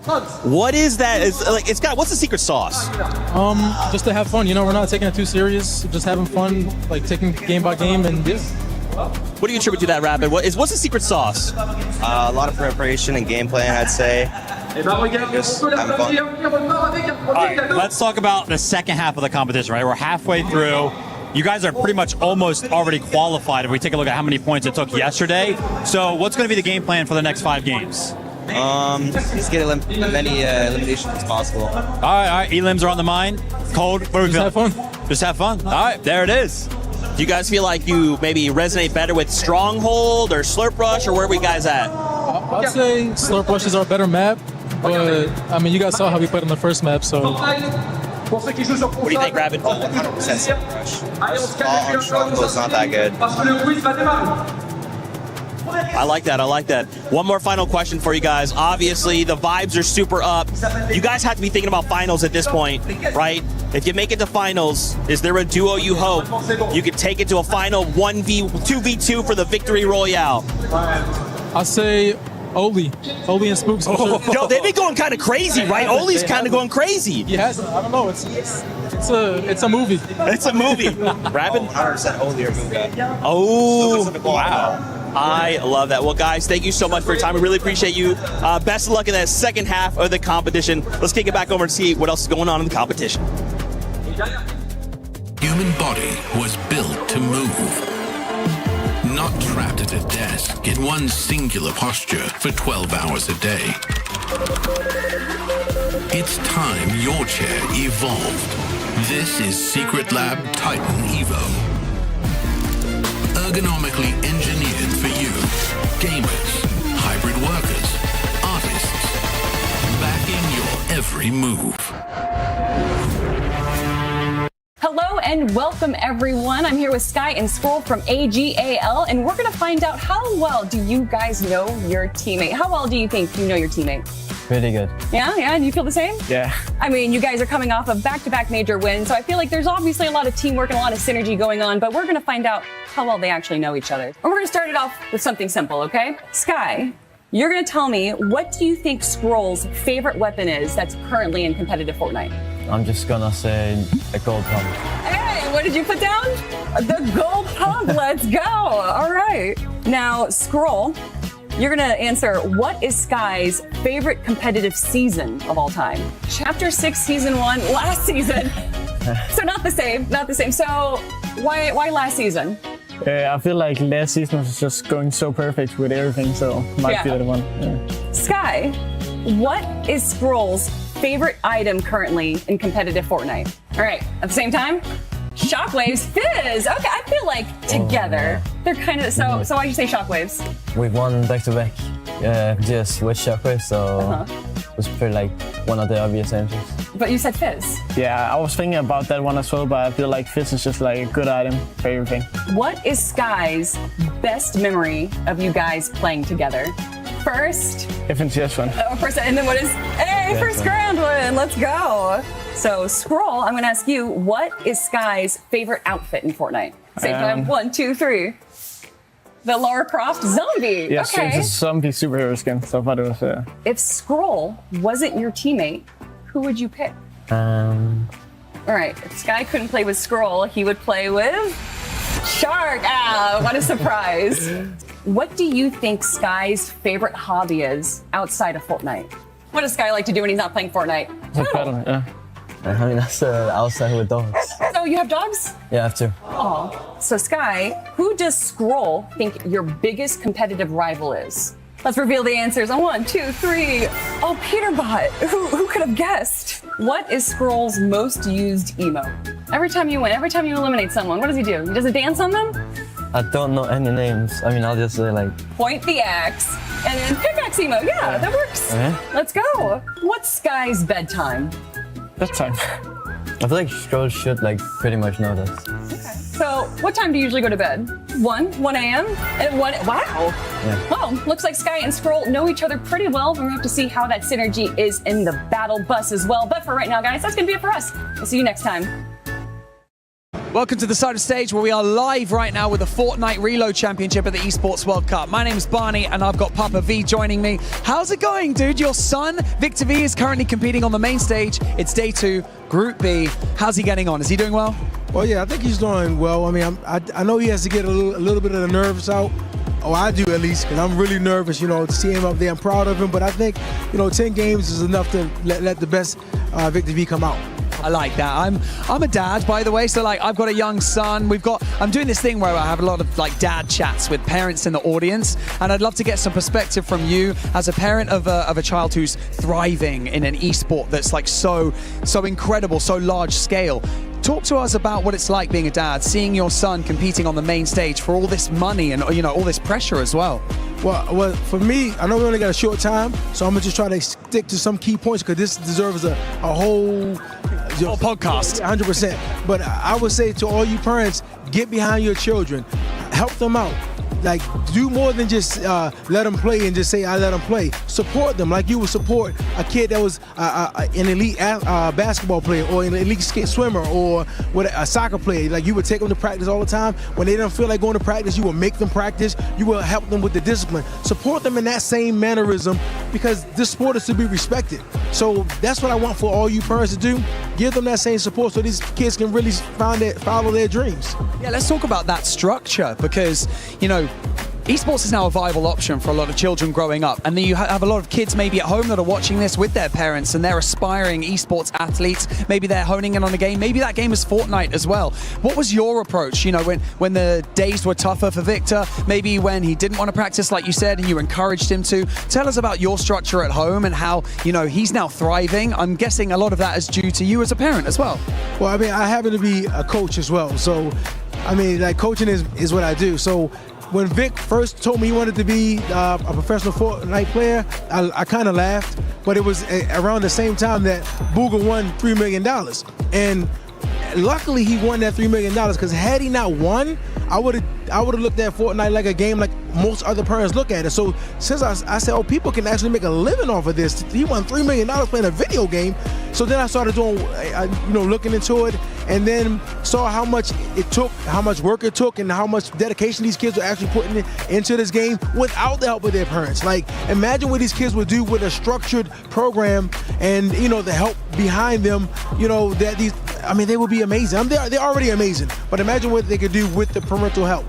I love that. Wise words from Papa V. I really appreciate you taking the time. I know that Victor is currently playing right now, so you can go and watch. But thank you so much for all the parents and the kids out there. Listen to Papa V. The advice is golden. Back to you guys.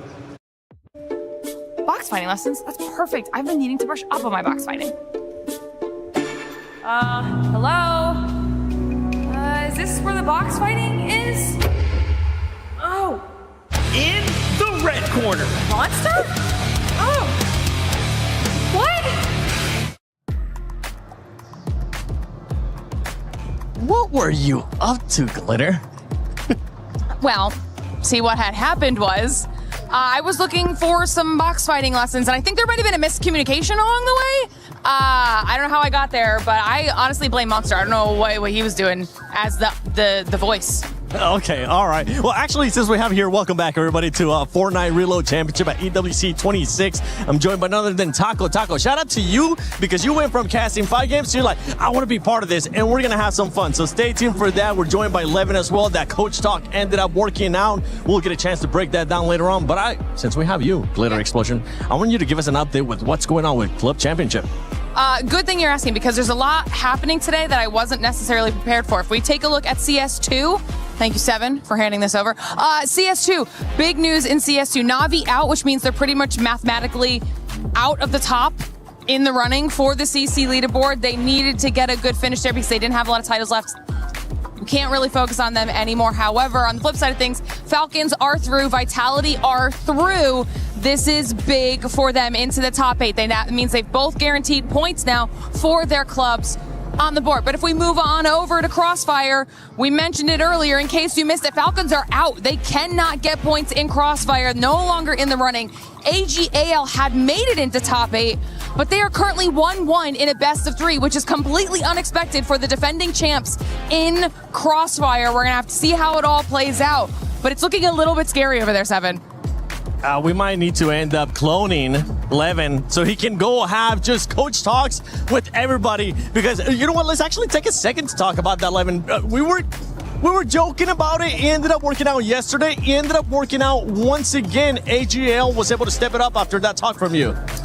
Yeah, I'm going to take all the credit, as I should. And look, if they need some help over in Crossfire, like I said yesterday, you guys know where to find me. Send the contract. We're going to have to double it up, though. 2 games means double the finances there. I mean, look, it was only a matter of time for them to start to heat it up a bit. And I think especially if things don't go their way in Crossfire, they're definitely going to be relying on that Fortnite duo to really step things up. I feel like we got a bit of what we saw yesterday out of Falcons. Maybe not exactly the exact same thing, Taco, because Falcons was able to wake up much earlier than AJL, but it's good to see a team of that caliber being able to bounce back. Now it's time for them to push up to the top 7.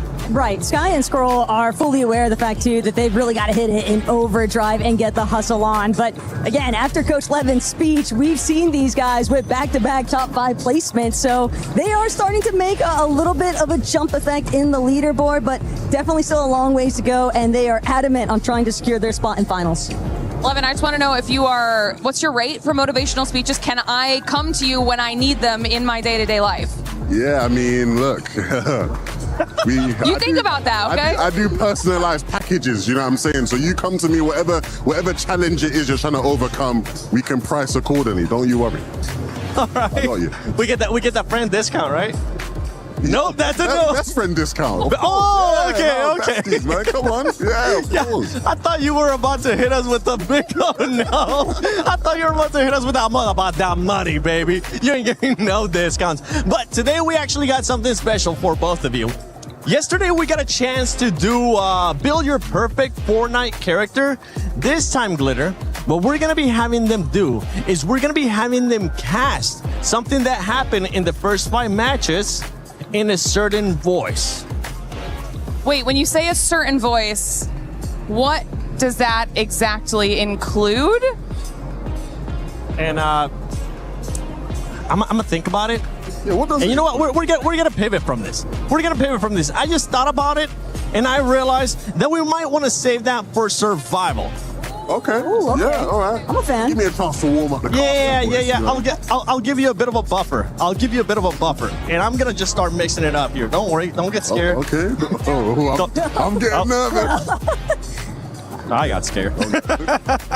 You know, not every surprise is a good one. This one is gonna be a great one. Okay.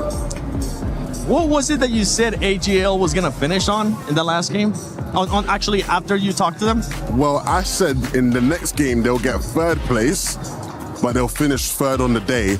I do want to shout out Kelly, because Kelly said they're gonna get 5th place, and in that game they got exactly 5th place.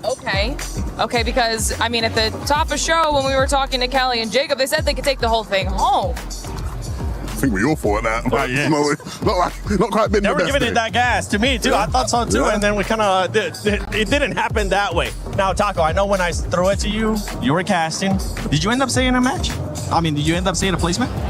I never gave a placement because I like to see the way that the game actually goes. I did call your first place call out. That was a bit ambitious. It was on the day. Very. A bit ambitious. No, I was like, surely he's not going to say 1st place, right? And he just kept ramping and ramping. I'm like, is he not saying 1st place? And then he said 1st place, and I was like, talk about pressure. I mean, I'm a coach. I'm not a wizard, man. I can't make magical things happen. either way, you know, they still had a good game. So I'm a full believer in you, okay? I'm just saying, that graphic looked amazing. Wait until you see what we're cooking for tomorrow. But talking about the overall, the team that's currently in first place, Twister, right? Today has been insane out of them.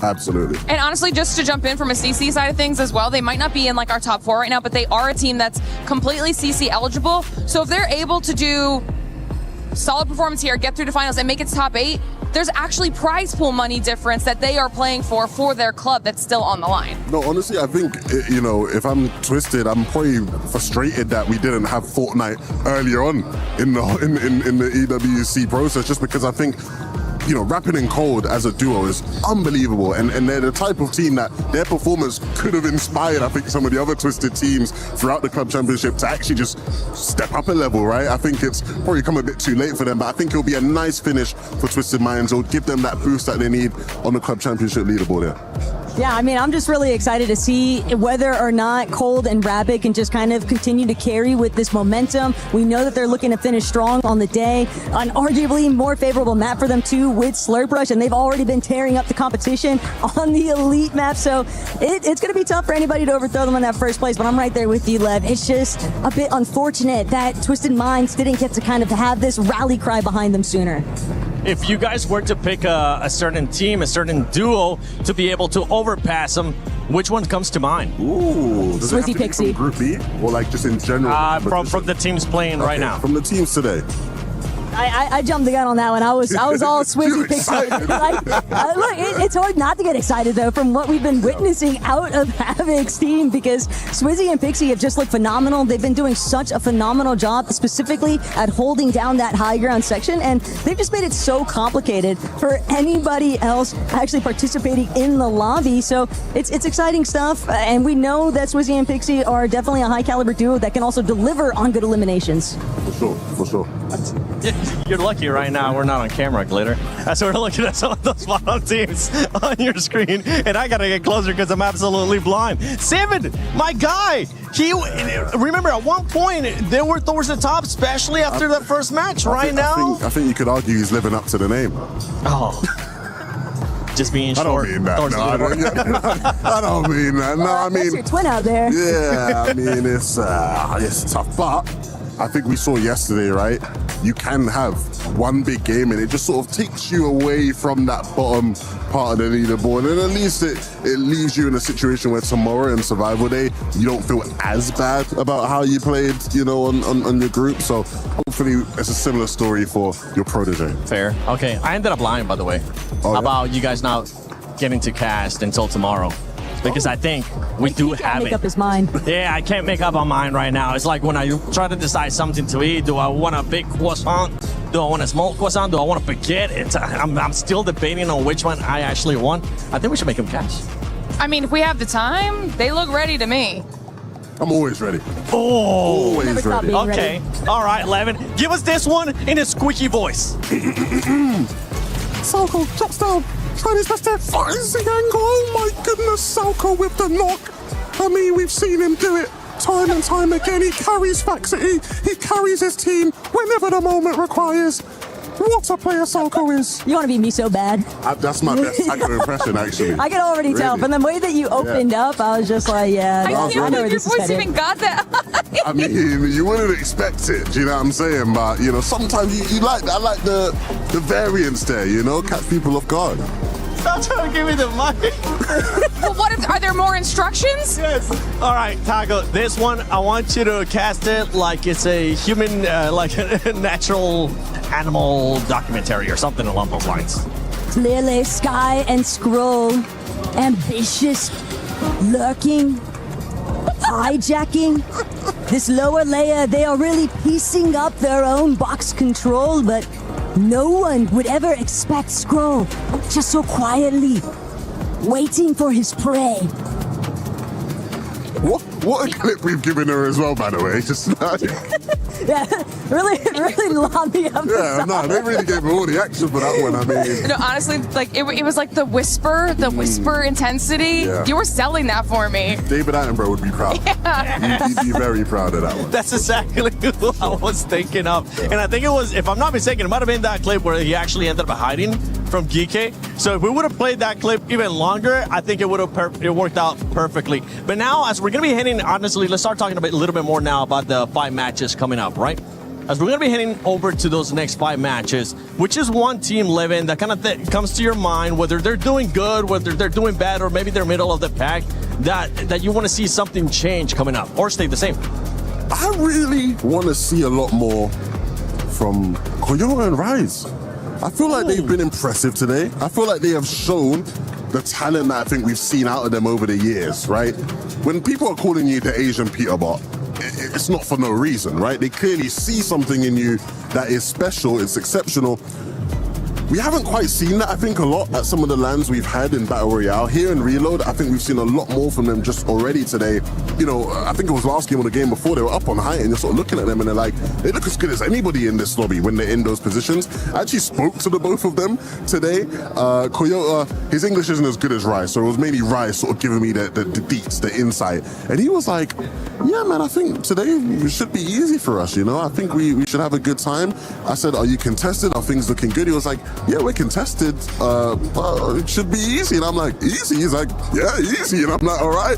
And I think from a lot of what we've seen in these games, it actually has looked pretty easy, so I want to see a lot more from that. No, they've definitely been doing a phenomenal job because Koyota and Yuma have just been really capturing a lot of that international presence. And it's interesting, too, to see Minipio and Fukun, some of their old comrades, but not necessarily the official representatives, also doing their thing. It's been an interesting dynamic between the two teams because where we were initially seeing a lot of that upswing out of the actual Zeta representatives, now Minipio and Fukun, they've kind of picked up the torch here, approaching that halfway point. Yeah, especially with that last match that we saw out of them, right? Being able to get that victory royale. Another team that's coming to mind, just based on what we saw yesterday out of Brazil region, is going to be Furia. Furia is one of those teams that I'm hoping they're going to stay within that top 7. With what you've been able to see so far today, do you think that's going to end up happening? I think if they can continue repeating what has been working out so well for them, and it's just been a lot of those aggressive instances. Initially, at the starting point of today's competition, they were just getting pieced apart, non-stop, forced into these awkward positions because everyone's just farming them off of the reboot cycle, and yet, as soon as they hit that victory royale, it just clicked for them. You could just tell that that was the moment that they realized we don't have to be the ones constantly going on the defensive. They stopped being the reactors to the lobby and started getting much more proactive, and it's just benefited them so heavily. No, absolutely. I think my favorite thing about that duo is they just have that Brazilian swagger. You know, you see them and they're just like, they just look cool. They look cool, calm, collected. The camera pans to them after the game. They just look like they're chilling. It's whether it's on the beach in Rio or whether it's at the EWC in Paris. They look just in the zone, and I think the results will inspire more confidence. We'll say, though, 5 more games is a lot, right? Yesterday, earlier games, we saw a lot of the smaller region teams. I want to give Brazil a bit more credit than that because I think their performances have deserved it. But you don't want to get ahead of yourselves, right? You don't want to get ahead of yourselves. You want to make sure that you're actually keeping that momentum going, especially as we switch maps. I'm hoping, especially with this 5 games coming up, right? I'm hoping that some teams that have been consistent are going to continue to be consistent as well. And some teams that have not been able to find that consistency, they are going to start showcasing some of that, especially if they want to be in the top 7. No, absolutely. I mean, again, it's not the end of the world. Survival Day is going to be fun. Obviously, we want to see all of you there. But you don't really want to play. You want to get the day off, right? You want to get a chance to, sit back, watch the rest of the competition and prepare for the final day. Right, and just to kind of address the elephant in the room also, obviously teams that are currently inside of that bottom 3, while we know it's not done and over just yet, they can still dust themselves off, pick back up, and try to see if they can leave themselves in a better spot than how they started the day. Still, it's also just understanding that those teams that are currently staring down, being in that survival territory, the frustration that's clearly starting to mount. We've seen it in the player cam shots time and time again, and it can be difficult to overcome that, but I'm optimistic.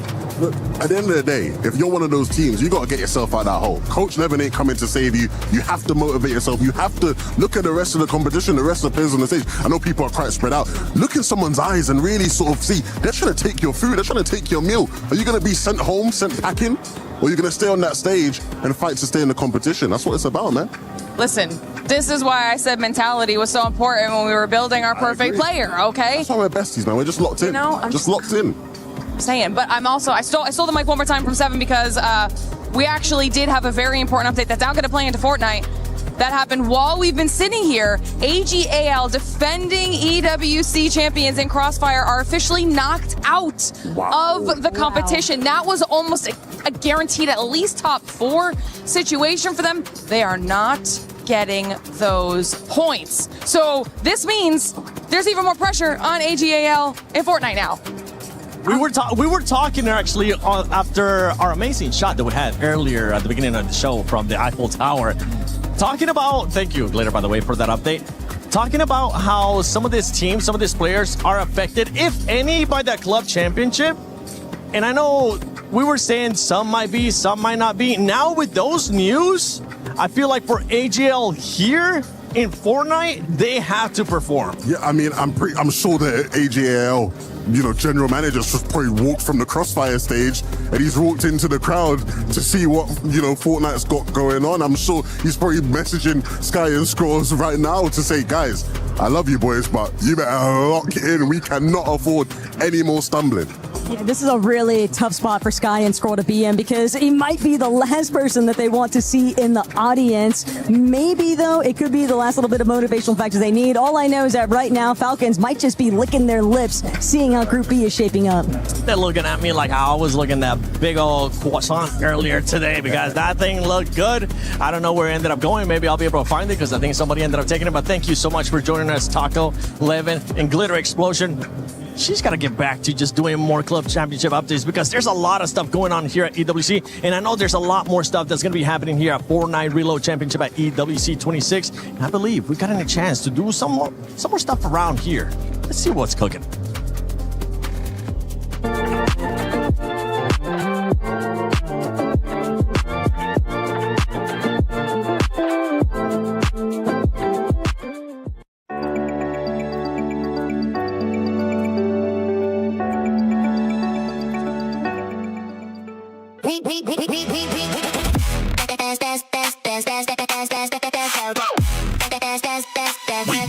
Esports World Cup.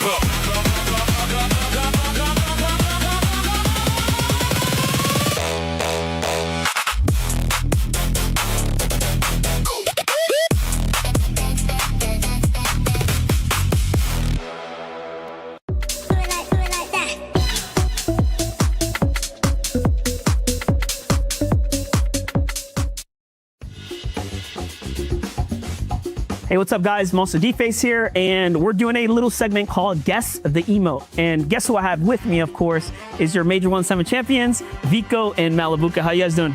I'm feeling great. I landed in yesterday, so I'm hyped. Malabuka? Feeling good as well, yeah. I'm joined with one of OCE's greats right now that have qualified. Spooks, how you doing? I'm doing good, bro. All right, so we're doing Guess the Emo, and of course, with any game has special rules. I'm gonna read the rules really quickly to you guys, and then we can jump right into it. If you can guess the emo in the first second, it's gonna be worth 2 points. But if you need the whole song, it'll actually only give you 1 point. So if you could put the headset on, we'll go ahead and get to it, and then we'll see how you guys do. All right, so we're gonna play emote number 1. The tidy emote. Oh my god, wait. I don't know the name of it. It's like doing like this. That was good so far. Some moves. No guess yet, but that was very good. Let's get the full sound effect.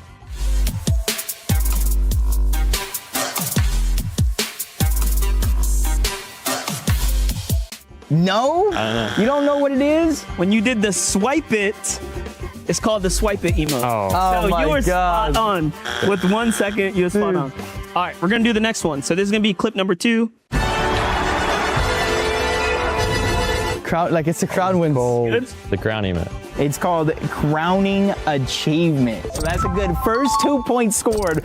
It's like where the crown, like you hold the crown, like the number above it goes up. Like. All right, so you went with the crowning achievement. Very close. I'm going to give you guys the points because you used the word crown. I think that was fair. We're going to go with number 3 now. Clip number 3. Oh my God, it's the pom-pom emote from Ninja. I don't know the name. That one's not the pom-pom. No! But no, that was spot on, though. It is the Ninja emote. It's called Ninja Style. Oh my God. Easy. That's 2 points. That's easy. We're gonna go ahead. This is the 4th one. Again, I know you're gonna know this one. Let's just see if you get the name. Laughing it out. Yep. Yeah, just laughing it out. Laughing it out. That's it. 2 more points. Wow. Nice and easy. And we're gonna play emote number 5. I know the emote. Like it's a boogie emote. I'm trying to. Do you want to go ahead and try and do it? Oh. If you stand up and do it, I'll give you the points.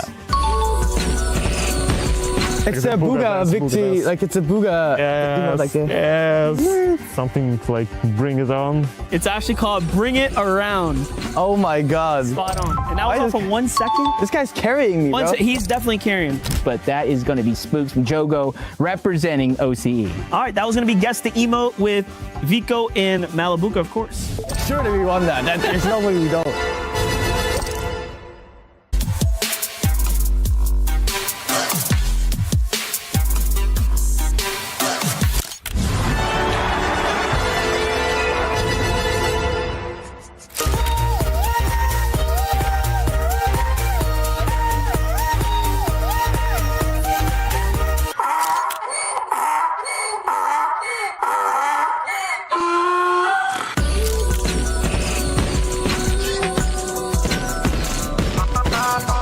What's up, guys? Monster D-Face here, and today we're doing a fun segment with Peterbot and Pollo called How Well Do You Know Your Teammate? I'm going to hand you guys each one of these, and what I'm going to need from y'all after I ask you a question is to write down the answer, and when we reveal it, we'll see how well you know your teammates. Cool? Yeah. What is Pollo's favorite weapon currently in Fortnite competitive?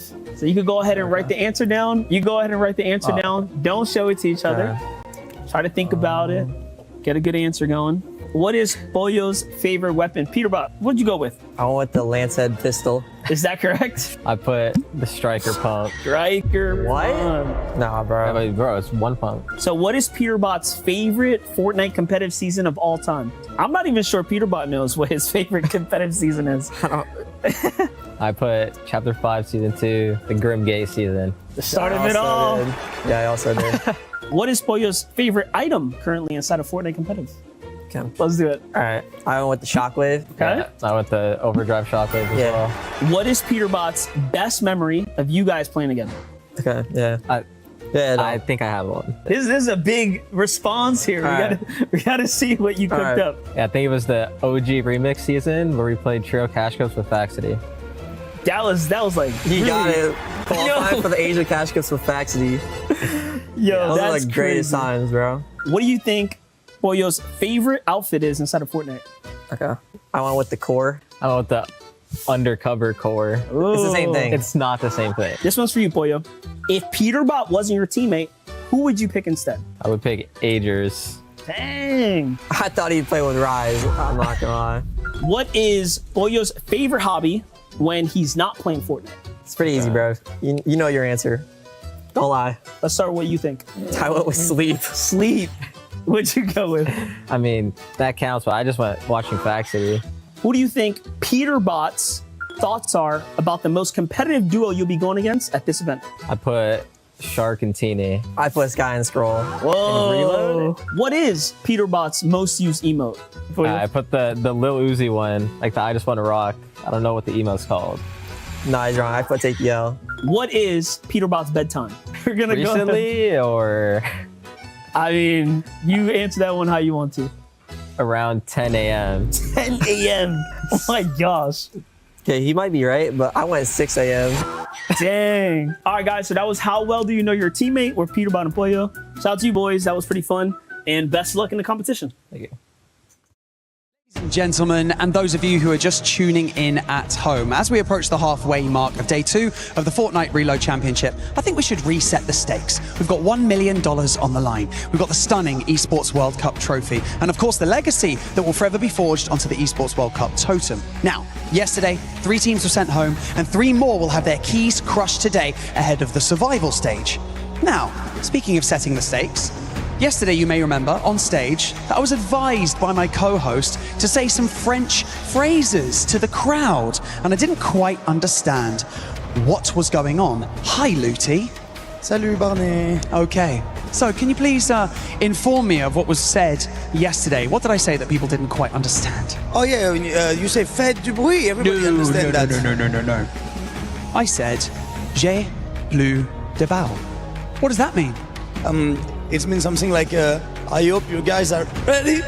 Oh, really? I don't know if that's quite what it means. I swear it is the truth. This is going to take a while. Casters, over to you. I swear about it. What does it mean? Thank you, Barney and Luty. No lies here from us on the desk. We've got a brand new map, which means a brand new casting duo here, Miniminer and Jacob, to take you through these final 5 games of Group B.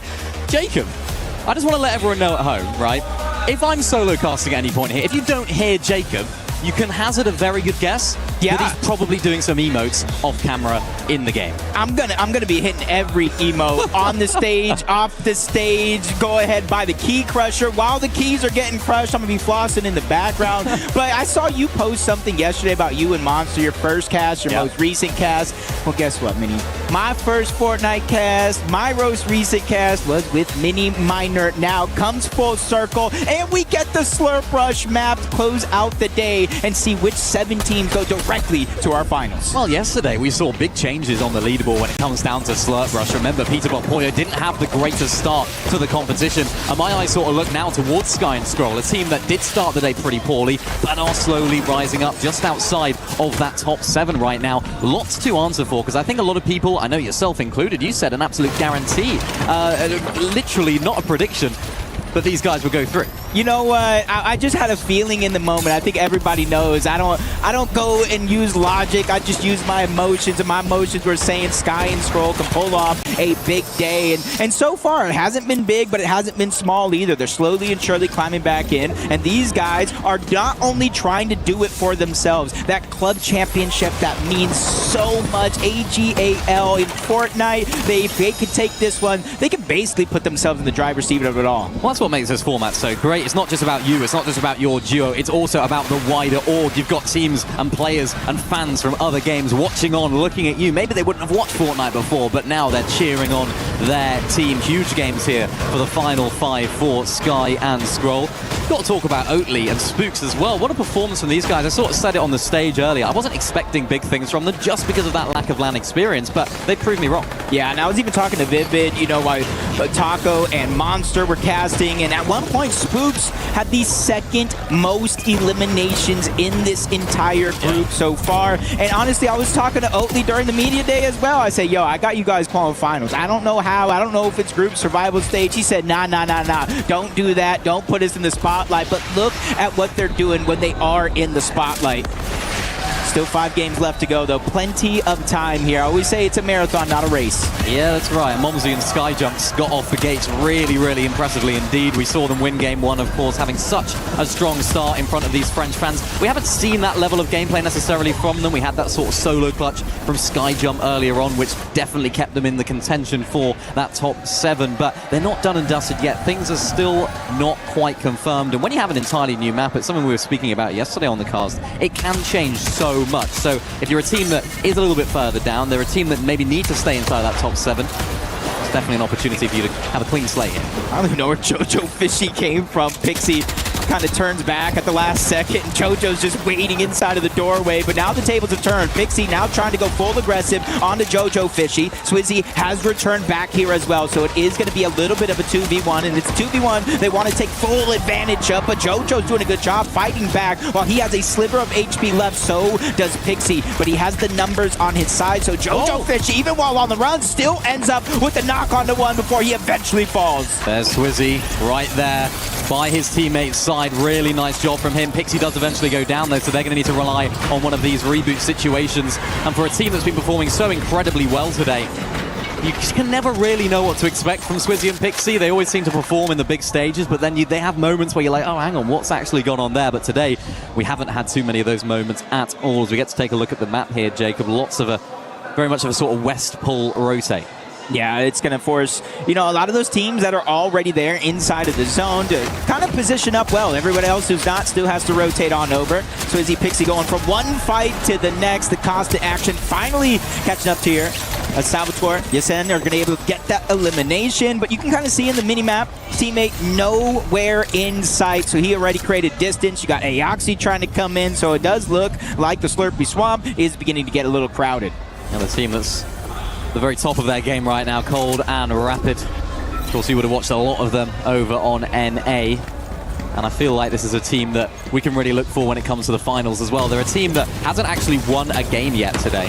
They've just been super duper consistent whilst also picking up so many eliminations. So really that's my question to them is, are they going to be able to do it in the finals if they are in a match point situation? Yeah, and I agree with that because coming into this as well, a lot of the qualifiers, they weren't necessarily the team winning those games. They were getting eliminations. They were playing consistent, which might work here in the group stages, but we'll have to see how it continues to play out come match point finals. The Skyjump Momsy continued their aggression. 6 eliminations so far in this game, and they are certainly closing the gap between them and Cold and Rapid, who are in first place. Big fight coming up here, though. Faded and Khan against Mini Pio Fukun. A team that I know the analysts were expecting more from as well.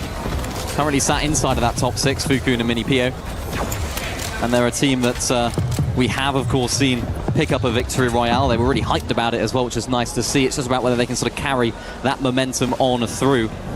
And that's going to be the big question for some of these smaller region teams. It's like, maybe you haven't been in this situation before. You've had a good start to the day. You've got a brand new map now. You've got an entirely new set of teams around you, an entirely new way of playing. Can they keep that momentum going? That's the question I have for them. Yeah, and I think it's all progression, it's all experience every single time these guys load up into a game at these in-person events, and you kind of take a flashback to the Major 1 Summit LAN. They actually won a game as well, or came close to it, and qualified to the actual finals while triple contested. So that really says a lot about this team all the way from Japan, to see how they continue to kind of light things up, doing it big for the region. I know they've got all the support in the world, just like here, Victor V representing NA West along with Kanata. We saw Aoxy, Jojo Fishy going through a bunch of troubles in the early game, and that continues here with Kanata and Victor V taking him down again. Look at how Momsy got an early elim right here. We saw them with a bunch of eliminations at the beginning of the game. There goes Vazen.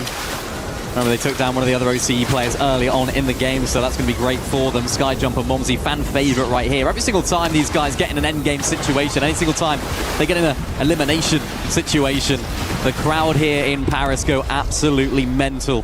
So I want to see more from them, just from that perspective as well. Yeah, and it's so tough. Like, they were able to get that elimination. If you're any team that goes down now at Zone 4, it's going to be very, very troublesome to not only get back in the game, but get a good loadout that you feel confident in going into the rest of the game. And I think that's why you may still see some fights from here on out, but you will start to see things slow down, because when those reboots turn off, or even before then, you're not going to be able to get much. And also, the pressure is on right now, especially for the teams that are in that sort of bottom 3. I'm looking at Dharma and Demosh. These guys are just outside of that bottom 3. Big expectations on their shoulders. So not only is it, of course, the reboots going away, it's also the added time pressure that is, of course, there every single time. Yasin and Salvatore, unfortunately, down just to Yasin. Pixie and Swizzy involved in all of this battling as well. Swizzy with the player that does go down. Yasin does not want anything to do with that. It's Victor V and Kanada that are getting really, really aggressive right now. But Yasin does enough to stay alive, and that's a key element of this reload format. Staying alive is super important, and Yasin investing his launchpad early on. We've seen so many teams do that in late game, but it just shows how important it is for those guys right now. Yeah, I think it was very, very critical for him to kind of get closer to the zone, create distance, so that when his teammate reboots back in, he can kind of cover that gap so quick. Sky and Scroll. I do like the loadout so far, the Mythic Spire Rifle, and this one can definitely put down a lot of pressure for a long time on top of that. To see him in this box fight, kind of give him a little bit of an advantage so far. But up above him, that's Mikan. That's going to be Faded. That's opposition that they played throughout the year, and they come out on top against, but a slow start to the day kind of had you scratching your head about what's next for them. Yeah, they've relied a lot on solo clutches, which was sort of synonymous with how they play typically. And they're a team that can, of course, do that more than capably, but I think they're at their best when they don't do that. Not as much their last season. Victor V, though, down to 1 HP. Unfortunately, now back to the lobby from this game. Both Victor and Canada now down and out. That is not ideal for them. They were chasing that top 7 spot, so new map, new POIs, new teams around you. They crumbled, unfortunately, in that fight. Yeah, and usually I give a lot of leeway. I give a lot of slack in the early games of an entire tournament. But now that halfway is over, every single one of these moments matter. You see that Kanata was able to at least get a knock and an elimination onto Pixie. But unfortunately enough, it was just a little bit too much for Swizzy and Pixie. They kind of overtaken them, and you can kind of see the upgrade in their loadout. Now they have that gold pump shotgun that we know kind of hits that 200 pump in seconds. Oh, they're scary. They're a team that want to take height. They're a team that want to play from the skies, and when you're seeing them with that upgraded loadout, you have to imagine they'll be up there again in this game. Cold and Rapid also finding their way through this game. Zone pulls back towards the congested side of this zone, so plenty of those teams you can see rotating and will have a much better time. Steamy Stacks there as well to the north. Not as many teams towards that west. I mean, barely anyone, other than that one pink arrow at the top. So lots of teams now having to make a difficult rotate, but most of them are okay. Yeah, it has my eyes peeled, mainly on the east side, I should say. Or a lot of teams still going to rotate in from the zone. Anybody that doesn't like their spot that's already in on the west will try to go there as well. Josh Yamzo coming straight in from the north, trying to find their spot perfectly before they heal up. And see, there is a couple of lacking materials here, but not overall. And I think these guys are putting themselves in a good spot here. They still need to start to catch up, but I do think they're a team that can do it. Look at that Club Championship leaderboard as well. Only 100 points separates Team Falcons from AGAL. A really big lead between second there and third. But AGAL, you can see the duo right here, Sky and Scroll. High expectations. We heard from Scroll after that last game, and he was just saying, yeah, we're getting a feel for the lobby. We're trying to get that understanding of how everyone played. And maybe if someone else said that, I'd be like, yeah, all right, mate. Yeah, all right. It's an excuse. But realistically, these are the guys that can be so adaptable to the lobbies that they're in. Their gameplay is so good. The way they play those low ground layers, the way they can make sort of repeatable plays is second to none. So I fully expect them to break their way into that top 7. But as we just saw, it's not just them that are looking at Sky and Scroll. It's the entire org as well. Definitely going to be tough to see what everybody here is made of, including Oatly and Spooks. Oatly, first time ever at an in-person competition, and honestly, he's showing up big, but he is that line. 221 points. He has 25 eliminations as a team, and honestly, if they could just kind of stay consistent, they don't necessarily need to get the first, the seconds, they just need to continue to outplace everybody that's below them on the leaderboard, but it's not going to be as easy as it sounds, because look at 8th place, you got Sky Scroll from AGAO, you got Victor V Kanata from Dignitas, who are out of this game already, and Knight and Gone from Furia, who have had a good start to the day as well. Well, it's almost the perfect situation for Oatly and Spooks. They need to make the most of this game. It's going to be really difficult to outpace Sky and Scroll, but with a couple of the teams down below them in Victor V Canada, Knight and Gone out of this game, all of these points are just going to be absolute bonuses for them. Honestly, just quite surprised at the fact we haven't seen that victory royale yet ready from Sky and Scroll. But like they say, they grow into the tournament. We saw it with Peter Bot and Poyo, I suppose, to a greater extent. They won Game 1 on Slurp Rush, and of course won the last Elite Stronghold game as well. Ixie, though, unfortunately down to a solo. They were looking so good leading up to this endgame there, Jacob. They had really solid loadouts. They were looking really strong in so many aspects, and now Pixie's got to do it alone. Yeah, and just one team needs to go down. Placement points will start to set in. At least half of them are around that top 8 marker, and so if Pixie can somehow, some way, find a way to solo his way to that spot, wouldn't necessarily be bad, but there's a lot of pressure being felt because you see kind of on his heels, Momsy Sky Jump, they're there as well. They are positioned with a little bit of elevation, not necessarily on the full high ground yet, but they're giving themselves options, which is huge. Yeah, it's important. Cold and Rapid as well. They always give themselves options in these end games. They're always putting themselves in really good positions just to stay super consistent. And all those eliminations are helping out as well. You can see Cole just holding on to those builds right there as Rapid tries to go on up. It's always a little bit dangerous because you do get looked at by so many of these different teams. So it was really important that they actually came out of there unscathed. Momsy and Skyjump, 7 eliminations for them so far. They have come to tear up the lobby. And the pressure from the French fans, the home crowd, has not got to them whatsoever, it seems like. I think it's almost the opposite. They're fueling them this weekend. And honestly, you can see them peeking through the cone, grabbing crucial information. Probably seen Yassine Salvatore up above on the high ground. Yapko Panzer not too far off. And so they're just trying to check off boxes in terms of information before they make their rotation on over. Now we can get a look at the high ground. The bird's eye view, and this is where it does get dangerous for the teams in the backside of the zone that have to rotate on out. There goes Cold and Rapid. A couple shots are going to connect. More and more teams are becoming viable targets for them up above. Yeah, that's the thing. They've invested so many of their builds right here, so much metal into this height take that there is going to be a team undoubtedly looking to try and take it from them. That's why Salvatore is looking towards that backside of zone. Yassine is going ahead. You can see Acorn and Bolts just trying to set themselves up in a good position. This is the danger though. Sky and Scroll, teams that have launch padding up into the air using that Flowberry Fizz as well. Height is never safe and sound, so you've almost got to look in 15 different directions when you're playing height. So a big test here for Salvatore and Yassine, who are looking to break into that top 7. Yeah, especially depending on where the zone goes. They got priority for the actual steamy stacks just towards the north.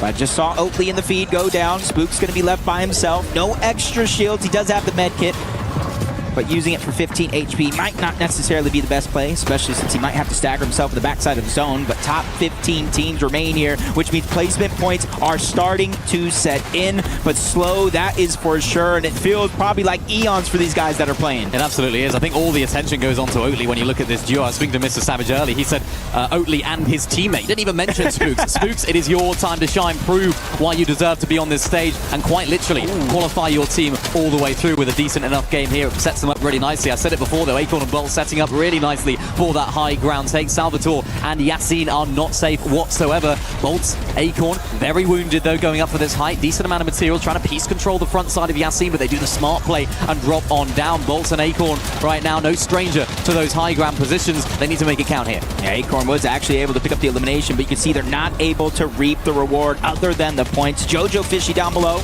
is going to be taken down by Inact. Acorn's elimination finally gets cleaned up, and you see the zone is cutting back in their favor. That's going to save them a ton of materials, which is needed because you see only 5 left in the inventory of bolts. Spooks, what have you got? What are you made of? Let's test your metal. No eliminations for him so far. Fader getting into the box next door. He needs that elimination. Faded is so weak. He's not going to know that though. Down to 16 HP goes Spooks. Needs to hit a big damage shot. We're going to try and look for an opportunity to pop a mini at some point right here.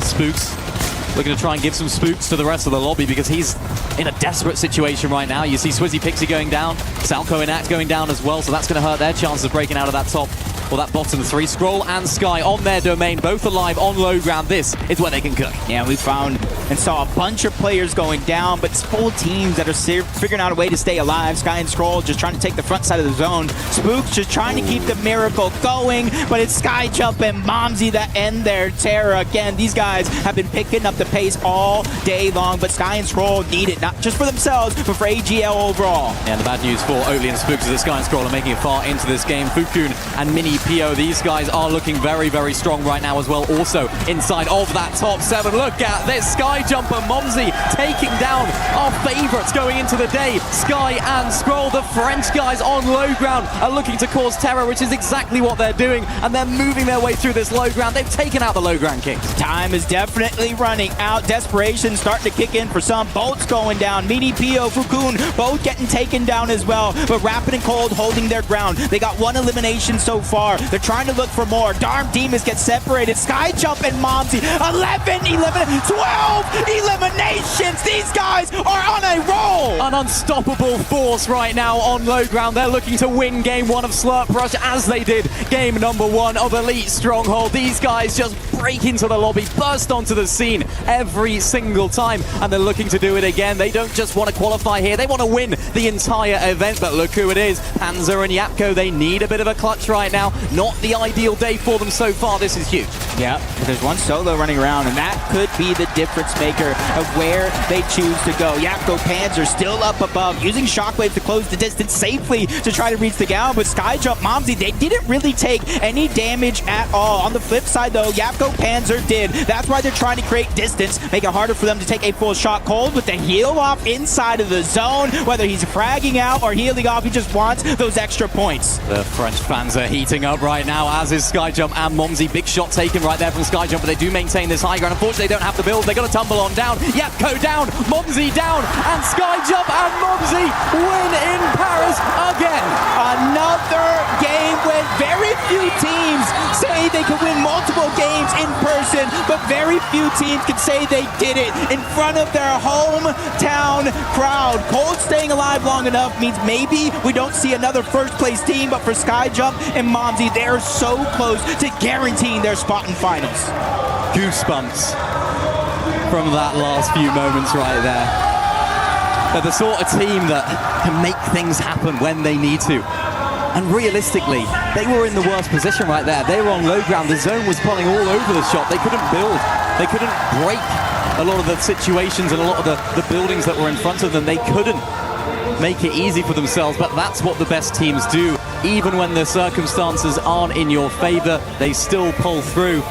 And it's these French fans, Jacob, I think they are really just giving them that extra boost, that extra edge, and that's what LAN Fortnite is all about. Yeah, and it's just these big moments right here. Panzer, Yapko 2v2. The crowd erupted when the first knock even happened. They saw something we didn't, but these guys deserve all the credit in the world for how they're performing, not just today, but even leading up to today.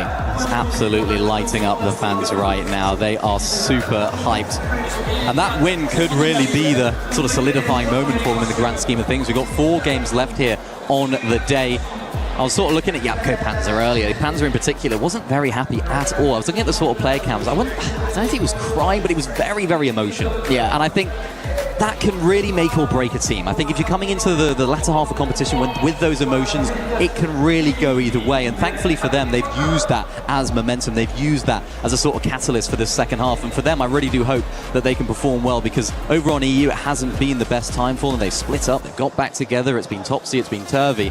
So for them, a second place is actually really strong.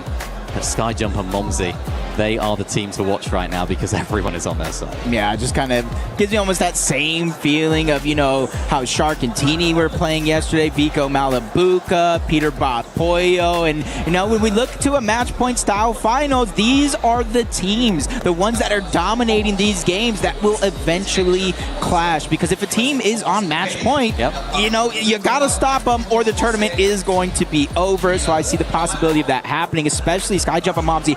14 eliminations throughout the course of that game. I know I got crazy when 11 and 12 happened, but then they got 2 more with the game win. And they got active really early on, didn't they? They had so many of those eliminations. What was it? Maybe 6 eliminations earlier on. And I think they just stayed alive as a duo from the offset. And a lot of the teams that maybe had to catch up right there did lose one of their teammates earlier on. So the fact they could make their way into that end game as a duo from the offset was super important for them.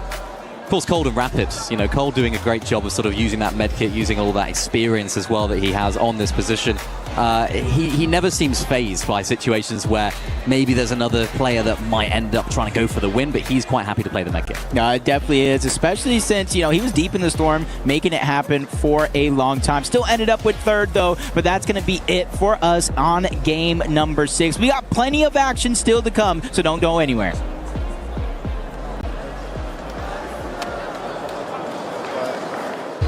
We were there. For every click, every clutch, every respawn. We were there for the years of grind. And we're here. Now. The proud founding partner of EWC. Powering the biggest event in gaming. Shoulder to shoulder with the world's best. Making history. Greatness deserves a stage. Lenovo Legion. Reach your impossible.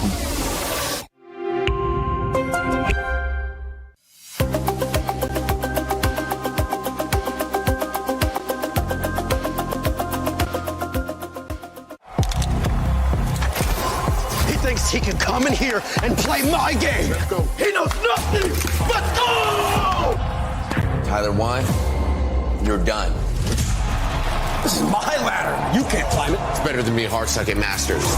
You're going too far now. Your eyes buggy. Your elbows ashy. Is that airline? That's an L airline. Somebody better hold me. Okay, yeah. Do something then. Raw energy. Blow the house down.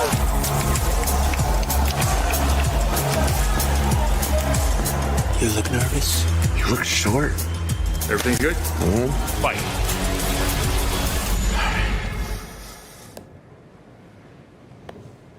Okay.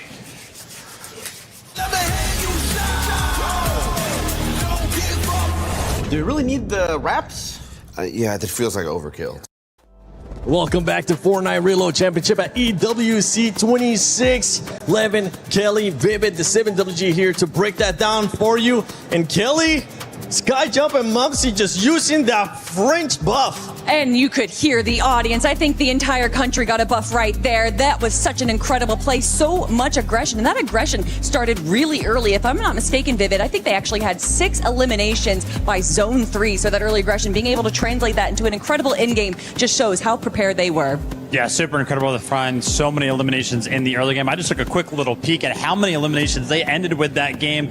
It's got to be the highest we have seen so far. They had a total of 14 eliminations and got the win on the back foot of that as well. So 102 points out of that game right there. You can see how big of a difference, how big of a jump that must, come into play when we take a look at the overall leaderboard. I think it's very clear these guys are really using that home crowd advantage. There's so much confidence in the way they're playing right now. They have no fear. They feel like they own the moment. And to be quite frank, they do own the moment at the moment. One more moment? I'm a moment man. You know I like my moments. You like your moments. Yeah. You know I love my moments. But the chase for first place, it's just going to continue on because Cold and Rapid, Vivid, they're continuing to perform here no matter what happens. This is what I wanted to see out of Cold and Rapid. And you know what? Me and Lev have been talking throughout the week, since we got here. And we've kind of agreed on one that we don't agree on a lot, Levin. Typically, NA, EU, whatever. I seen it. But the one thing that we have agreed upon is that Cold is so fun to watch. And the fact that Cold and Rapid just continuously plays so consistently, and it's just on the back foot of finding all those eliminations, seeing Cold in what feels like such a good state when it comes to how well he is playing the game, that is fun Fortnite to watch. I think a lot of questions were asked about some of these duos where they don't play with each other anymore. Can they jump back into things and really just sort of get going again? I think it speaks a big credit to Rapid and his ability this year to just play with anybody and find results, right? Of course, when you're playing with Cold, you're going to get results always to some degree. But I think Rapid definitely deserves his flowers as well as far as steering the ship here. Well, you want to talk about their performance in that game right there. I would say that was actually one of the weakest performances we had from Cold and Rapid, and they still were able to make it into the very end game. And for Rapid there, or for Cold, it actually came down to a heal up. You can see going down into 12th zone right there, but eventually did come into his favor, and they're still at the top. And I got to tell you, we are talking about the fact that Cold and Rapid, they obviously split up halfway through the year, but they still have to play, obviously, the reload together because they qualified so early on in the year. So probably a lot of people at home are like, what does that really kind of feel like for a duo? Well, we are here, obviously, at LAN, so we get to actually get a visual look at these players. I can tell you right now, Cold and Rapid, even off of the stage, obviously in the game, they're playing absolutely phenomenally together, but even off the stage, they're just walking around. They look like they're buddies, right? So they know exactly what they need to do. They have fully reset. Their mental is locked in, and they're just having a good time together. And Levin, for AGAL in that last game, not being able to find the consistency that we're expecting out of them, but they did end up with at least 4 eliminations. Yeah, did they ask you for another Levin coaching moment or something? Or what's the gimmick here? Nah, not yet. Yeah, look, ultimately it's going to have to be better for them, right?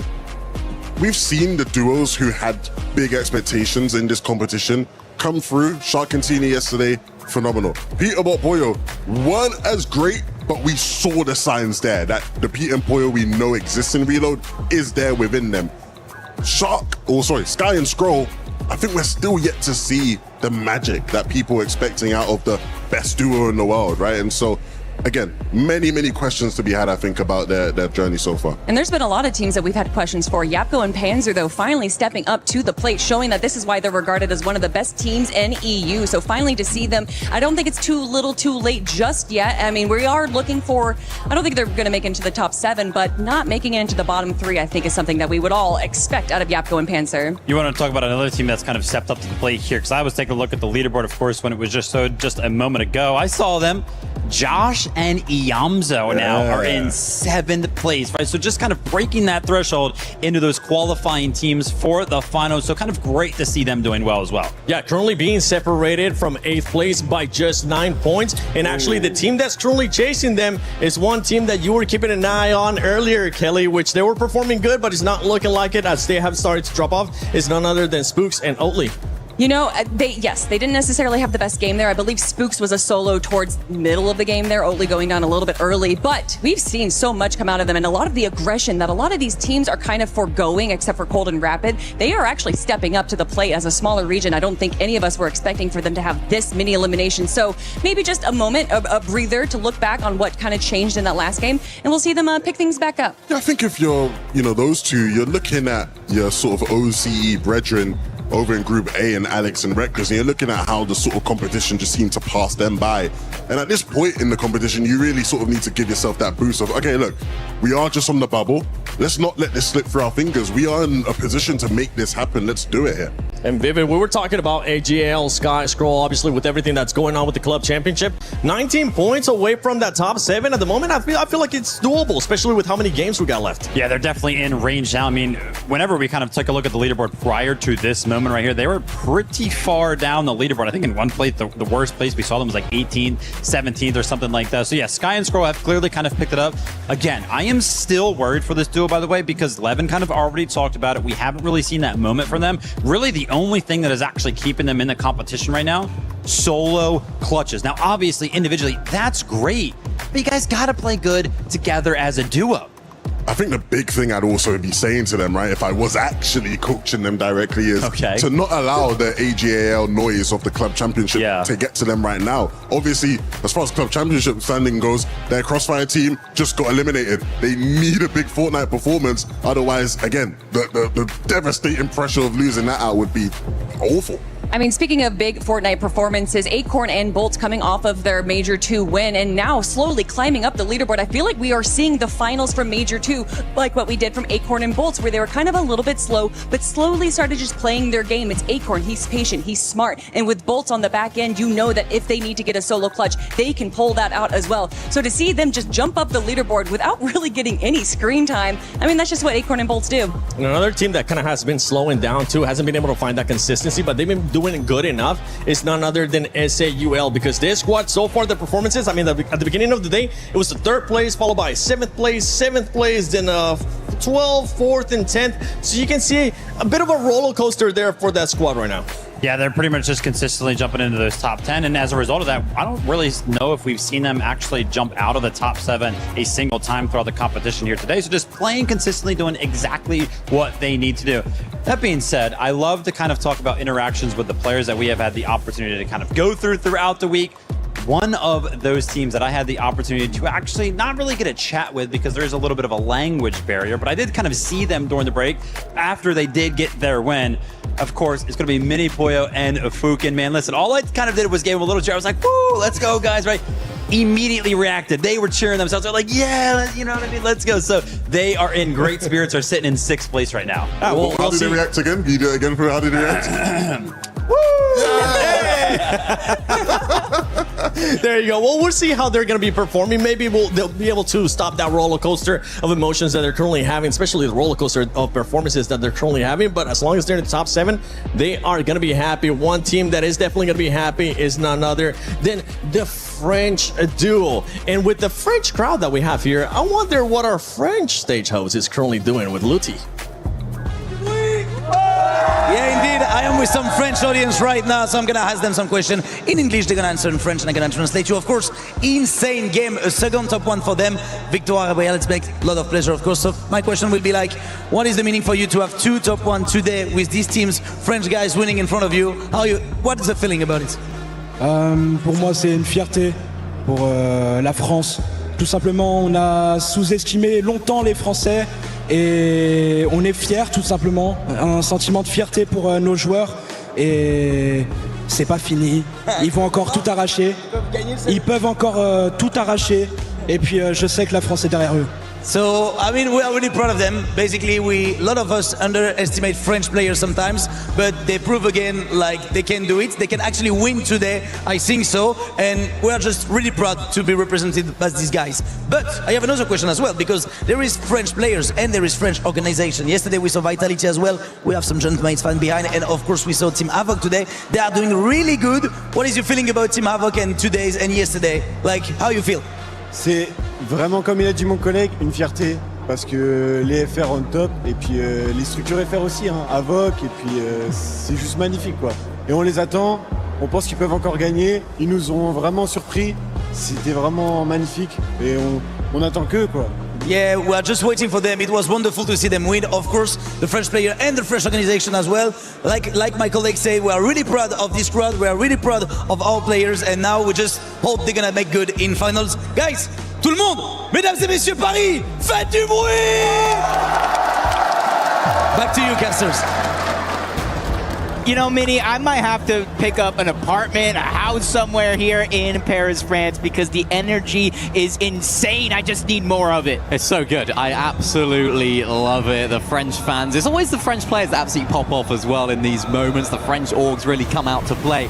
So, yeah, that first game here on Slurp Rush was almost just absolutely perfect. We couldn't have scripted it any better. They didn't look like they were going to win the game for a lot of that end game, and then they just turned things around so quickly. Doesn't quite put them in first place on the leaderboard, all because of this guy on screen, of course, doing so well to heal off in that end game. But really, a great performance from so many of our top teams continuing to plow on through here. Yeah, it's just, as these games continue on, going into match number 7, then 8, 9, and 10 to kind of close out the day, I'm not necessarily concerned with the top side of the leaderboard anymore. Cold, Rapid, Sky Jump, Momsy. I'm more concerned with, you know, 6th place, 7th place, 8th place, and everybody else outside of that bubble. Because it's usually in the last 2 games of the day, I say it's all or nothing, eliminations and victory royales to kind of close that gap. This is the moment here where you're not in desperation mode, but you're literally a few matches away from that being the case. Yeah, there's a lot of teams that are in and around it, and it's actually really close, sort of on that bubble. Mini Pio and Fukun, of course. Vivid spoke to them. Let's hope they can use that energy to you know, carry themselves into this. I love how Vivid had to do that again, of course.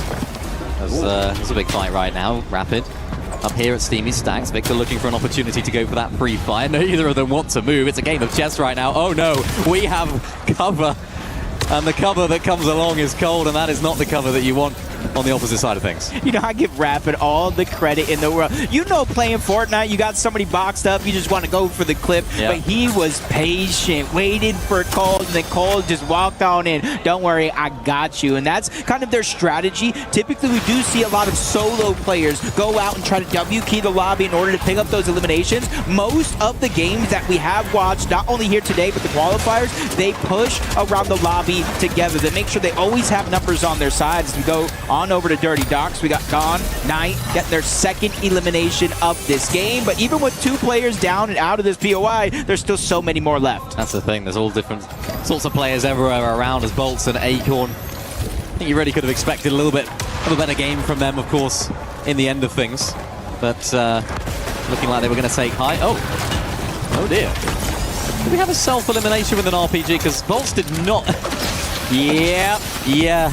I've been there. I can't say I've not a few times before. We even saw it yesterday. I don't want to say it was Malibuca, but that's the first name that does pop in my head. So it is going around this week. Just kind of, you could kind of see the nerves, the anxiousness coming through from some of these teams as Panzer goes down. Cold and Rapid, 2nd elimination of the game. And that's a team that you don't want to get heat up. You want to continue to kind of let them lose some of that steam. But for Cold and Rapid, it does not look like it's going to be a case. Gone and Knight either. They get their 3rd elimination of this game. Even while getting pressured from behind, that's Anon who just spawned back in. He goes down as well as Gone picks up his 4th of the game. Yeah, Anon is not really having that great of a time right now up here at Dirty Docks. Gone involved in this fight as well. Trying to find angles, trying to find opportunities to heal, of course, as well. Lots of other teams sort of in the surrounding area. You can see Knight there just leading the way, saying, yeah, let's just get out of here. Picked up our 4th elimination here of this game. We don't need to have anything to do with that. A lot of rockets coming out now. Momsy doing it, trying to put pressure onto Enact, breaking through the builds. Times the shot perfectly to bring the shields down. Enact goes down in that 1v2 situation. And honestly, you can kind of see the ones that are sticking together, just kind of lurking around the lobby, going after those eliminations, are the ones that seem to have built just a little bit of momentum here in this early game. And you can kind of see them looking around, trying to figure out where that player is going to respawn back in at. Yeah, there's almost 2 ways you can play it, right? You can W-key as a duo, try and find those solos, or you can try and get a few little picks as a solo third party, some fights, get the elims that way, and then get back with your teammate later on down the line. Scroll there in the feed as well, getting an elim.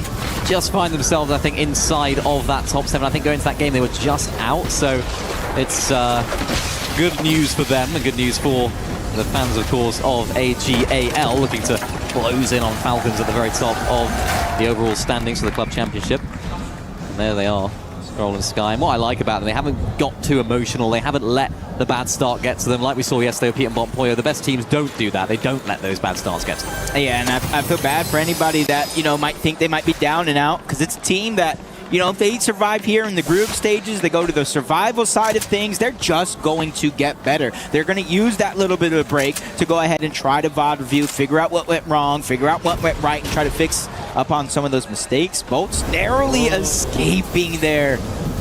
You see him just kind of lurking around. He does have the slap smashes for the HP, but it almost feels like he might need an elimination to stay alive deep in the zone here. That's what's the plan is right now. Luckily, they managed to get away here very cool. And Bolts Rapid down in the feed there as well. Our top team, one half of them down. But of course, Cole is still in the game. 20 duos left. Everyone, of course, still in this one. And this is when things really start to get real. This is where things start to get difficult. Bolts there on the other side of this wall. Nice shots coming on through. Bit of a trade from both of these teams right now. And unfortunately, goes down. It's Bolts and Acorn just finding that angle, getting that piece control, and catching him off guard right there. That was looking good on the other side, but Acorn coming in. Probably hear the audio, the visuals. You kind of get a little desperate, push in just a little bit too far. Bolts is going to be able to shut him down. Con and faded here. This is against Sky Jump and Momsy. They're fighting over one of those supply drops. And it almost looks like either team actually needs it outside of the mobility.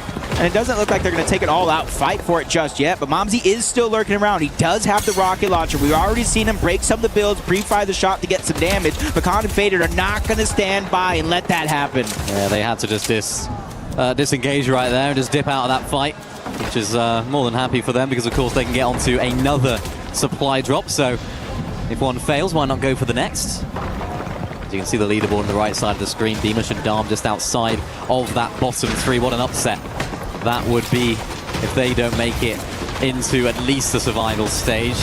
Faded and Khan as well. I think they're a team that you can expect big things from, but maybe you don't on this sort of stage. But currently sat in 5th place, actually looking really good, and two incredibly good fighters individually as well. So this sort of meta, the way that Reload is played, I think plays into their favor. Especially since 10 games each day. I feel like this is one of the longest kind of structured formats. It's more of a marathon instead of a race, and I think that's kind of helping some teams versus others. That mental stamina to be able to kind of hold tough throughout any good or bad situations. Rapid probably spotting somebody out up above, marking him out as well. They know this is a fresh, rebooted player, and they're going to try to attack while they can and while they have the advantage. Yes, nightmare situation for Seven and Axel as those guys go down entirely. So for a team like Salvatore and Yassine, they need to make the most of this game as the team directly below them have now gone out. So an opportunity for them to really boost their way up in the standings. Fukun and Mini Pio really looking to try and just maintain their position inside of that top 6. Cold and Rapid, realistically, are quite happy with how this is playing out. They don't need to close things out really quickly right now. Fukun thinking the same as well, and they can heal up really easily by these big slurp barrels. Cold and Rapid still sort of trying to seek them out, looking for an angle. Rapid finds one. Able to actually end up finding the player, though. Yeah, look at this. They don't know where they are here, Jacob. Yeah, they have an idea. They just don't have the clue just yet. But they are lurking around, playing it very, very safe. Trying to make sure to check every nook and cranny, but it does look like they might try to disengage out. Acorn Bolts find themselves in a 2v2 against Darm and Demus. NA versus EU here for now. Acorn is going to try to put pressure on Darm. His teammate is there putting down his own to make sure he does not kind of let him fight that one for free. As you see the elimination that took down 7 and eventually led their entire downfall. Yeah, that's not ideal, of course. Rebooted in, got taken out of the sky. Demus, though, is now left as a solo. Bolts is able to hold off, so Acorn could find that first against Darm. Demus just needs to stay alive as long as possible. Bolts and Acorn looking for all these sorts of angles, trying to make their numbers advantage known. Acorn looking for some peace on the top of the build. Not able to find connections yet. Bolts looking from another angle as well. They've got to be careful here, though. Of course, they don't have those whites, as I say that. Bolts gets a nice little gift from his teammate, Acorn. And they're not able to actually find this elim onto Demus, so Darm must have been rebooted by now. And this is only surely a matter of time for Demus to go down. But the more time that Demus stays alive, the worse it gets for Acorn and his teammate Bolts, because it's just like they're wasting time here. Yeah, and I agree with that 100% because he doesn't even have med kits, bandages, or anything either. They used their last one, and there's only one possible elimination down here, so somebody's going to be left without Siphon, and Bolts is going to get that elimination, so Acorn is going to have to go hunting. I will say, though, the Blessing here gets the elimination, gets the materials, and you look, it has that kind of infinity symbol when it comes to gold. That means he has over 1,000. There's a mending machine nearby, so they are going to be able to access some med kits and big pots if they need them. Ah, look who found him. There we go. Cold and Rapid. They found him in the end. It's a game of hide and seek here. It's not Fortnite Reload, as Panzer and Yapko getting into a bit of a fight as well against Mini PO. So there's 3 teams sort of getting active in this area. Thankfully for Panzer and Yapko, they do win out that particular engagement and are able to get the revive as well. But for Canada and Victor V, we saw them sort of have an opportunity in that last game, I really think, to break into that top 7, and they just fell far too early. So I think they'll be looking to try and correct a lot of those mistakes there, Jay. Yeah, I know we were talking about kind of Cold and Rapid in a situation where after they qualified, they split up when it comes to the different BR mode or the traditional one. Canada Victor V, same thing, so they don't have all the same practice as some of our other teams in this game as Mini Pio gets found out yet again. Cold and Rapid initially took down his teammates, so both of them seem to be on the spin cycle for now. And it's interesting enough how aggressive they're actually playing because we're in the 6th zone. Typically, this is where you would see things tend to slow down a little bit, knowing you only have 1 zone left, reboots turn off, and that's your last chance to kind of get back in the game. But Cold and Rapid are doing the exact opposite. They're not slowing down. They're making sure if you get rebooted in this game, you have little to nothing. Yeah, they actually get zone here as well. The zone actually pulls back towards the north of this sort of bigger zone. As you can see them there, the sort of pink arrows just to the left of Slurpee Swamp Text. That's where those guys find themselves. They're actually in a really nice position if they have those whites there to be able to heal themselves up. And that's a prime position. So not only do they have all those eliminations, not only do they have all that confidence, they also have a really nice position inside of this zone. Even teams all the way up there at Boom in base still finding themselves in there. There's Yomzo and Josh as the team that are in there.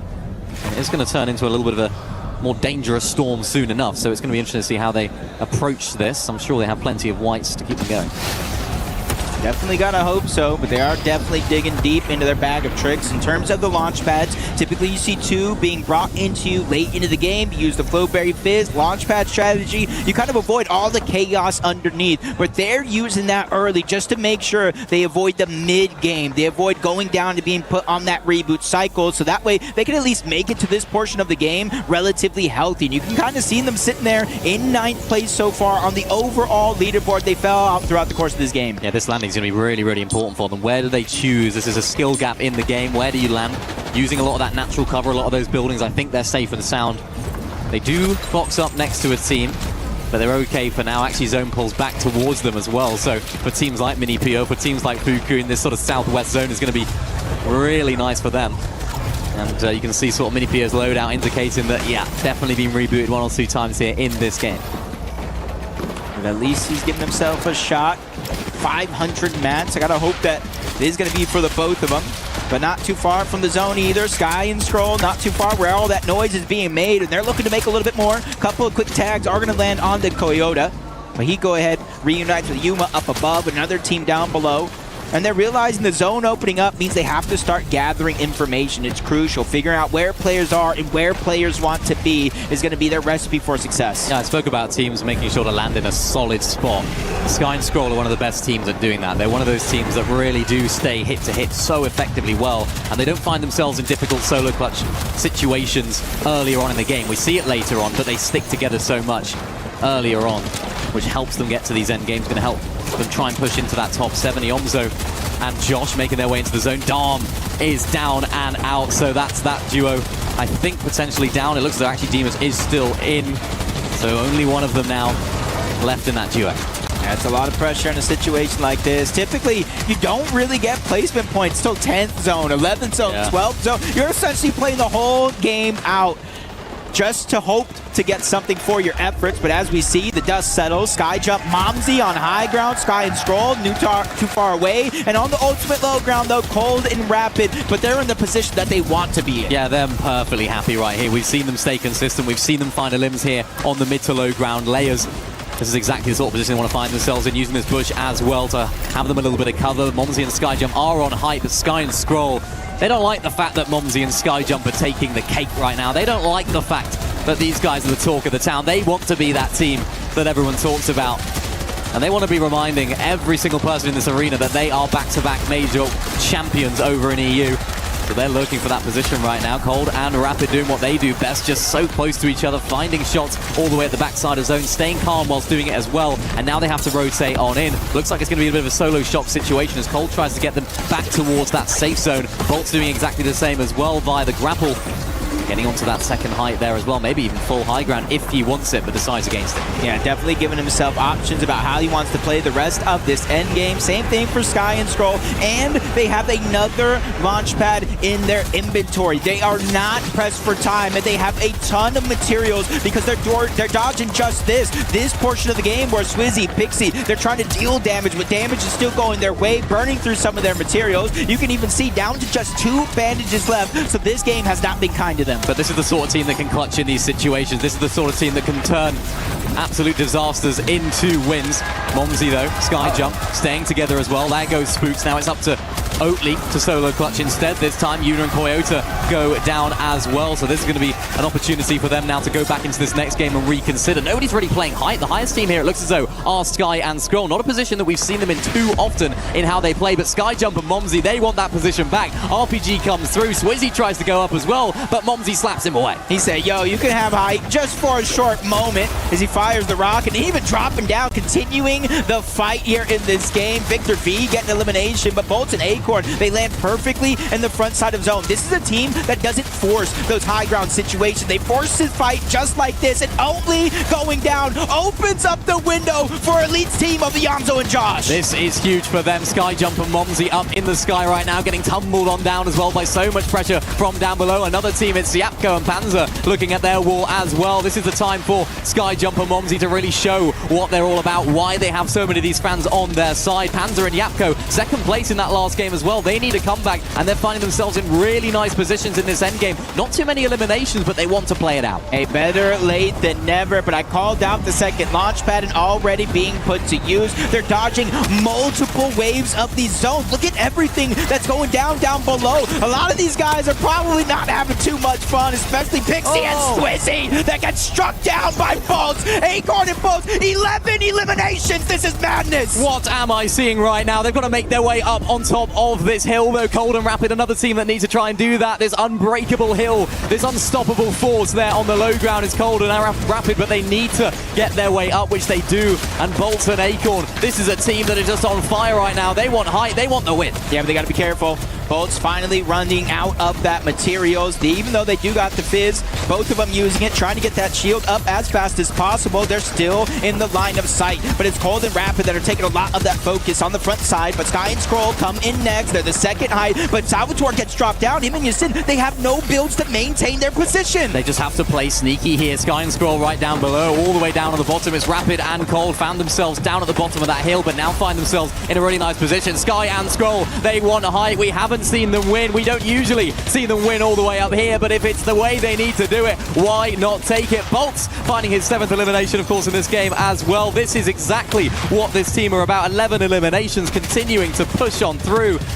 Josh going down there in the feed as well. Rapid now as a solo too. Yeah, this is for Rapid to try to hold on to first, but for Sky and Scroll, this is bigger than themselves here in this moment. We were all talking about what they were doing as solos, dominating the game, staying in contention, but look at what happens when these guys are finally together, side by side, up above, Acorn and Bolts, the NA Major 2 champions, and a whole solo comes in to try to disrupt the mess. Yasin, and he does so perfectly, taking down one, but Sky and Scroll fall from above and steal the game away. They have awoken. It's only taken them a decent chunk of games here to get the engines going. You can see what it means to the family as well. They are so happy with that. They are here, and they're not here to mess around. They took height. They thought, you know what? Let's go for that position.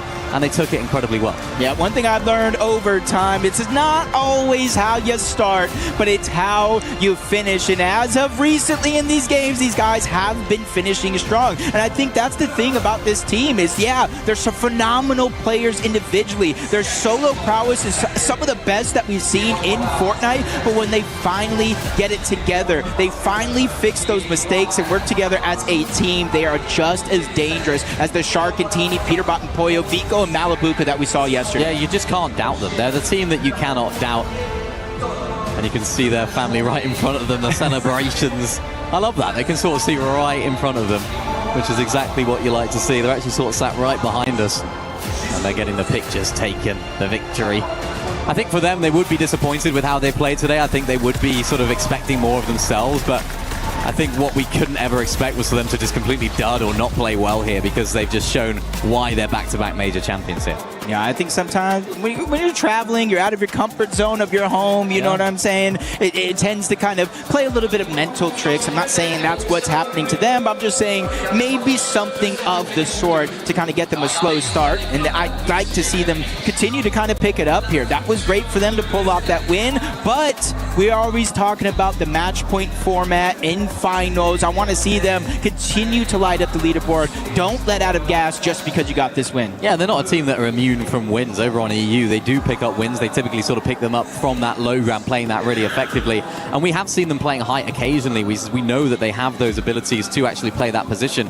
But unfortunately, in terms of their overall points gained from that match, Acorn and Bolts are the ones that take first place for that 86 total points, 36 elimination points. They're the team that are just on fire right now when it comes to those elims in endgame. They were really looking good. Yeah, and I wouldn't be too worried, though, kind of looking at the leaderboard. Yeah, Bolts, Acorn scored more, Cold Rapid right down below. That's not near direct competition, though. Yeah. These guys are a little bit higher up on that leaderboard overall, but it goes to show that at least they're continuing to climb back up. But looking at this side of things, you know, you got to look at Oatly and Spooks. Only 12 total points in that last game. They were the team that kind of started on the bubble, but now they kind of fell outside. So we're going to need a great finish from them if they want to look to advance directly to the finals. This is what it's about. This is what LANs are about. You can see what it means right there. To the family, to the friends that are in the crowd as well. Yeah, I love it. They have awoken. They're here. They've reminded us that they are here. And it's what they do. Does Scroll have a twin brother? I feel like it's Scroll. When we first panned him, I was like, Scroll looks exactly like his brother there. Yeah, definitely does look pretty close. And honestly, I might have to ask him. I'm going to use this moment to go figure out if he does have a brother. You guys can use this moment to go ahead and grab some snacks. The rest of the games are coming up, so don't go anywhere.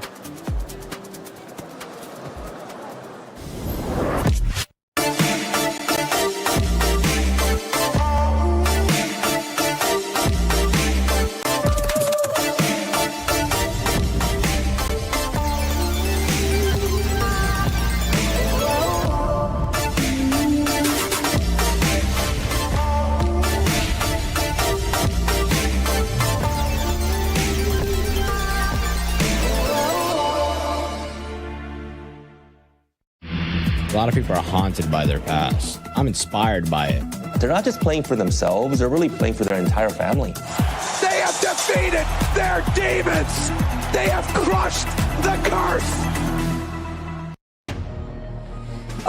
Woo! Sky and Scroll just got a massive victory royale, Taco. We are back! We are so back, and I know AGAL has got to be feeling some signs of relief because Sky and Scroll now elevating themselves into top 5 position, so they're safe for the time being, but they've definitely got to keep the momentum going. But man, what a performance out of these guys. They have really started to build after that gruesome start on the day. That's exactly what I was going to say, right? To have that super slow start. I mean, obviously this is Sky and Scroll, right? These are some high caliber players, so I'm not surprised to see them in this position, right? Especially toward the latter half of the games. Finally, though, to get that victory out, that's going to start pushing them in the forward. That momentum is, I feel like, all they needed. Yeah, it's one thing to manifest a couple of top 5 performances, but when you finally get that chip of managing the victory royale, it really does just remind yourself that yes, we have the potential. Yes, we are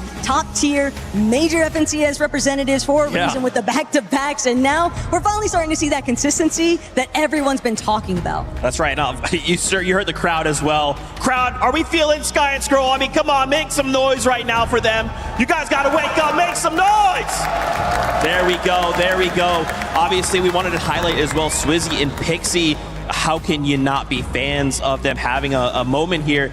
We've got to make sure they make it in that top 7 because we want to see them go straight through to finals. But I mean, come on, how can we not cheer for a global champion? They've obviously had a very solid day throughout, though. I mean, Pixie, I can already tell he's absolutely in the zone alongside Swizzy. But you have to imagine still sitting inside of that 4th place position. So they are looking set for that top 7. But obviously, job's not done. Why not close it out in style? And that's the type of performance they've been putting on all day. And we know there's been a lot of love towards some of the French competition, but obviously Havoc also showing big time love to these two.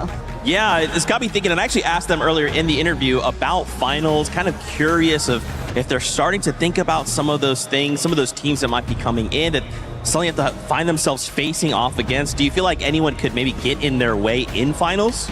With the way that they're throwing up numbers today, I don't think that's the case. I think right now, their only strategy is just focusing on the game plan that's been working so well for them. A lot of it has just been going for that height control, but I think more importantly still, it's just them understanding that they have a very solid dynamic of being able to kind of toggle the sort of primary factors, and that's, do we need to go for more eliminations, or do we just need to keep prioritizing our positioning, our rotations? But we know that they're capable of doing everything. They're just kind of firing off on all cylinders. I love that. Is there any other team out there you feel like is really, you've kind of got your eye on that has kind of like impressed you, especially in the context of EWC?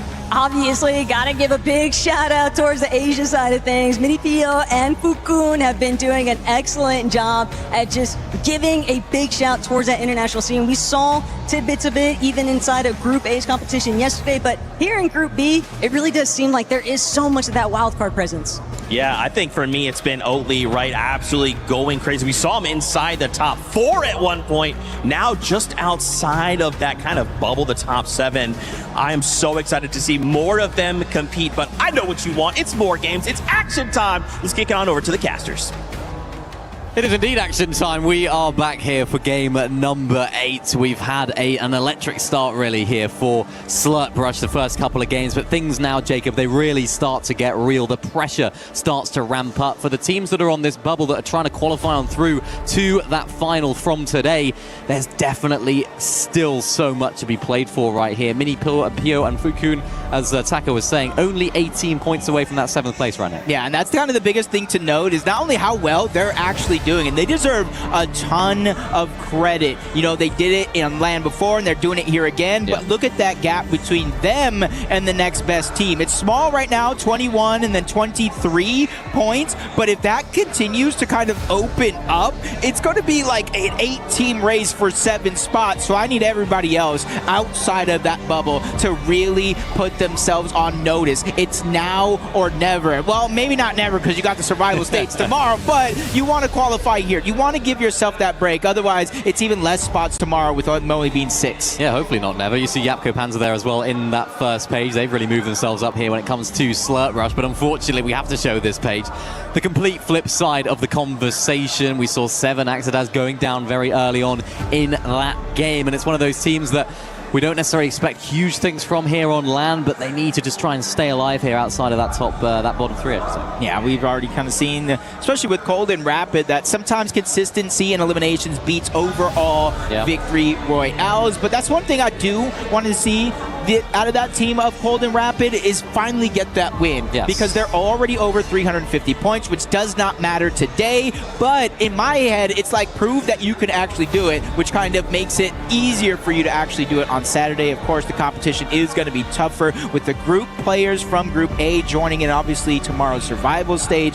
But it just goes to show that this reload is just more than just mechanics. It's more than just strategy. You have to deal with so much that is unknown at any point in time. Yeah, I feel like it's sort of, you know, an opportunity really just to skip that survival stage entirely. You know, you really don't want to put yourself in that position tomorrow because then that pressure is just even more on. So we've got 3 more games of competition here for today.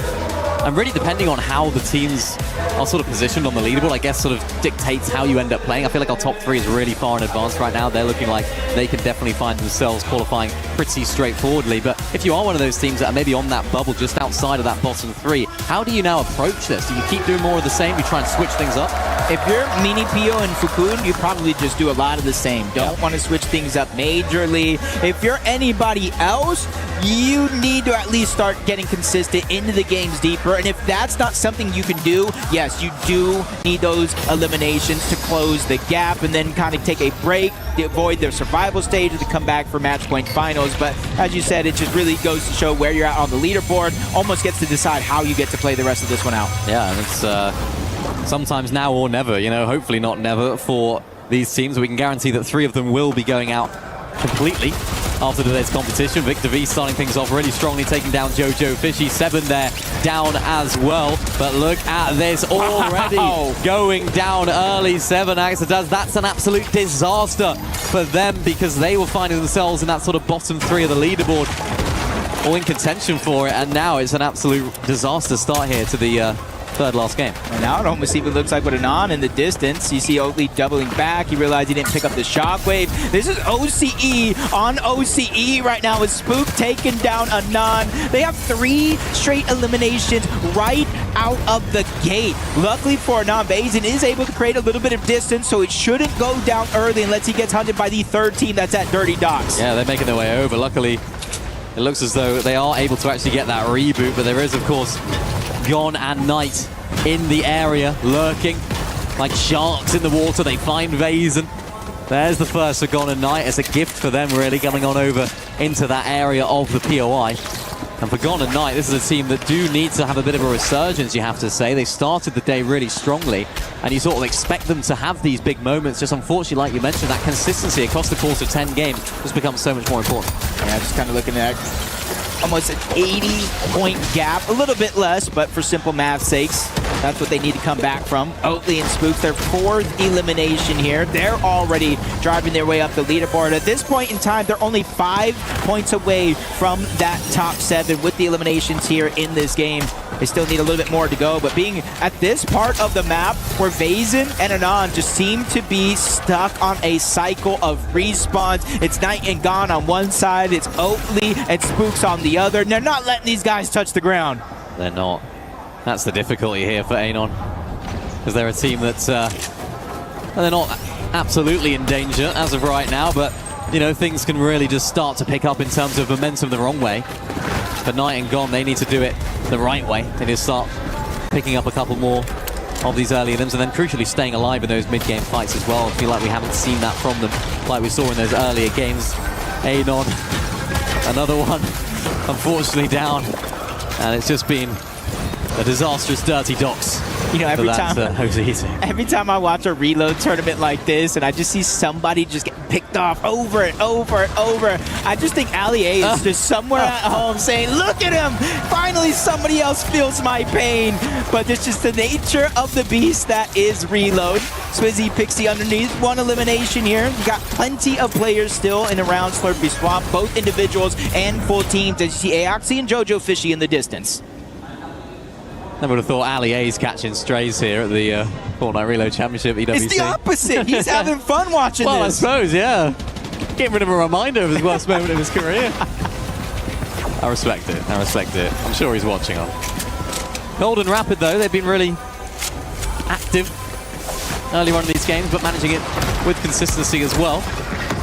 Unfortunately, 21 points.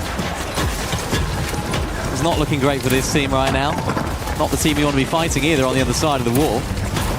And it's just been really dangerous. A lot of these off-spawn fights just haven't gone their way, and unfortunately for them, it's just been Golden Rapids running the show at the moment, both in-game and, of course, off-spawn. Scry and Scroll looking to take down another player here as well, trying to get their 2nd elimination of the game. Salvatore is below right now. They're trying to go for an almost pseudo-sneak play, which they actually do fine. Nice little beam there from Sky, or from Scroll, to give Sky an opportunity to find an angle as well, but unfortunately Scroll gets beamed in the process. Sky does the smart thing and disengages. Yassine is down. Tried to get on out of that situation with the launch bound. Salvatore, unfortunately, as well, has to make do with what he has, which is not much. And Sky and Scroll back inside of the Storm. They understand that although they did pick up that win, they're not quite done and dusted as of right now. They still need to have this solid back end of the day. Yeah, and I like that decision for them. You saw how crowded it actually was at Slurpee Swamp. Yeah. There was like 3-4 teams directly there and a couple more on the outskirts. So they just trying to play the long game. As Mini PO gets taken out. Cold and Rapid are going to pick up their third elimination of this game. And you can see he has the exotic Yoink shotgun. So even if you try to run from Cold, if he hits you at one of those, he's just going to pull you back. Get over here! So Rapid can finish you off. I mean, I love the fact he's really smiling about it as well. That's what makes Lands really great. He's just having a fun time. I mean, why wouldn't you? Your first place at EWC Fortnite here for Group 2. Look at that, though, in the feed. Scroll down to Canada. So we were sort of praising them for that really solid, really smart play to go back inside of the storm. But look who else was there, of course, as well. It was Canada. Unfortunately, Mini Pio, again, going down Cold and Rapid and not letting these guys get anywhere into this game, get any sort of momentum. And they find their fourth elimination of the game. These guys just so aggressive in these early stages of the game. I'm really intrigued as to how they're actually going to play finals, though. Are they going to be able to keep up that level of aggression? Because if your entire game plan relies on those early elims, if they rely on sort of those dead side rotates, can you do that in the finals lobby? That's the question I have, but not for them to worry about right now. Definitely going to keep us asking a lot of questions as this day does continue. Night and Dawn, 4 eliminations throughout the course of this early game.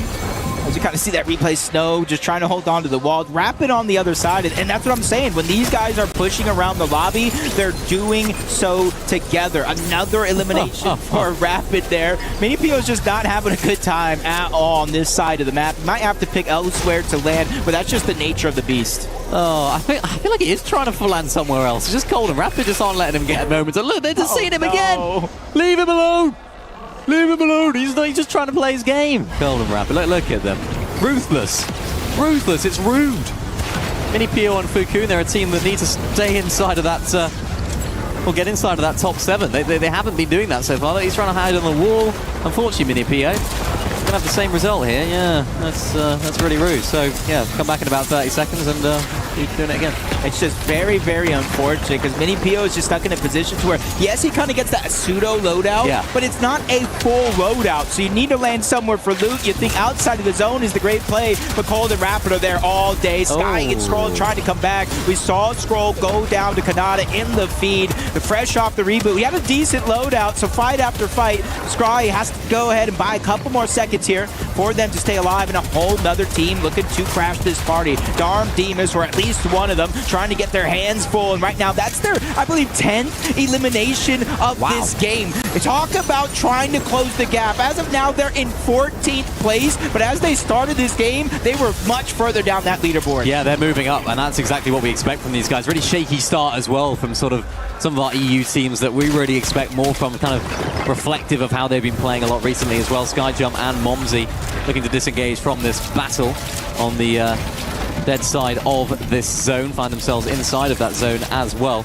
And of course, they've just been super consistent today as well. Skyjump and Momsy finding themselves sort of third place on the standings. Had some really nice end games, 2 wins of course as well. Their worst placement here today was the 13th.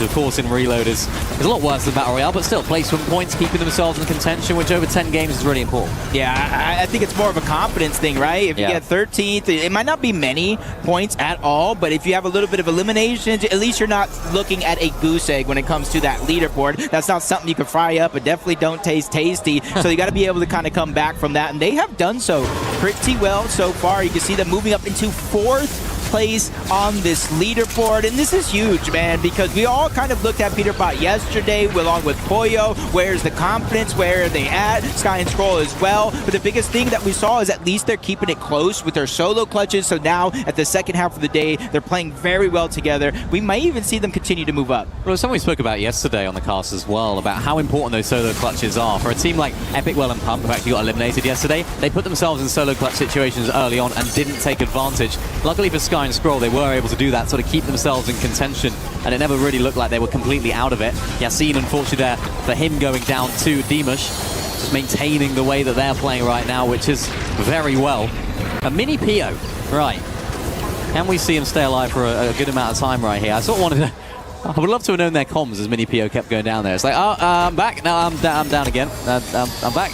Yep, no, I'm down again. So hopefully they can actually have a bit more time now to stay in the game. Just, you know, anything but frustration. We know what's happening.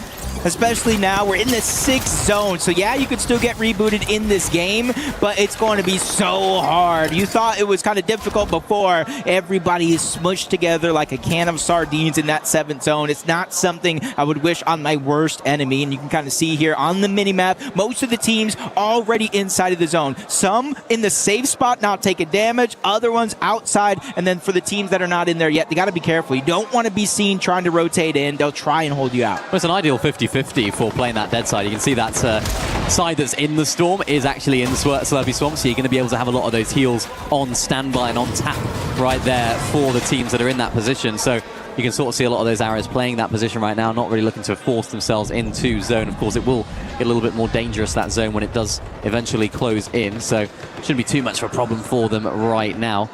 In the way that these zones have been playing, it has been quite difficult for some of our teams to make those longer rotations. We saw it with the Omzo and Josh earlier on, making a really, really long rotation and actually making their way in and actually landing really well as well. But gives us a chance to have a look, of course, at the overall standings. You can sort of see 7 Axadaz, they're a team that are down and out. So unfortunately, they find themselves in that bottom 3 as well. Basin, Anon had some troubles off spawn, but it's all of our top teams right now that are still in the game. You can sort of see it on the leaderboard. Oatley Spooks just outside of that top 7. Fuku, Mini, Pio. They've had a really rough game right now, so this is really where it matters for them. Yeah, and reboots officially turn off.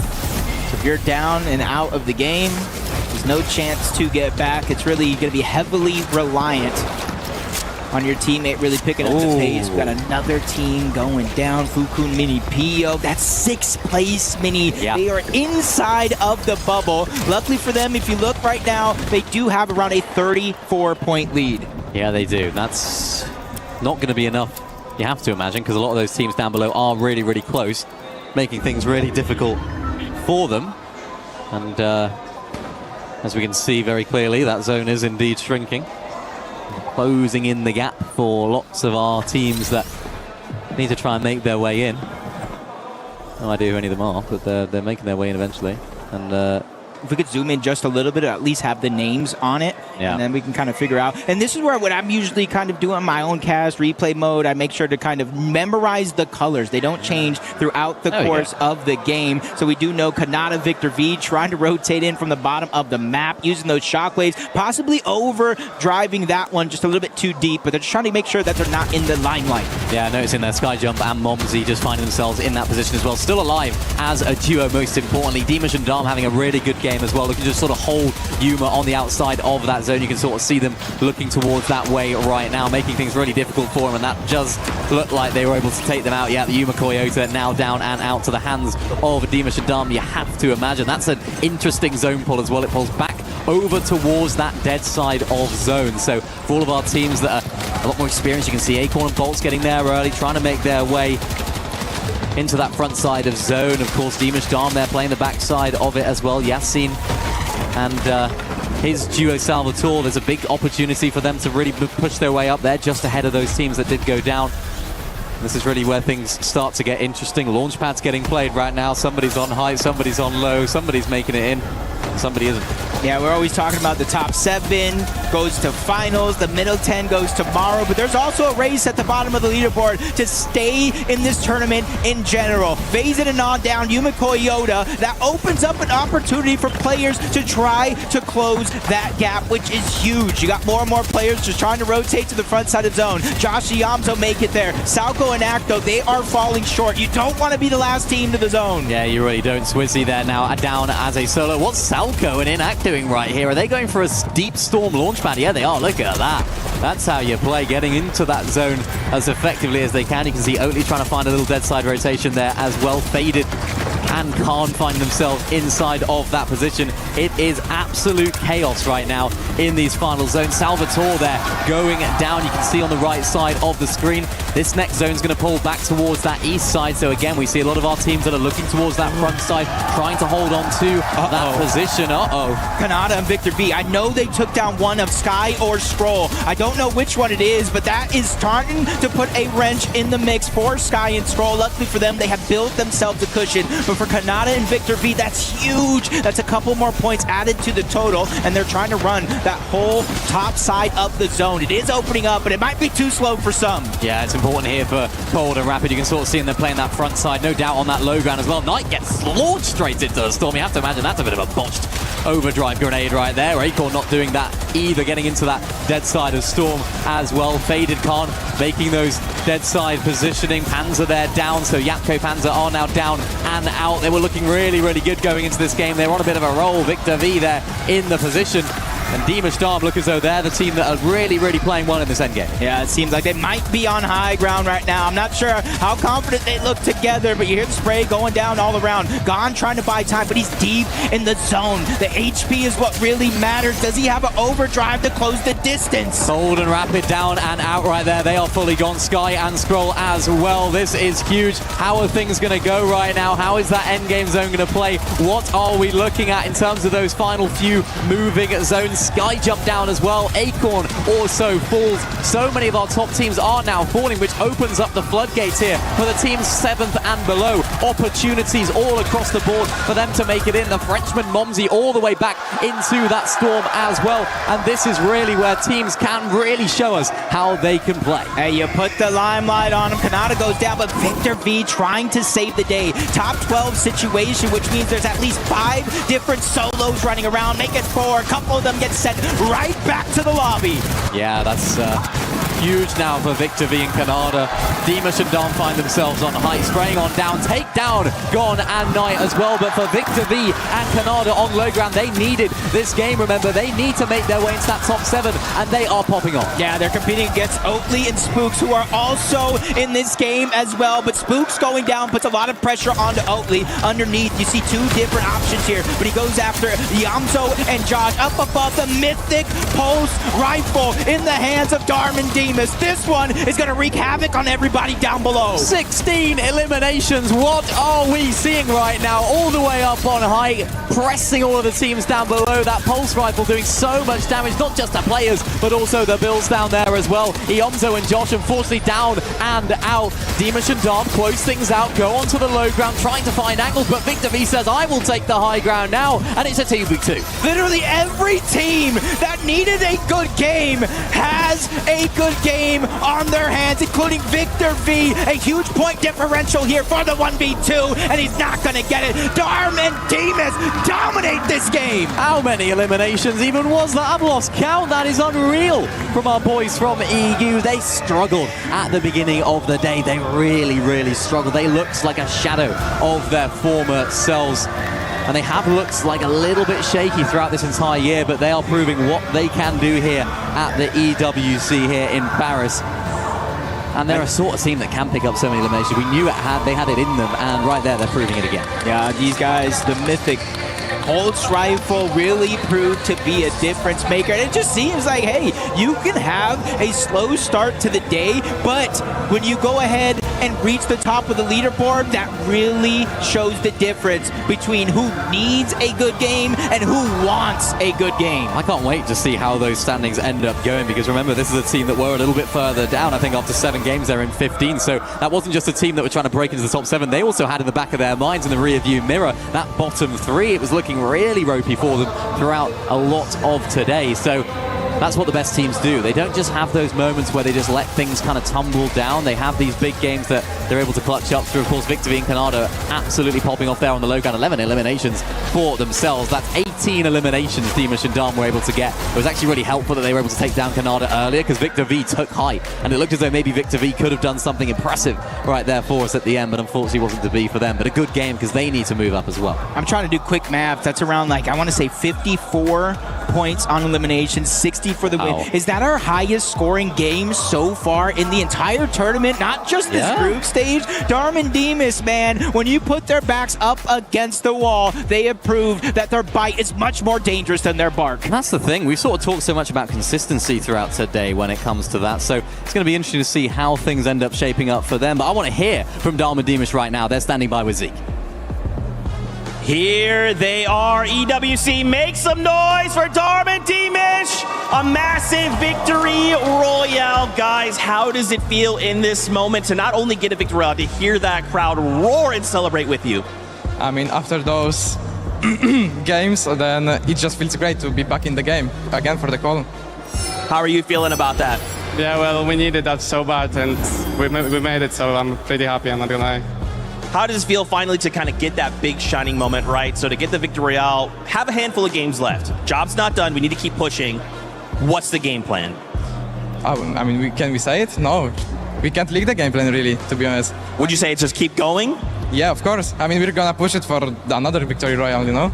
I love that. Would you agree? It's, you know, obviously don't tell me the strats, but you're saying, hey, maybe we should just play for another VR. Is that the plan? Of course, we're gonna try. I love that. Obviously, you've got all these fans who erupted with you guys. What would you say to them? Because they're with you. They're standing behind you. I'm sorry, can you repeat the question? What would you say to your fans? Oh, no, I love them. I love every single one of them. What would you say to your fans? I can only thank them for being here. I love that. Now, one last question for you guys. Obviously, if we make it straight to finals, competition is going to be that much crazier, right? Is there a duo out there you're thinking, man, last day of EWC, I really want to fight them just one good time? I think there's only like Peter, because we can't fight them on EU, you know? So it's just great to fight them always, you know? That's a good team. That's a good team. What about you? Do you feel like there's one duo? Is it Peter Bonapoyo? Is it someone else? It's no one. We're better. You're just the best. You're going to win all of EWC. Yeah. I love that. Well, guys, shout outs to you again. Congratulations on the victory. One more time, EWC, make some noise! Take it on over to you guys. Welcome back to your favorite Fortnite Reload Championship duo 7-11. And today, ladies and gentlemen, we're going to be exploring everything that's going on here at EWC, and we're going to be testing out, Levin, our reaction time. You're always quick with the jokes, so you better be quick with the reactions, brother. I might not be, but you know what? No, I'm going to put you on the spot. You're going to go first. Oh, of course I go first. I'll set the standard. Yeah, you got this. 4 hours of sleep, it don't matter. I'm ready. I think you'll be able to clutch it up. All right. He is pretty much taller than the actual thing. 5, 4, 3, 2, 1. I'm about to get punched if I stay too close. Oh, he's quick with it. That one, you can never get that one, honestly. If I'm being... Ooh. Okay, you got one so far. Oh, 2. Okay, 11. You got this. You already got me beat. 3. Why not? Make it 4. Okay, that one's hard. That one's so hard, too. Hey, yo, hold on. That's kind of cheating right there. I lost count already of how many you have. Uh-oh. Okay. All right. Here we go. Here you can little warm up. You can have your warm up. A bit of pressure on you now, though. A bit of pressure. I'll be honest. I think I got what? How many did I get? Did I get 4, 5? 1 for every hour of sleep I'm on right now. Reaction still on point, crisp. No pressure though, 7. No pressure. As the name goes, I'm expecting 7. To be honest with you. As the name goes, it's in the name. You gotta get 7, brother. Sir, hear me out. I'll be happy if I even just get 2, okay? Oh, I've been here for 7 weeks, and the most I've gotten was 2. I'm setting my standard at 2. That was the first time I've ever done one of those. You've been here for 7 weeks. You've probably been trying this every single week. You better get more than 2, man. Come on, you believe in yourself. You know what? Coach talk. Give me a coach talk right now. I believe in you. You can do better than 2. I got this. You got this. Watch this. Come on, lock in. Lock in. It's time. I won't let you down. Ready hands, ready hands. Stay active. Stay active. Don't worry, that don't matter, it don't matter. Keep going, reset. Don't worry, it don't matter, it don't matter. Keep going. Beautiful. It's fine. It don't just reset, come on. All right, that's 1. Let's go. And again, light work. Oh, light work. Beautiful. Don't get too cocky now, don't get too cocky, it's all right. All right, nice and slow, nice and easy. Can't mess this up, surely, right? Can't mess this up. Walk in the park, beautiful, beautiful. And he was talking about getting 2. Come on, man. I got more than 2. Yeah. Did I make you proud? You actually made me really proud. That was very impressive. That's what I'm talking about. Your favorite Fortnite Reload Championship at EWC 26 Duo 7-11. Back to more.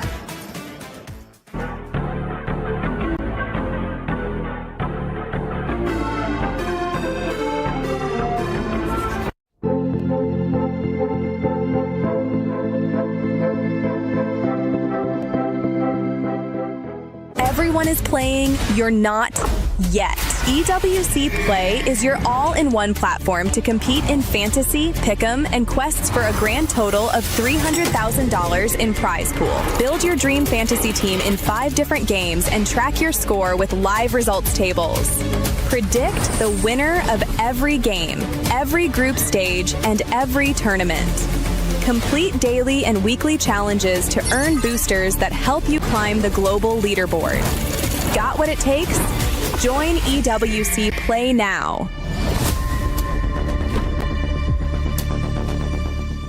I lost count, honestly. I lost count of how many we ended up getting, but we still did good. And one team that did really good here is none other than the Polish duo, Darm and Dimas. And they needed it too, because before this game, they were in 15th place. I think with this performance here, they jumped up now in contention for that top 7. I think the conversation that me and Levin have kind of been having, he keeps reminding me. He's like, listen, Armadillo, they can be really, really good. Their ceiling is super, super high. They can have really good games. We just haven't seen it from them here today yet. Finally, they figure something out here in the later half of the day. I mean, 114 points from a single match, Levin. That's almost as many points as they had the whole day. Like, that's actually insane. And this is honestly why it is so frustrating that it's been such a slow day from them. You know, Dom acknowledged it there. He was like, our games have kind of been, let's not talk about it, right? But again, they rip up the game plan. Kelly, we have seen them do this in EU so many times over the past year that they've really popped off in the scene where they'll have a terrible tournament, but then they just start WPing everyone and they just look unstoppable. I thought today was going to be the story of Sky and Skrull repeating what Peterbot and Poyo did yesterday, but honestly, it's more of Darm and Demish that are proving that by Zone 5 having 10 eliminations and then not slowing down, being able to carry that aggression into the end game and then pull out a victory royale. Hopefully they are in the top 7 right now, but obviously we do still have a little bit more to go. Speaking of teams that I know are so close in that top 7, Victor V and Canada. I mean, you know that they have been stepping up time and time again, but if we're talking about stepping up, it is Victor V that has really been stepping up, Vivid. Yeah, I can't wait for us to actually get an opportunity to take a look at the leaderboard, because if anybody at home hasn't had an opportunity to do so yet, it is very, very close. And I want everybody to keep kind of 3 teams in the back of their mind. We were just taking a look at that match rankings. The team that walked away in game number 8 with the most amount of points, of course, was Darm and Demish. The team that walked away with the second most amount of points was Canada and Victor V. And then Oatly and Spooks also walked away with the 3 most amount of match points in that one. And for those 3 teams, it's going to be a big difference maker when we do take a look at the overall leaderboard. But yeah, I mean, Canada and Victor V here picked up a 2nd place. Darm and Demish picked up the 1st place. Incredible effort from both of those teams. Not just that, not just the top 7 that we're currently keeping an eye on. We're also keeping an eye on those bottom 3, because those bottom 3, they aren't going to get that survival stage. They're going to be getting just a flight home, straight home. They're not going to get a chance to continue on here on Fortnite Reload Championship at EWC 26. And one team that actually comes to mind, we got a chance to talk about them earlier. We're going to have to talk about them again. And it's none other than 7 in Exodus, because after the first game, they were able to put up good numbers. But since then, since that first game, they've been averaging a 17th place. And that's just not going to cut it. We've been seeing go down the leaderboard. I think that really speaks to the expertise of a lot of our top teams that are kind of starting to show up right now. They get to go and compete against the best of the very best time and time again. But a lot of our smaller regions don't have the same amount of events that the bigger regions do. So I think maybe some of our bigger teams kind of struggled at the start because this isn't the lobby that they're used to, but they have that experience of evolving as this tournament goes on. So I think those smaller region teams are struggling on that end. Yeah, I think it's tough. There's so many dynamics that go into play here, right? It's not like the early days of Fortnite where we didn't have as many lands, and so everybody was always like, who has experience, right? Everyone's going to be feeling a bit nervous. No, there's such a depth of different levels of experience here, and I think, again, I was hoping that Reload would mitigate a lot of the factors that mean usually some of those smaller region teams struggle. But the reality is, the top talent from EU especially, of course, it's just too hard to handle sometimes. You just really got to step it up. As we take a look at that overall, the top 7, you were talking about gaps, you were talking about points. T1 Darm, T1 Demons being able to push up to 8th place, only separated by 15 points. So remember how I was talking about those 3 teams that walked away with the most amount of points here in game number 8? Take a look at where all 3 of those teams are at. I mean, you got Canada and Victor V, they got 2nd that game. Darm and Demish, they got 1st that game. And then Oatly and Spooks, they got the 3rd most amount of points that game. All of them fighting for what feels like that 7th place spot right now. So honestly, game number 8 might be the difference maker for whether or not they actually qualify to the finals. The problem is again, it is so close that anybody really in that sort of 4th to 7th range could just get dragged into an absolute brawl here in these final games. Like, this is way closer. So many of these different teams here would just be super disappointed if they weren't to get top 7 now. You know what I'm more disappointed by is that Levin just lied to us. He said that EU's doing really well. And if I'm looking actually at the 7 teams in the top 7, I count 1, 2, 3, 4. Oh, that's 4 NA teams. And who's in first place, Levin? I'm glad you don't know how to count, Kelly. I mean, it weren't seeing many counting yesterday, but of course everybody got the numbers out today. All right, cool. I'll give you credit. I actually don't mind, just because I am a big Cold fanboy, so it's good to see Cold Rapid in first place. But look, the reality is, it is going to be a very fun last 2 games. It's so close there. It's going to be super close, especially if we look at 17th place Fnatic being able to get 35 points in that last match. It pushes them out of that bottom 3. Woo! Some riveting stuff happening towards the bottom of the leaderboard. Yeah, I mean, in Act and Soccer, they got to go ahead and clutch up. Let me go ahead and take a look at where they actually placed that game, because you got to imagine it was their best game. Yeah, 5th place with 6 eliminations. If they can kind of pull that off again, then they will pretty much secure their qualification to the survival stage, which is really fun about this format, because it's like, obviously we have teams towards the top of the leaderboard. We have, what was it? It was like a 34-point difference between 10th and 4th place. So just crazy stuff going up there for the qualification to finals. Then you also have this pseudo fight at the bottom of the leaderboard for the survival stage and whether or not you're going to get relegated from the competition.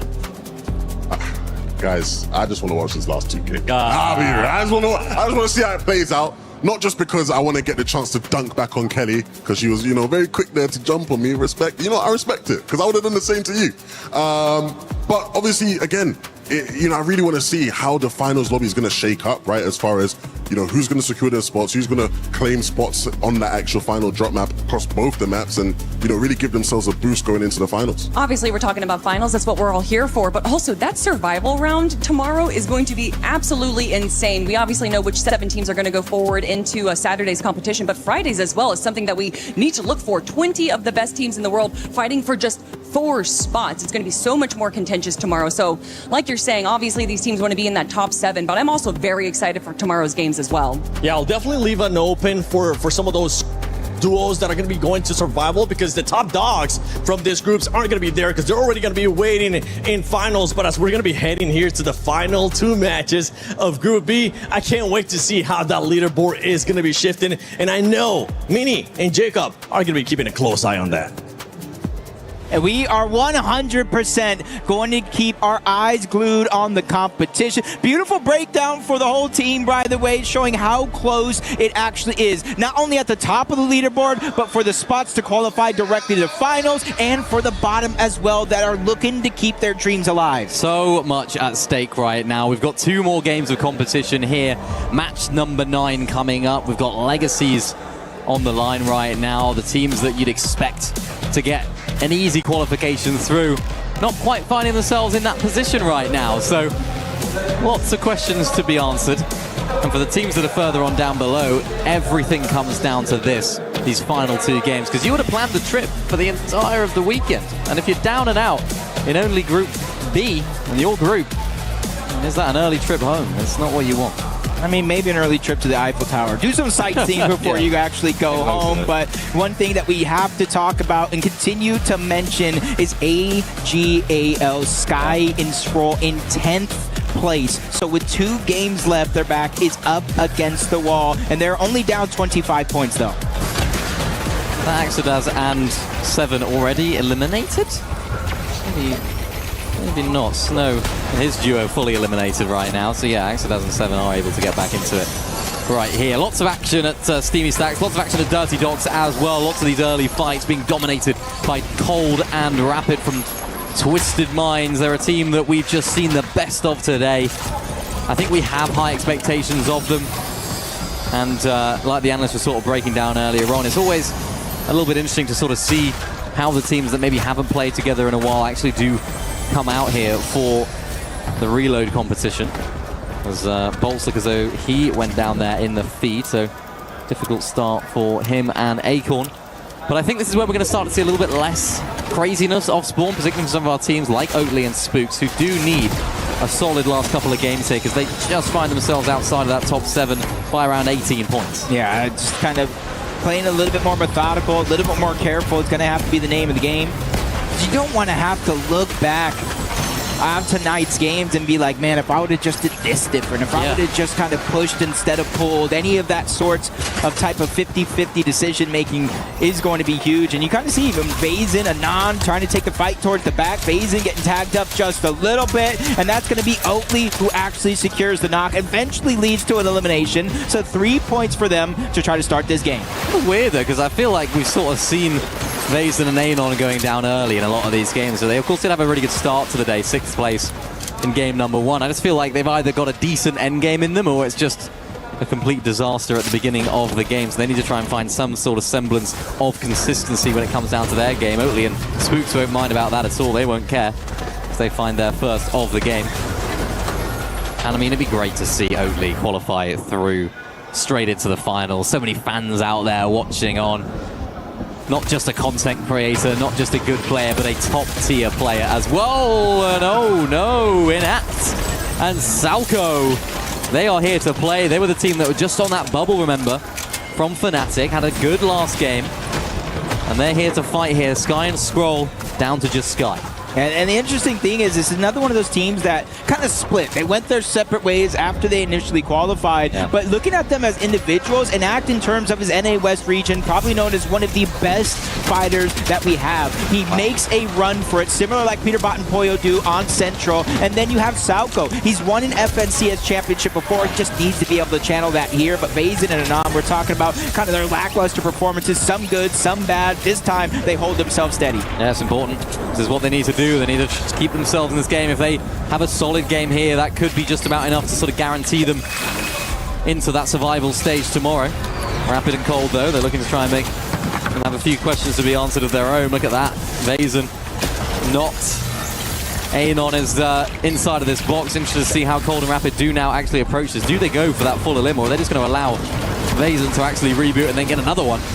I mean, it's something we've seen pretty often where, yeah, they typically do. They look straight up, they see the rift in the sky, and they're just going hunting. Unfortunate enough, Rapid's going to end up going by himself. Cold actually lurking back, so maybe they want one more elimination and then get the clean wipe. Yeah, unfortunately, I think that might have been the play from them. I think they were trying to fake the crash pad away, and that's why Cold is still looking for some of those shots right there. And on the other side of the leaderboard, Salvatore taking down Scroll again. That's Scroll going down for the second time this game there at Slurpee Swamp. But this has got a very similar vibe to Cold and Rapid versus Mini Pio. Poor Mini Pio in that last game just kept getting chased down.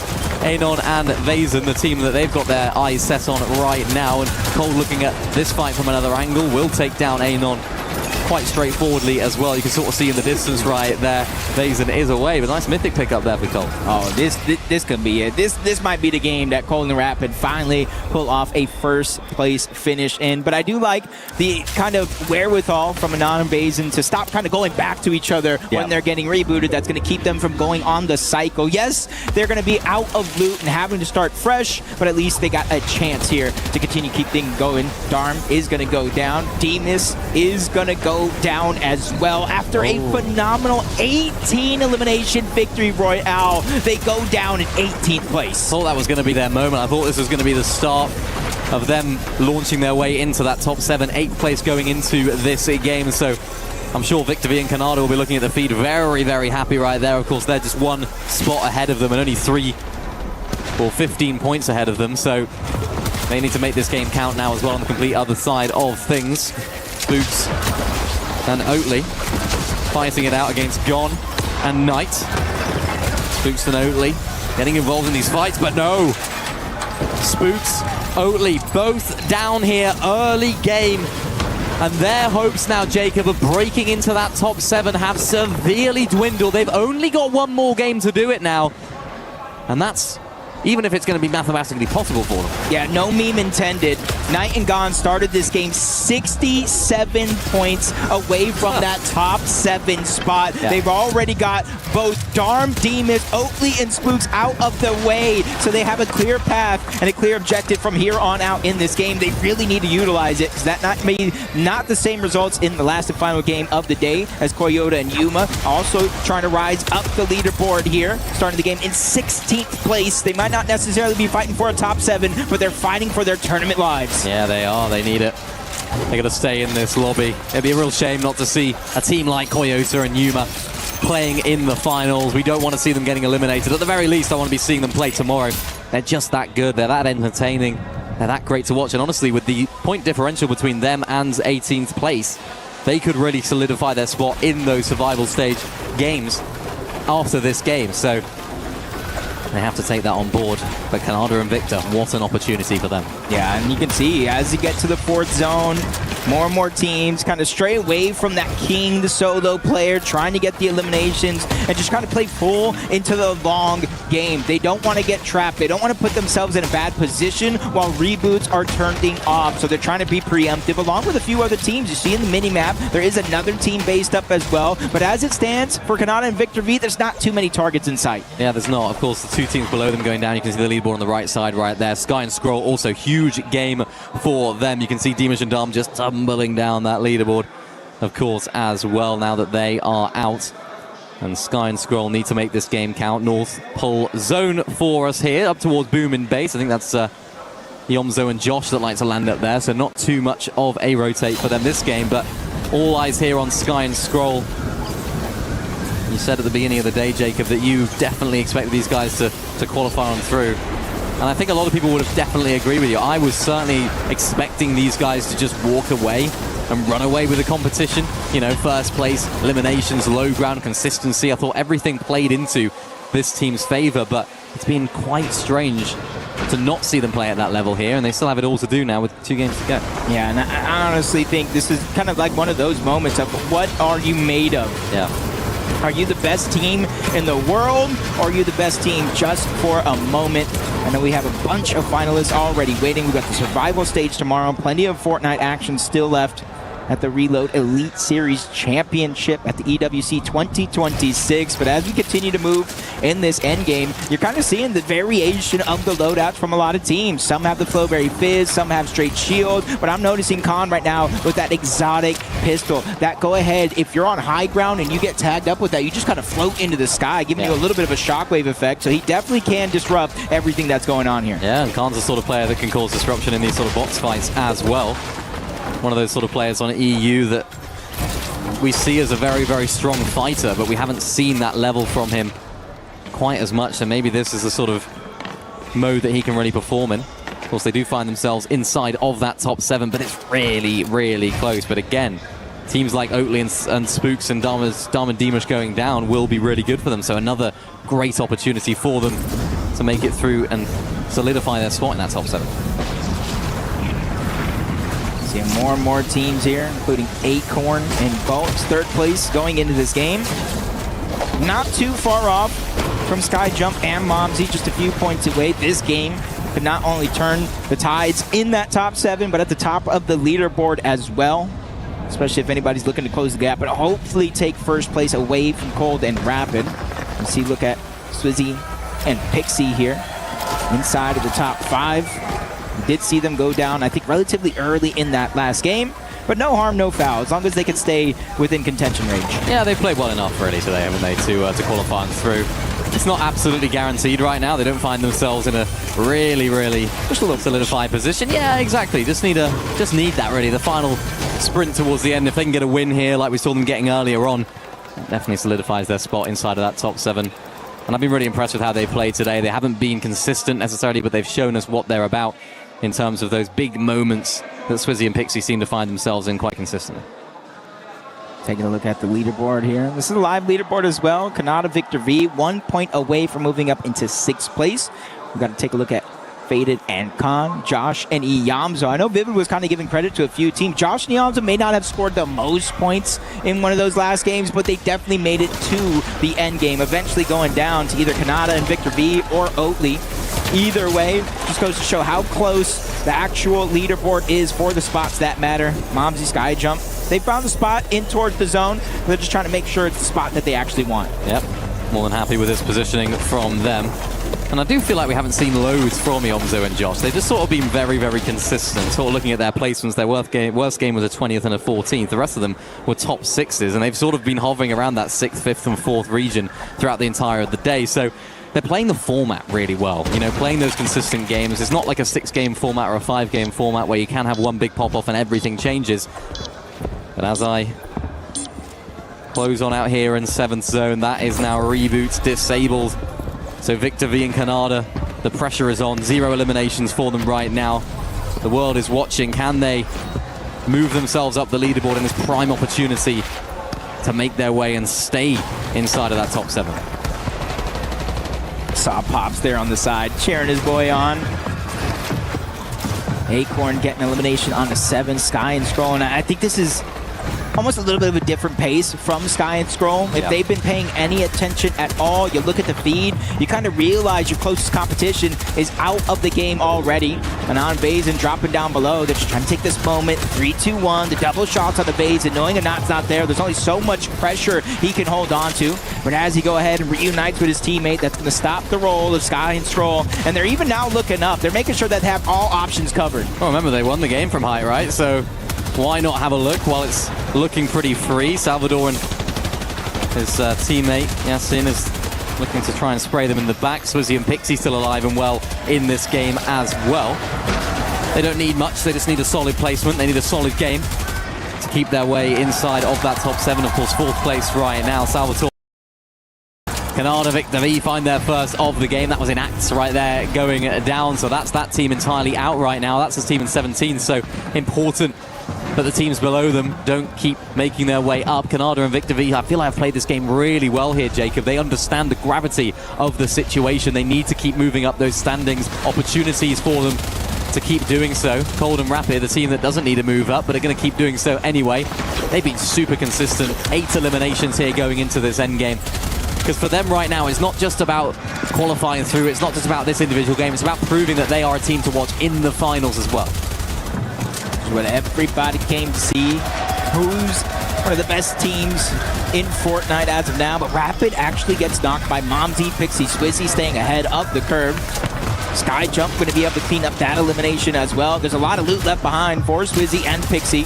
They're just taking their time right now as Cold finds an elimination onto Josh. He does have the Mythic Iron Pump. 1 pumps are possible, and that's going to be his 9th elimination of the game as Josh gets cleaned up by somebody else. So he gets the points, but no reward. Important situation here for Cold. A lot of the best teams here this first 2 days have been teams that can solo clutch. We've seen it from you previously, Cole. Can you reignite some of that magic yet again as Sky and Scroll playing these mid-ground layers as well? This is a team that's outside of that top 7 right now. They still need to break their way in. And they're a team that can find consistency. 0 eliminations for them right now, but they're so efficient at using all of their materials. You can see them editing a lot of these cones, getting towards that front side, looking for a spray down here as well as the materials continue to dwindle. Sky looking for an opportunity. Cole getting absolutely beamed from all sorts of angles and goes down. That's our first place team out. Hopefully somebody could try to continue to close the gap, but for Sky and Scroll, they're doing just that. Gone and Knight up above. Again, all the direct competition is in this game in terms of 6th place, 7th place.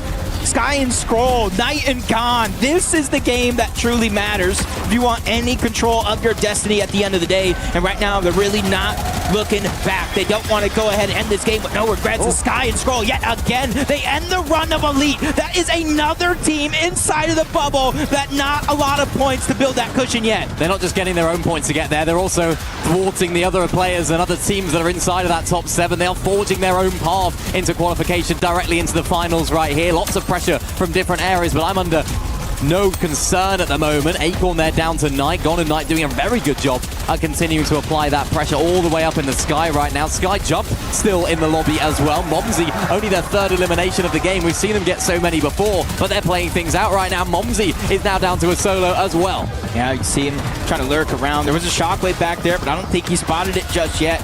He's more worried about somebody else trying to break into his box. But right now, he's just basically playing Disruptor with his spot already secured in finals. He can only end runs here, but they peek through at the perfect time. They get a shot. He gets flanked yet again. Oh my God, Sky staying alive, taking down Momsy, the Siphon, the Medkit. He needs this. Solo clutch time for Sky. This is your time. This is your time to put your team on your back.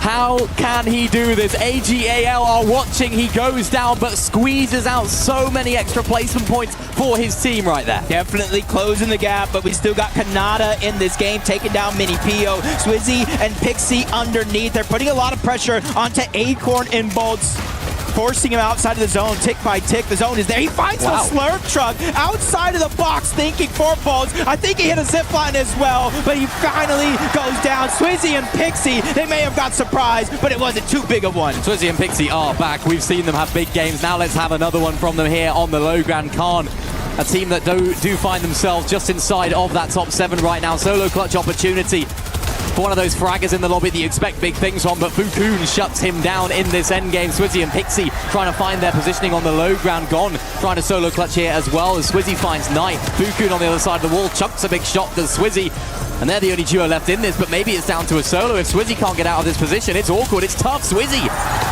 is able to go down right now, but Pixie's able to take him out. It's Gon against Pixie in a 1v1 for the match. Pixie down on low, has the health advantage, goes on up, misses the shot, and Gon hits it. Pixie and Swizzy go down, and Knight and Gon. A game that was so needed for them, Jacob. They didn't just have a good game, they had a great game. Starting this one in 12th place. They needed it just like you said, and they delivered. I knew there was something about him teaching me a couple of those emotes that would definitely work out in the end of the day. I found a new friend, and friends celebrate friends. That's what it's about, and that's what they needed right now. It's going to shake up the standings so much. It's going to keep things interesting, as it has been throughout the entire day, going into our 10th and final game here of Group B. So many storylines to break down going into this final game. Will we see some of our bigger teams not make it into that top 7? Who will end up getting their keys crushed at the end of the day? So much on the line right now, but that game for Gon and Knight played this really well. Look at this from Gon, playing back inside of that storm. Swizzy, of course, went down. Pixie drops him into the box. I thought for sure that Pixie was going to be able to take him out, but of course that Siphon kept him alive. Swizzy misses, or Pixie misses the shot. And of course he can close it on out with a nice hit of his own. And that's just what you need to do. It's those ice in the veins moments and those final standings of the game. Oh my goodness. Nice. We got it in there, just celebrating yet again. Knight and Gon. These guys deserve all the credit in the world, because before this game, remember the one prior, they were putting themselves to the test, getting elim after elim on Anon and Vazen just to go ahead and try to close that gap. And now early on in this one, we saw Demus and Darm go down. We saw Oatly and Spooks go down. And those are the teams that were kind of in the direct competition outside of that bubble, and that was their perfect chance to close the gap, and they did. But also good credit, Sky and Scroll, phenomenal performance when they need it most. Mini, Pio, and Fukun, either one of these guys figure out a way to clutch up, and they do it for another top finish in that game. Yeah, Mini, Pio, Fukun, they just haven't been able to find that consistency today, but the big games they've been having have been extortionately big indeed. They just need to find that little bit of magic here at the very last game. But we have got to take a short while right now before we get into our last and final game of the day. It's going to be electric, so don't go anywhere.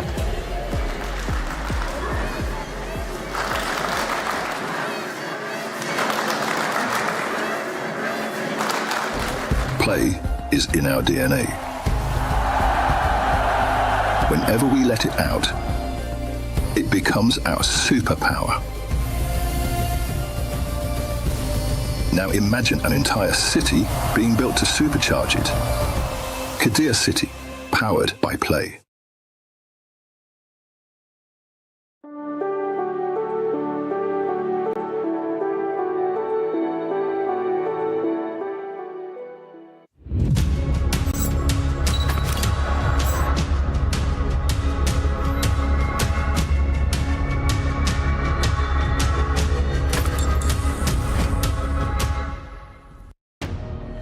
I mean, that last game, Monster, These players are delivering on the hype. What an incredible game. AGAL once again stepping up. You saw Sky really pushing the limits there, but the tournament overall here has been neck and neck, and I'm sure anyone watching here and at home are feeling it. Well, yeah, let's talk about AGAL for a second, because that game means so much for them. Of course, the expectations for Sky and Scroll today was to come through and dominate. It hasn't quite been that, but the day's not over. They can still secure a space, and that space is so important, especially after the Crossfire mishap today. Knocked out of that game. The club championship means so much to that team.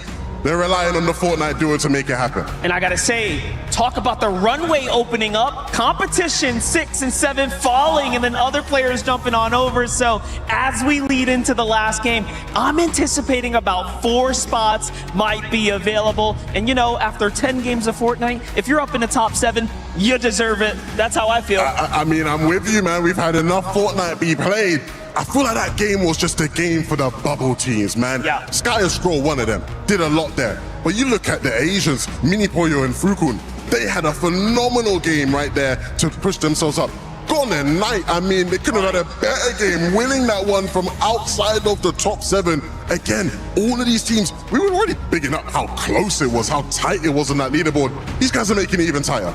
Yeah, definitely. But at the end of the day, it is going to come down to performance. We've seen a lot of folks come up short when they had these leads, when they had opportunities. And now, even with the club points, you got to think about it. There's a little bit more on the line here. It's going to get very exciting in this Oscar. And of course, it's not over for the teams that don't make it into the top 7. They get a chance at Survival Day. But I think a lot of the players on the stage, at least from the ones I've been looking at, I was peeking over, looking at Sky for a second. I think a lot of these guys would appreciate the day off, right? They want to make themselves, you know, straight into that final. Give yourself the day off to recover. Yeah, and you can see even from the reactions, those live and pair shots down in the corner, the family, the friends, the fans, everyone is really feeling the emotion of what's going on here, and they're wearing it on their sleeves. But at the end of the day, Levin, I don't know how it's going to go down. I do think I know someone that is, and that's our casters. That's right. But here we go, Jacob.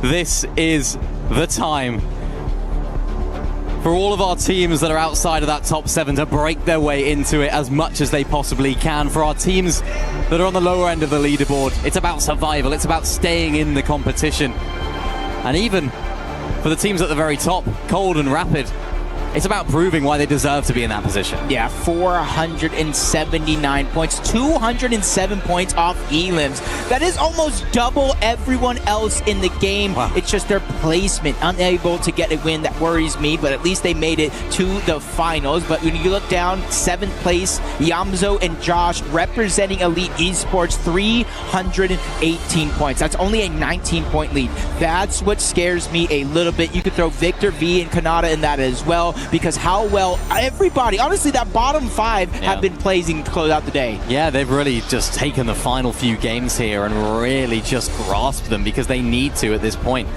It's not just about getting a good start, it's about getting a good finish right here. And for Sky and Scroll, we've seen them have wobbles in final games on LAN, of course, most recently the Summit, getting landed on and getting taken out. So for them, they're going to try and put that aside and qualify on through here into the top 7 with not the performance that everyone was expecting, but realistically, it doesn't matter. These don't count. These points don't count when it comes to the finals. It's a completely clean new leaderboard. As you take a look at the other side of things, unfortunately, the less exciting side for the teams that are down there in the bottom 3.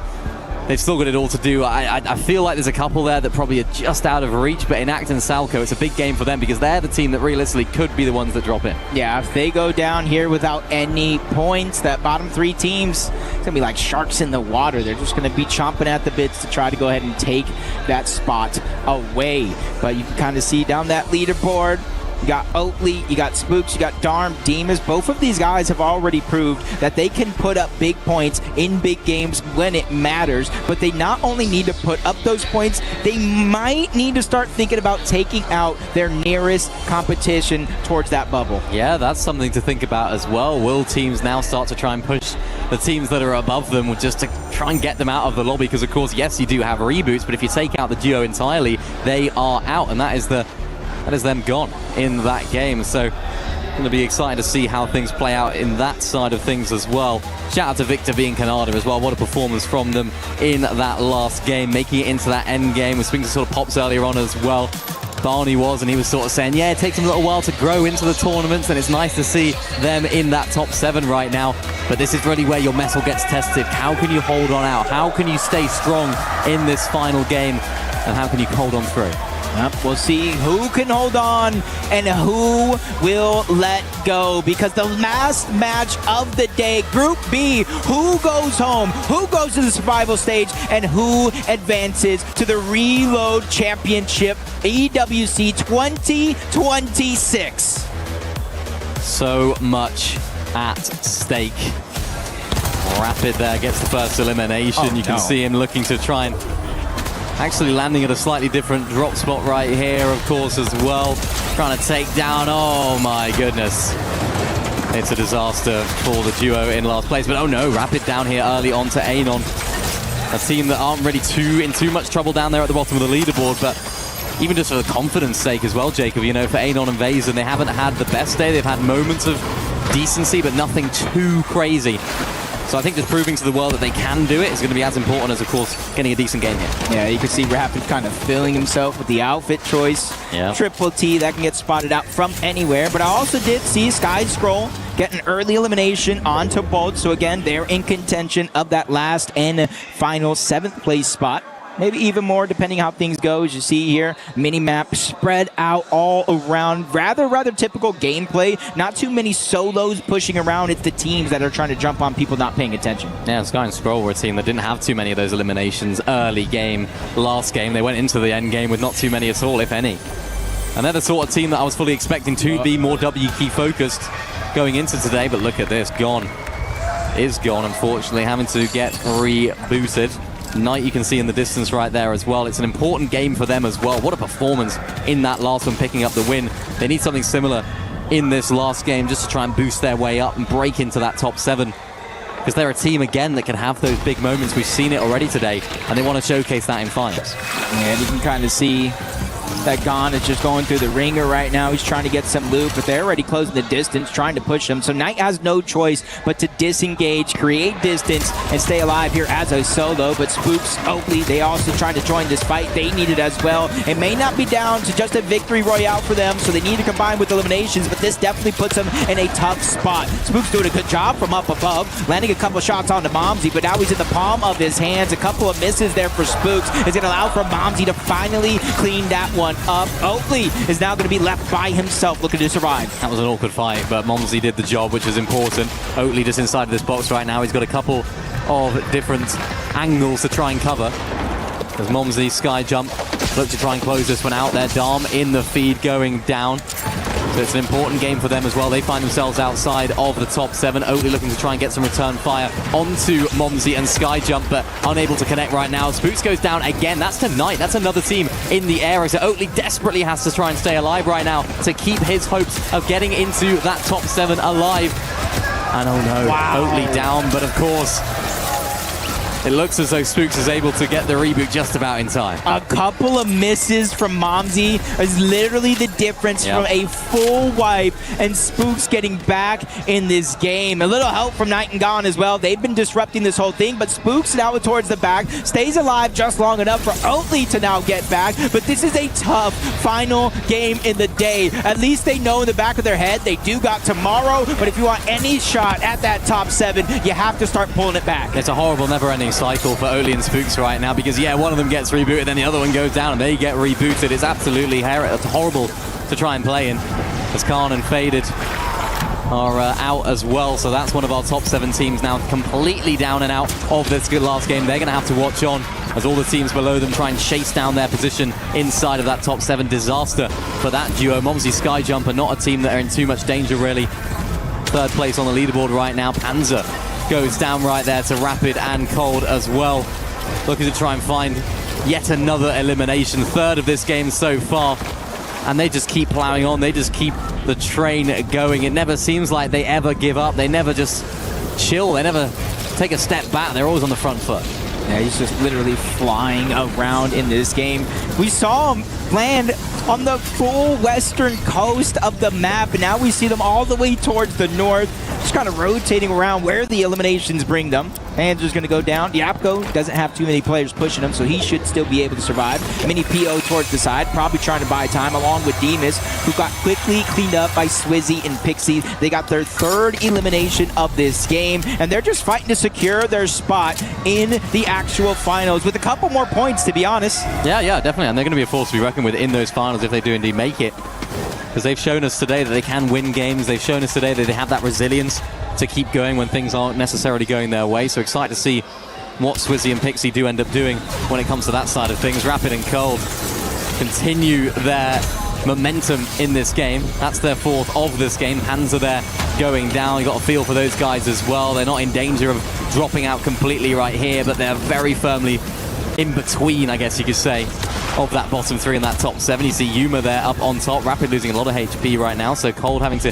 try and get back towards his teammate. Koyota and Yuma are a team that are just trying to solidify their spot in the survival stage, and Rapid goes down. Cold looking to have a try and do a solo clutch of his own. There's Yuma going down. It's all about Koyota now versus Cold. Huge shot returned there from Koyota. Cold has no whites though, so just gonna have to try and buy as much time as possible to try and get Rapid back in this game. Koyota into the box, takes down Cold, but crucially, it's only a knock. Hey, you need miracles, and Koyota will give you miracles. 171 points is where they started in this game. They probably need a ton of eliminations, but that is just the start. Cold did buy enough time for Rapid to get back in the game, and you can kind of see where they ended up in the exact spots where they got a couple eliminations in the early game. Yeah, they've been... We haven't really seen them in that position, I suppose, throughout today. You know, going down, having to sort of clutch up, going back into the storm. Because for them, I suppose, yeah, they're in first place. So they also want to maintain that. You want to be the team that's crushing those keys at the end of the day. You want to show, quite literally, that you are the top dogs in this lobby. So that's what they're fighting for right now. They do have a decent enough lead, of course, 76 points, but that can be turned around if they're able to go down early on right here. Darman Demon's still in the game as well. Gon goes down. Knight left as a solo. Yasin and Salvatore are the team that take down Gon. Cold there in the feed going down again, so their game's been really rough, but Salvatore and Yasin, this is a team that they're, again, in that sort of middle zone, but again, it's about confidence, it's about momentum, it's about carrying that thought process into tomorrow. This is where Gon just got eliminated by Salvatore, and we're already in the fourth zone. So I'm already questioning where he's going to get loot from. And then you add in the fact that they're in the center of the zone. And then he's going to spawn relatively close to above where Knight is currently positioned at. So good luck to him, not only trying to get back in the game, but getting into a position. They got a big moment ahead of them. They just got to figure out what way to capitalize and really get back into this. For Yasin and Salvatore, they're the ones just trying to grab a couple eliminations and rise up the leaderboard as well. Yep, even if it's just for the mentality's sake, you might as well make the most of it. We've seen a lot of our teams going into competitions, and for Salvatore and Yasin, they need to try and do that in the survival stage. Oatley there in the feed going down as well. They've had a really rough time earlier on in this game. They haven't been able to get the momentum going. And for Salvatore and Yasin, this is difficult for them because they're just trying to find a little bit of loot, a little bit of those materials. But they do find themselves in the zone, so they shouldn't have to worry too much right now. Yeah, they started this game 13th place, 228 points. I should say 243 now with those 5 eliminations. Still need to continue look to close the gap, because between them, Oatley, Spooks, Darm, Demas, Mini Pio, Fukun, and everybody else that are outside of the top 7, that's where the gap starts to get built. Jump on board Kanata and Victor B. 6th place to start this one. 321 points. Those 2 eliminations are definitely going to try to help them separate themselves and the rest of the pack down below. I really like this position as well. Just sort of towards the north of Lockdown Lighthouse. Trying to get another elimination to add to the tally as well. Not able to get one right there, but looking at the way the map sort of shapes up here, they're very much on their own, which is exactly the position that they want to find themselves in. Sky and Scroll. This is Sky, looking for angles. Trying to find an opportunity right now to get a big beam onto Salvatore. Gets spotted out though, so Sky's not able to find one. Yasin and Salvatore, they've been very, very aggressive in a lot of these fights. Middle East versus EU. who's going to come out on top. Sky and Scroll haven't been at their best when it comes to these mid-game fights as of right now. Sky very, very weak on the left side of the screen. Scroll looks as though he's just going to use this opportunity to disengage. Yassine and Salvatore are going to try and get on the wall of the two-time back-to-back FNCS Major champion. And Sky's doing a very good job at staying alive right here, and Yassine is just not able to find that final shot. Can he now? Great shot there, return from Sky. Holding out and holding on to this position and to his spot in the game right now. And for Yassine and Salvador, they're wasting time right now, really. You know, they need to take down Sky as soon as possible. Opportunity was forming right there, but couldn't quite get the shotgun out in time. Yeah, I think they're realizing this is taking a lot longer than they would hope. We're now in the 6th zone, so I think Scroll made the right decision to abandon ship, but Sky needs to start to figure it out. He's on the clock here to try to figure out a way towards the zone, but they already have one disengaging. Yassine is going to get knocked. You talked about one being out of the HP. Well, he is as well. Sky looking over the top. He gets the elimination for the Siphon, but now he's in the line of sight of Salvatore. He goes back to the scene of the crime, trying to finish off that elimination, but Scroll is here as well. They realize we have a strength in numbers. We need to figure out a way out. We have about a minute to go. Scroll just puts it in reverse right there. Initially, he was like, yeah, I'm just going to get out. You can reboot. Scroll says, actually, you stayed alive. They're smiling about it. They're happy that they can still stay in this game as a duo, which could be so, so crucial for them, because remember, this is a team that do need to break into that top 7, which sounds crazy to say here for a team like Sky and Scroll, but that fight right there could have been absolutely vital in them actually qualifying on through here if they end up doing it. And a lot of questions about these guys here. Yep. We did see Gon go down in the 4th zone, I do believe it was. And Knight was doing a good job, was able to bring him back in the game, and now look at him. You almost would never guess outside of the materials. But we already got the club championship that is kind of so important for this last week, and Fortnite could literally be the difference between 1st and 2nd place between Team Falcons and AGAL. I absolutely love it. You know, it adds extra stakes to the competition. Eyes are all on Sky and Scroll. Team Falcons, of course, we saw their little wobble in a couple of the other games as well. So it's opportunities all across the board. AGAL fans are looking on to Sky and Scroll to be that points-grabbing team, the team in Fortnite that can really solidify their spot at that 1st place. But remember, Falcons, they have Peter Botpoya. They're definitely a force to be reckoned with when it comes to the final. So for Sky and Scroll, they've just got to make it here, and they don't find themselves in top 7 right now. Oh no, Mini Pio, Darm, Demas, Sky, a lot of the people in contention have just lost one of their 2 members of the team. This is pressure like any other, but at least they're in the top 15. Placement points are starting to set in, but can you stay alive long enough to be the difference maker? Because Josh Yamzo, Victor V, Kanata, they're all still up, and they're all still together as Darm has just been eliminated. Darm out, Scroll still in. We've seen Scroll solo clutch so many times, from the FNCS Summit to the FNCS Majors. So many times Sky and Scroll have relied on big solo clutches from either of them.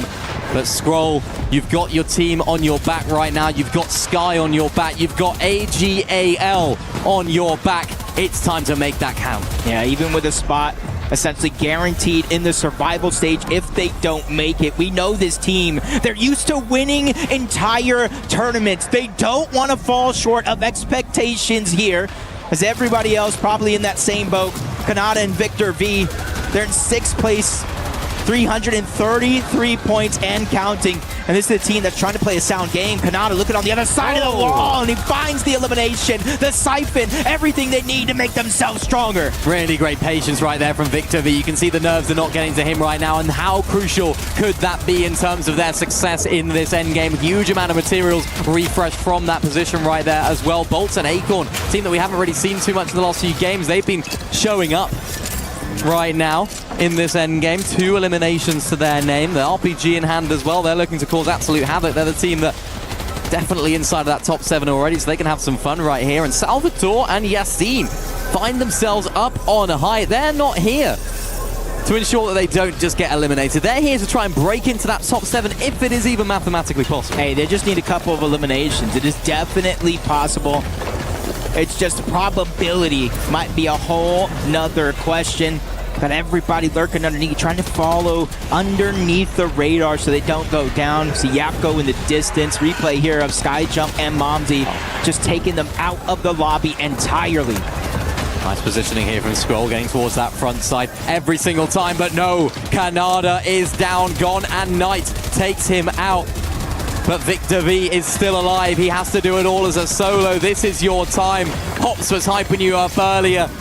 This is time to clutch. And for Scroll, he's only down to 17 HP, and now he's down and out. Is that going to be enough? I'm not sure it's enough. Sky and Scroll might have just been forced down into the survival stage by Salvatore and Yassine. They need a little bit more points. They're the ones I'm talking about that need eliminations with the Victory Royale, but it is still possible, even more so with Sky and Scroll out of their path. We saw Kanata go down as well. Victor V might still be up, but Josh and Yamzo is the other team. They started this game in 7th place. They are literally on the line.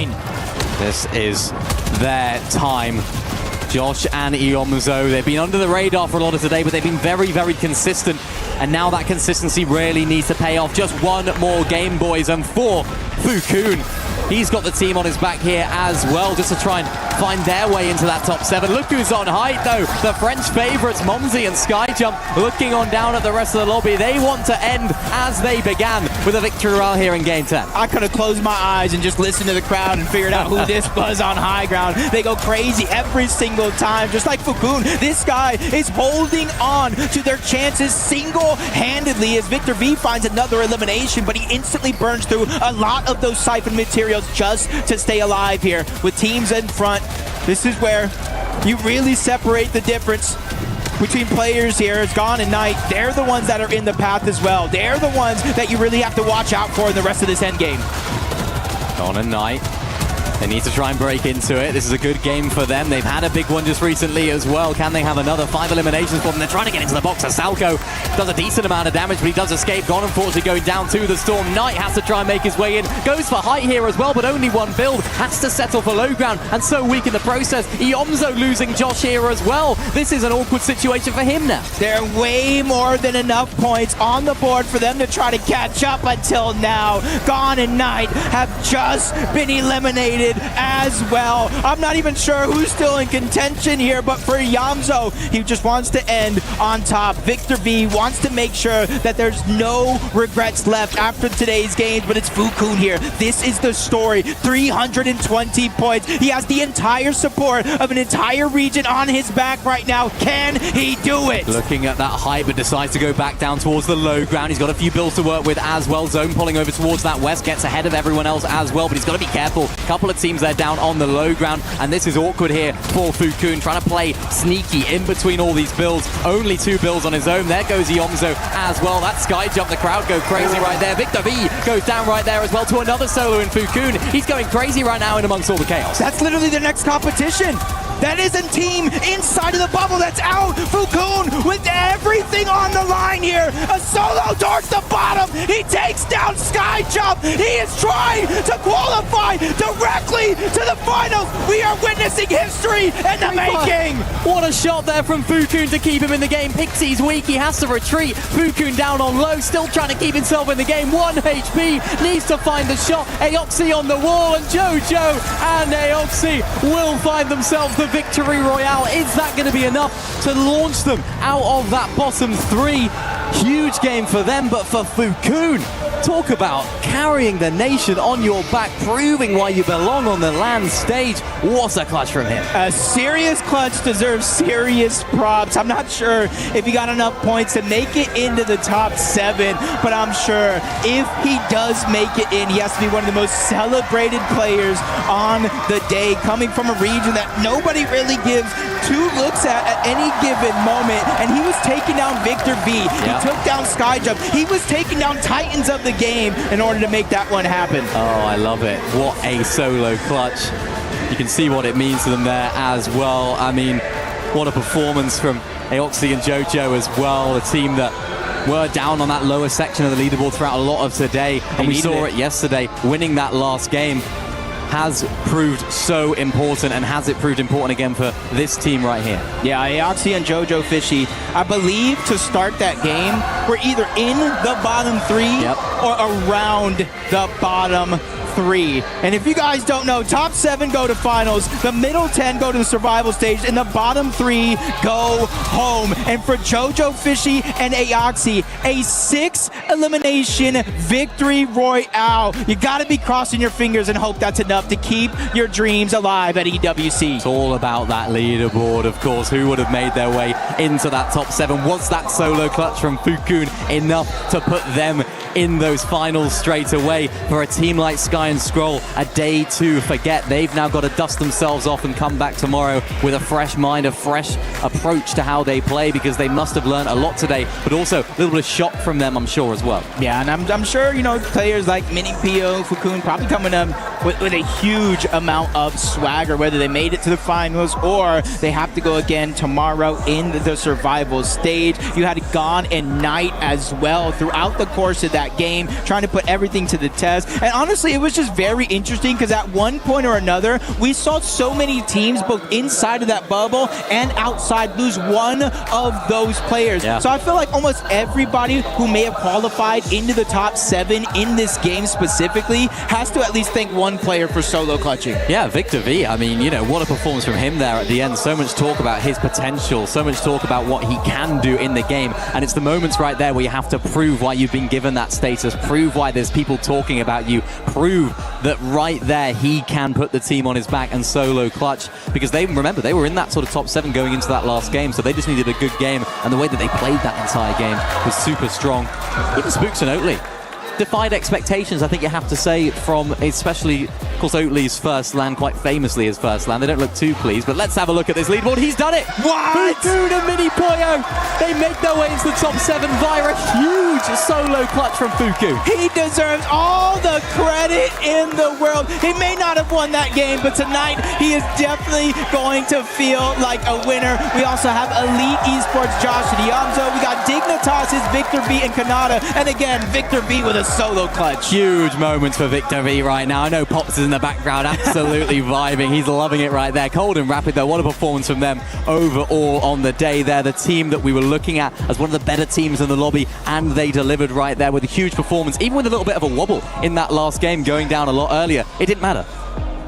Got to see AGAL, Sky and Scroll in 10th place. We will see them tomorrow in the survival stage along with Darm and Demas again. One of them going down, forcing the other one to play as a solo. They were the team that got the 18 elimination victory royale, but by then they were already kind of down, but at least they're not out. And look at that for Aoxy and JoJo. They did it! They did it. That win actually propelled them out of that bottom 3. So for teams like Enact and Salco, they drop on down. 7 and Axel, as we saw those guys going down a lot earlier in those latter games. So it wasn't the day to remember for those guys either. Those guys will be going home. So it's really, really difficult for them. But what a performance from some of our top teams here. Yeah, definitely was a performance to remember for some and a moment to forget for others. But a moment we will not forget here is Barney has our leaders of today's games on stage.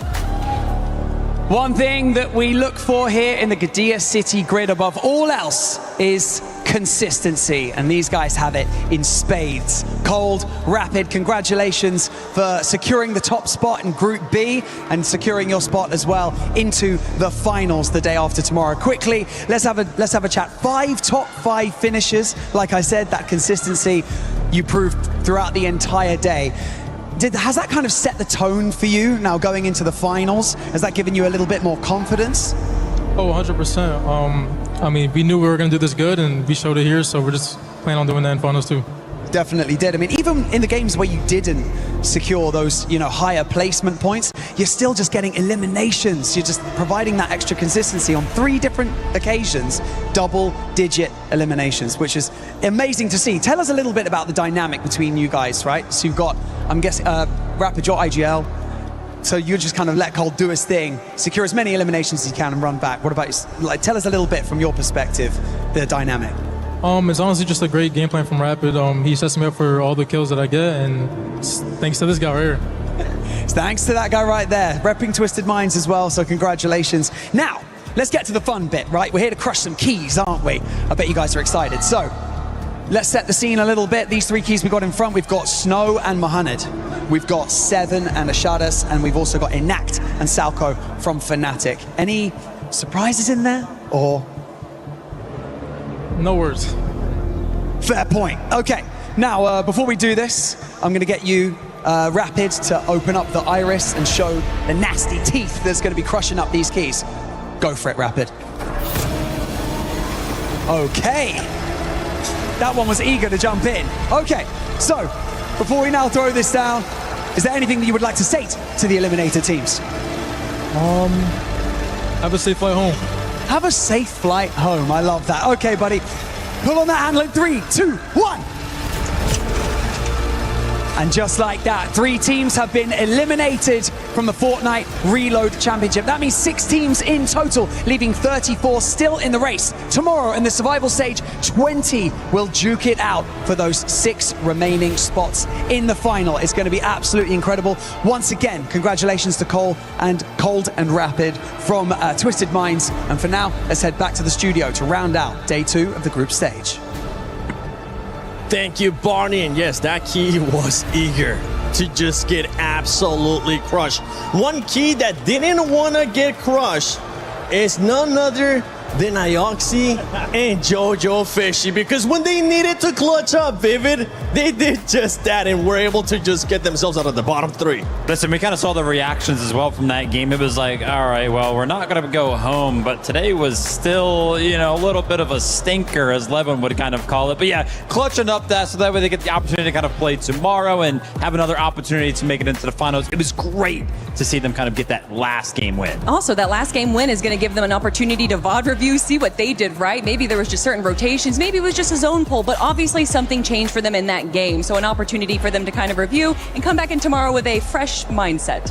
Yeah, they're going to need that, man. They're going to need that. I mean, as far as those last couple of games go, man, I don't know how much there is really to review out of them. They sort of spiraled into just utter chaos. You had so many teams, I think, realizing almost that you actually just had to just fight your way into a qualification spot, right? And so regardless of today, clean slate, tomorrow, you're on it back again. That's the beauty about it, right? Especially when we go to survival stage, it is going to be a clean slate.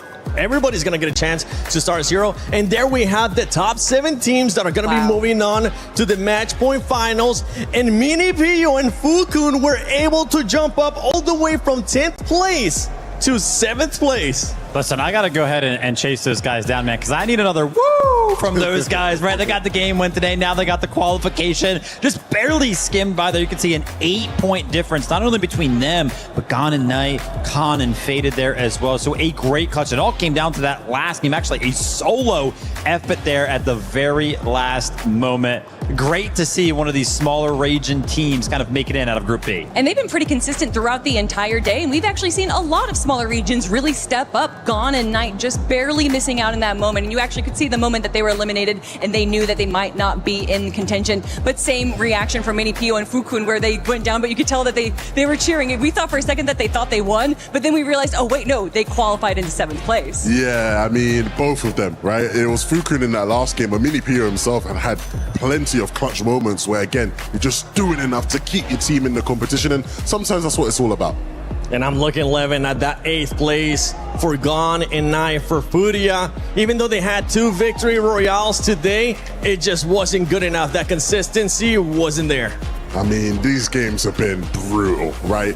When you look at some of the teams here on the second page, the likes of a Dom and Deemish, the likes of an Oatly and Spooks, these guys have put on a show for us at times today, and ultimately it's just not enough. You have to be way more consistent to really make it in here. Yeah, it's really, really a shame for Oatly and Spooks. I mean, we saw throughout the day, we were getting like chat messages in from some of the platforms, and so many people were kind of rooting on Oatly, and that's because they were constantly around that 7th and 8th place.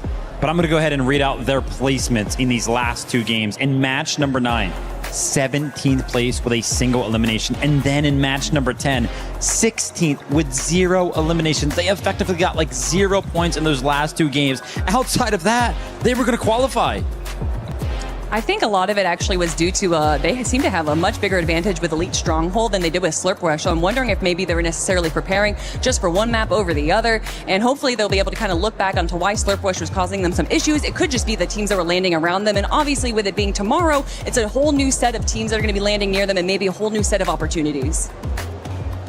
A lot of opportunities are going to be available tomorrow. But the thing is that going into tomorrow, the survival stage, for groups, we have had top 7. for tomorrow during survival stage, it's going to get a lot harder because it's only going to be the top 6 that are going to be moving on to the match point finals. And if there's anything that we saw so far, especially in Group A and now in Group B, is that we do have some of those duos that are going to sponge up a lot of points.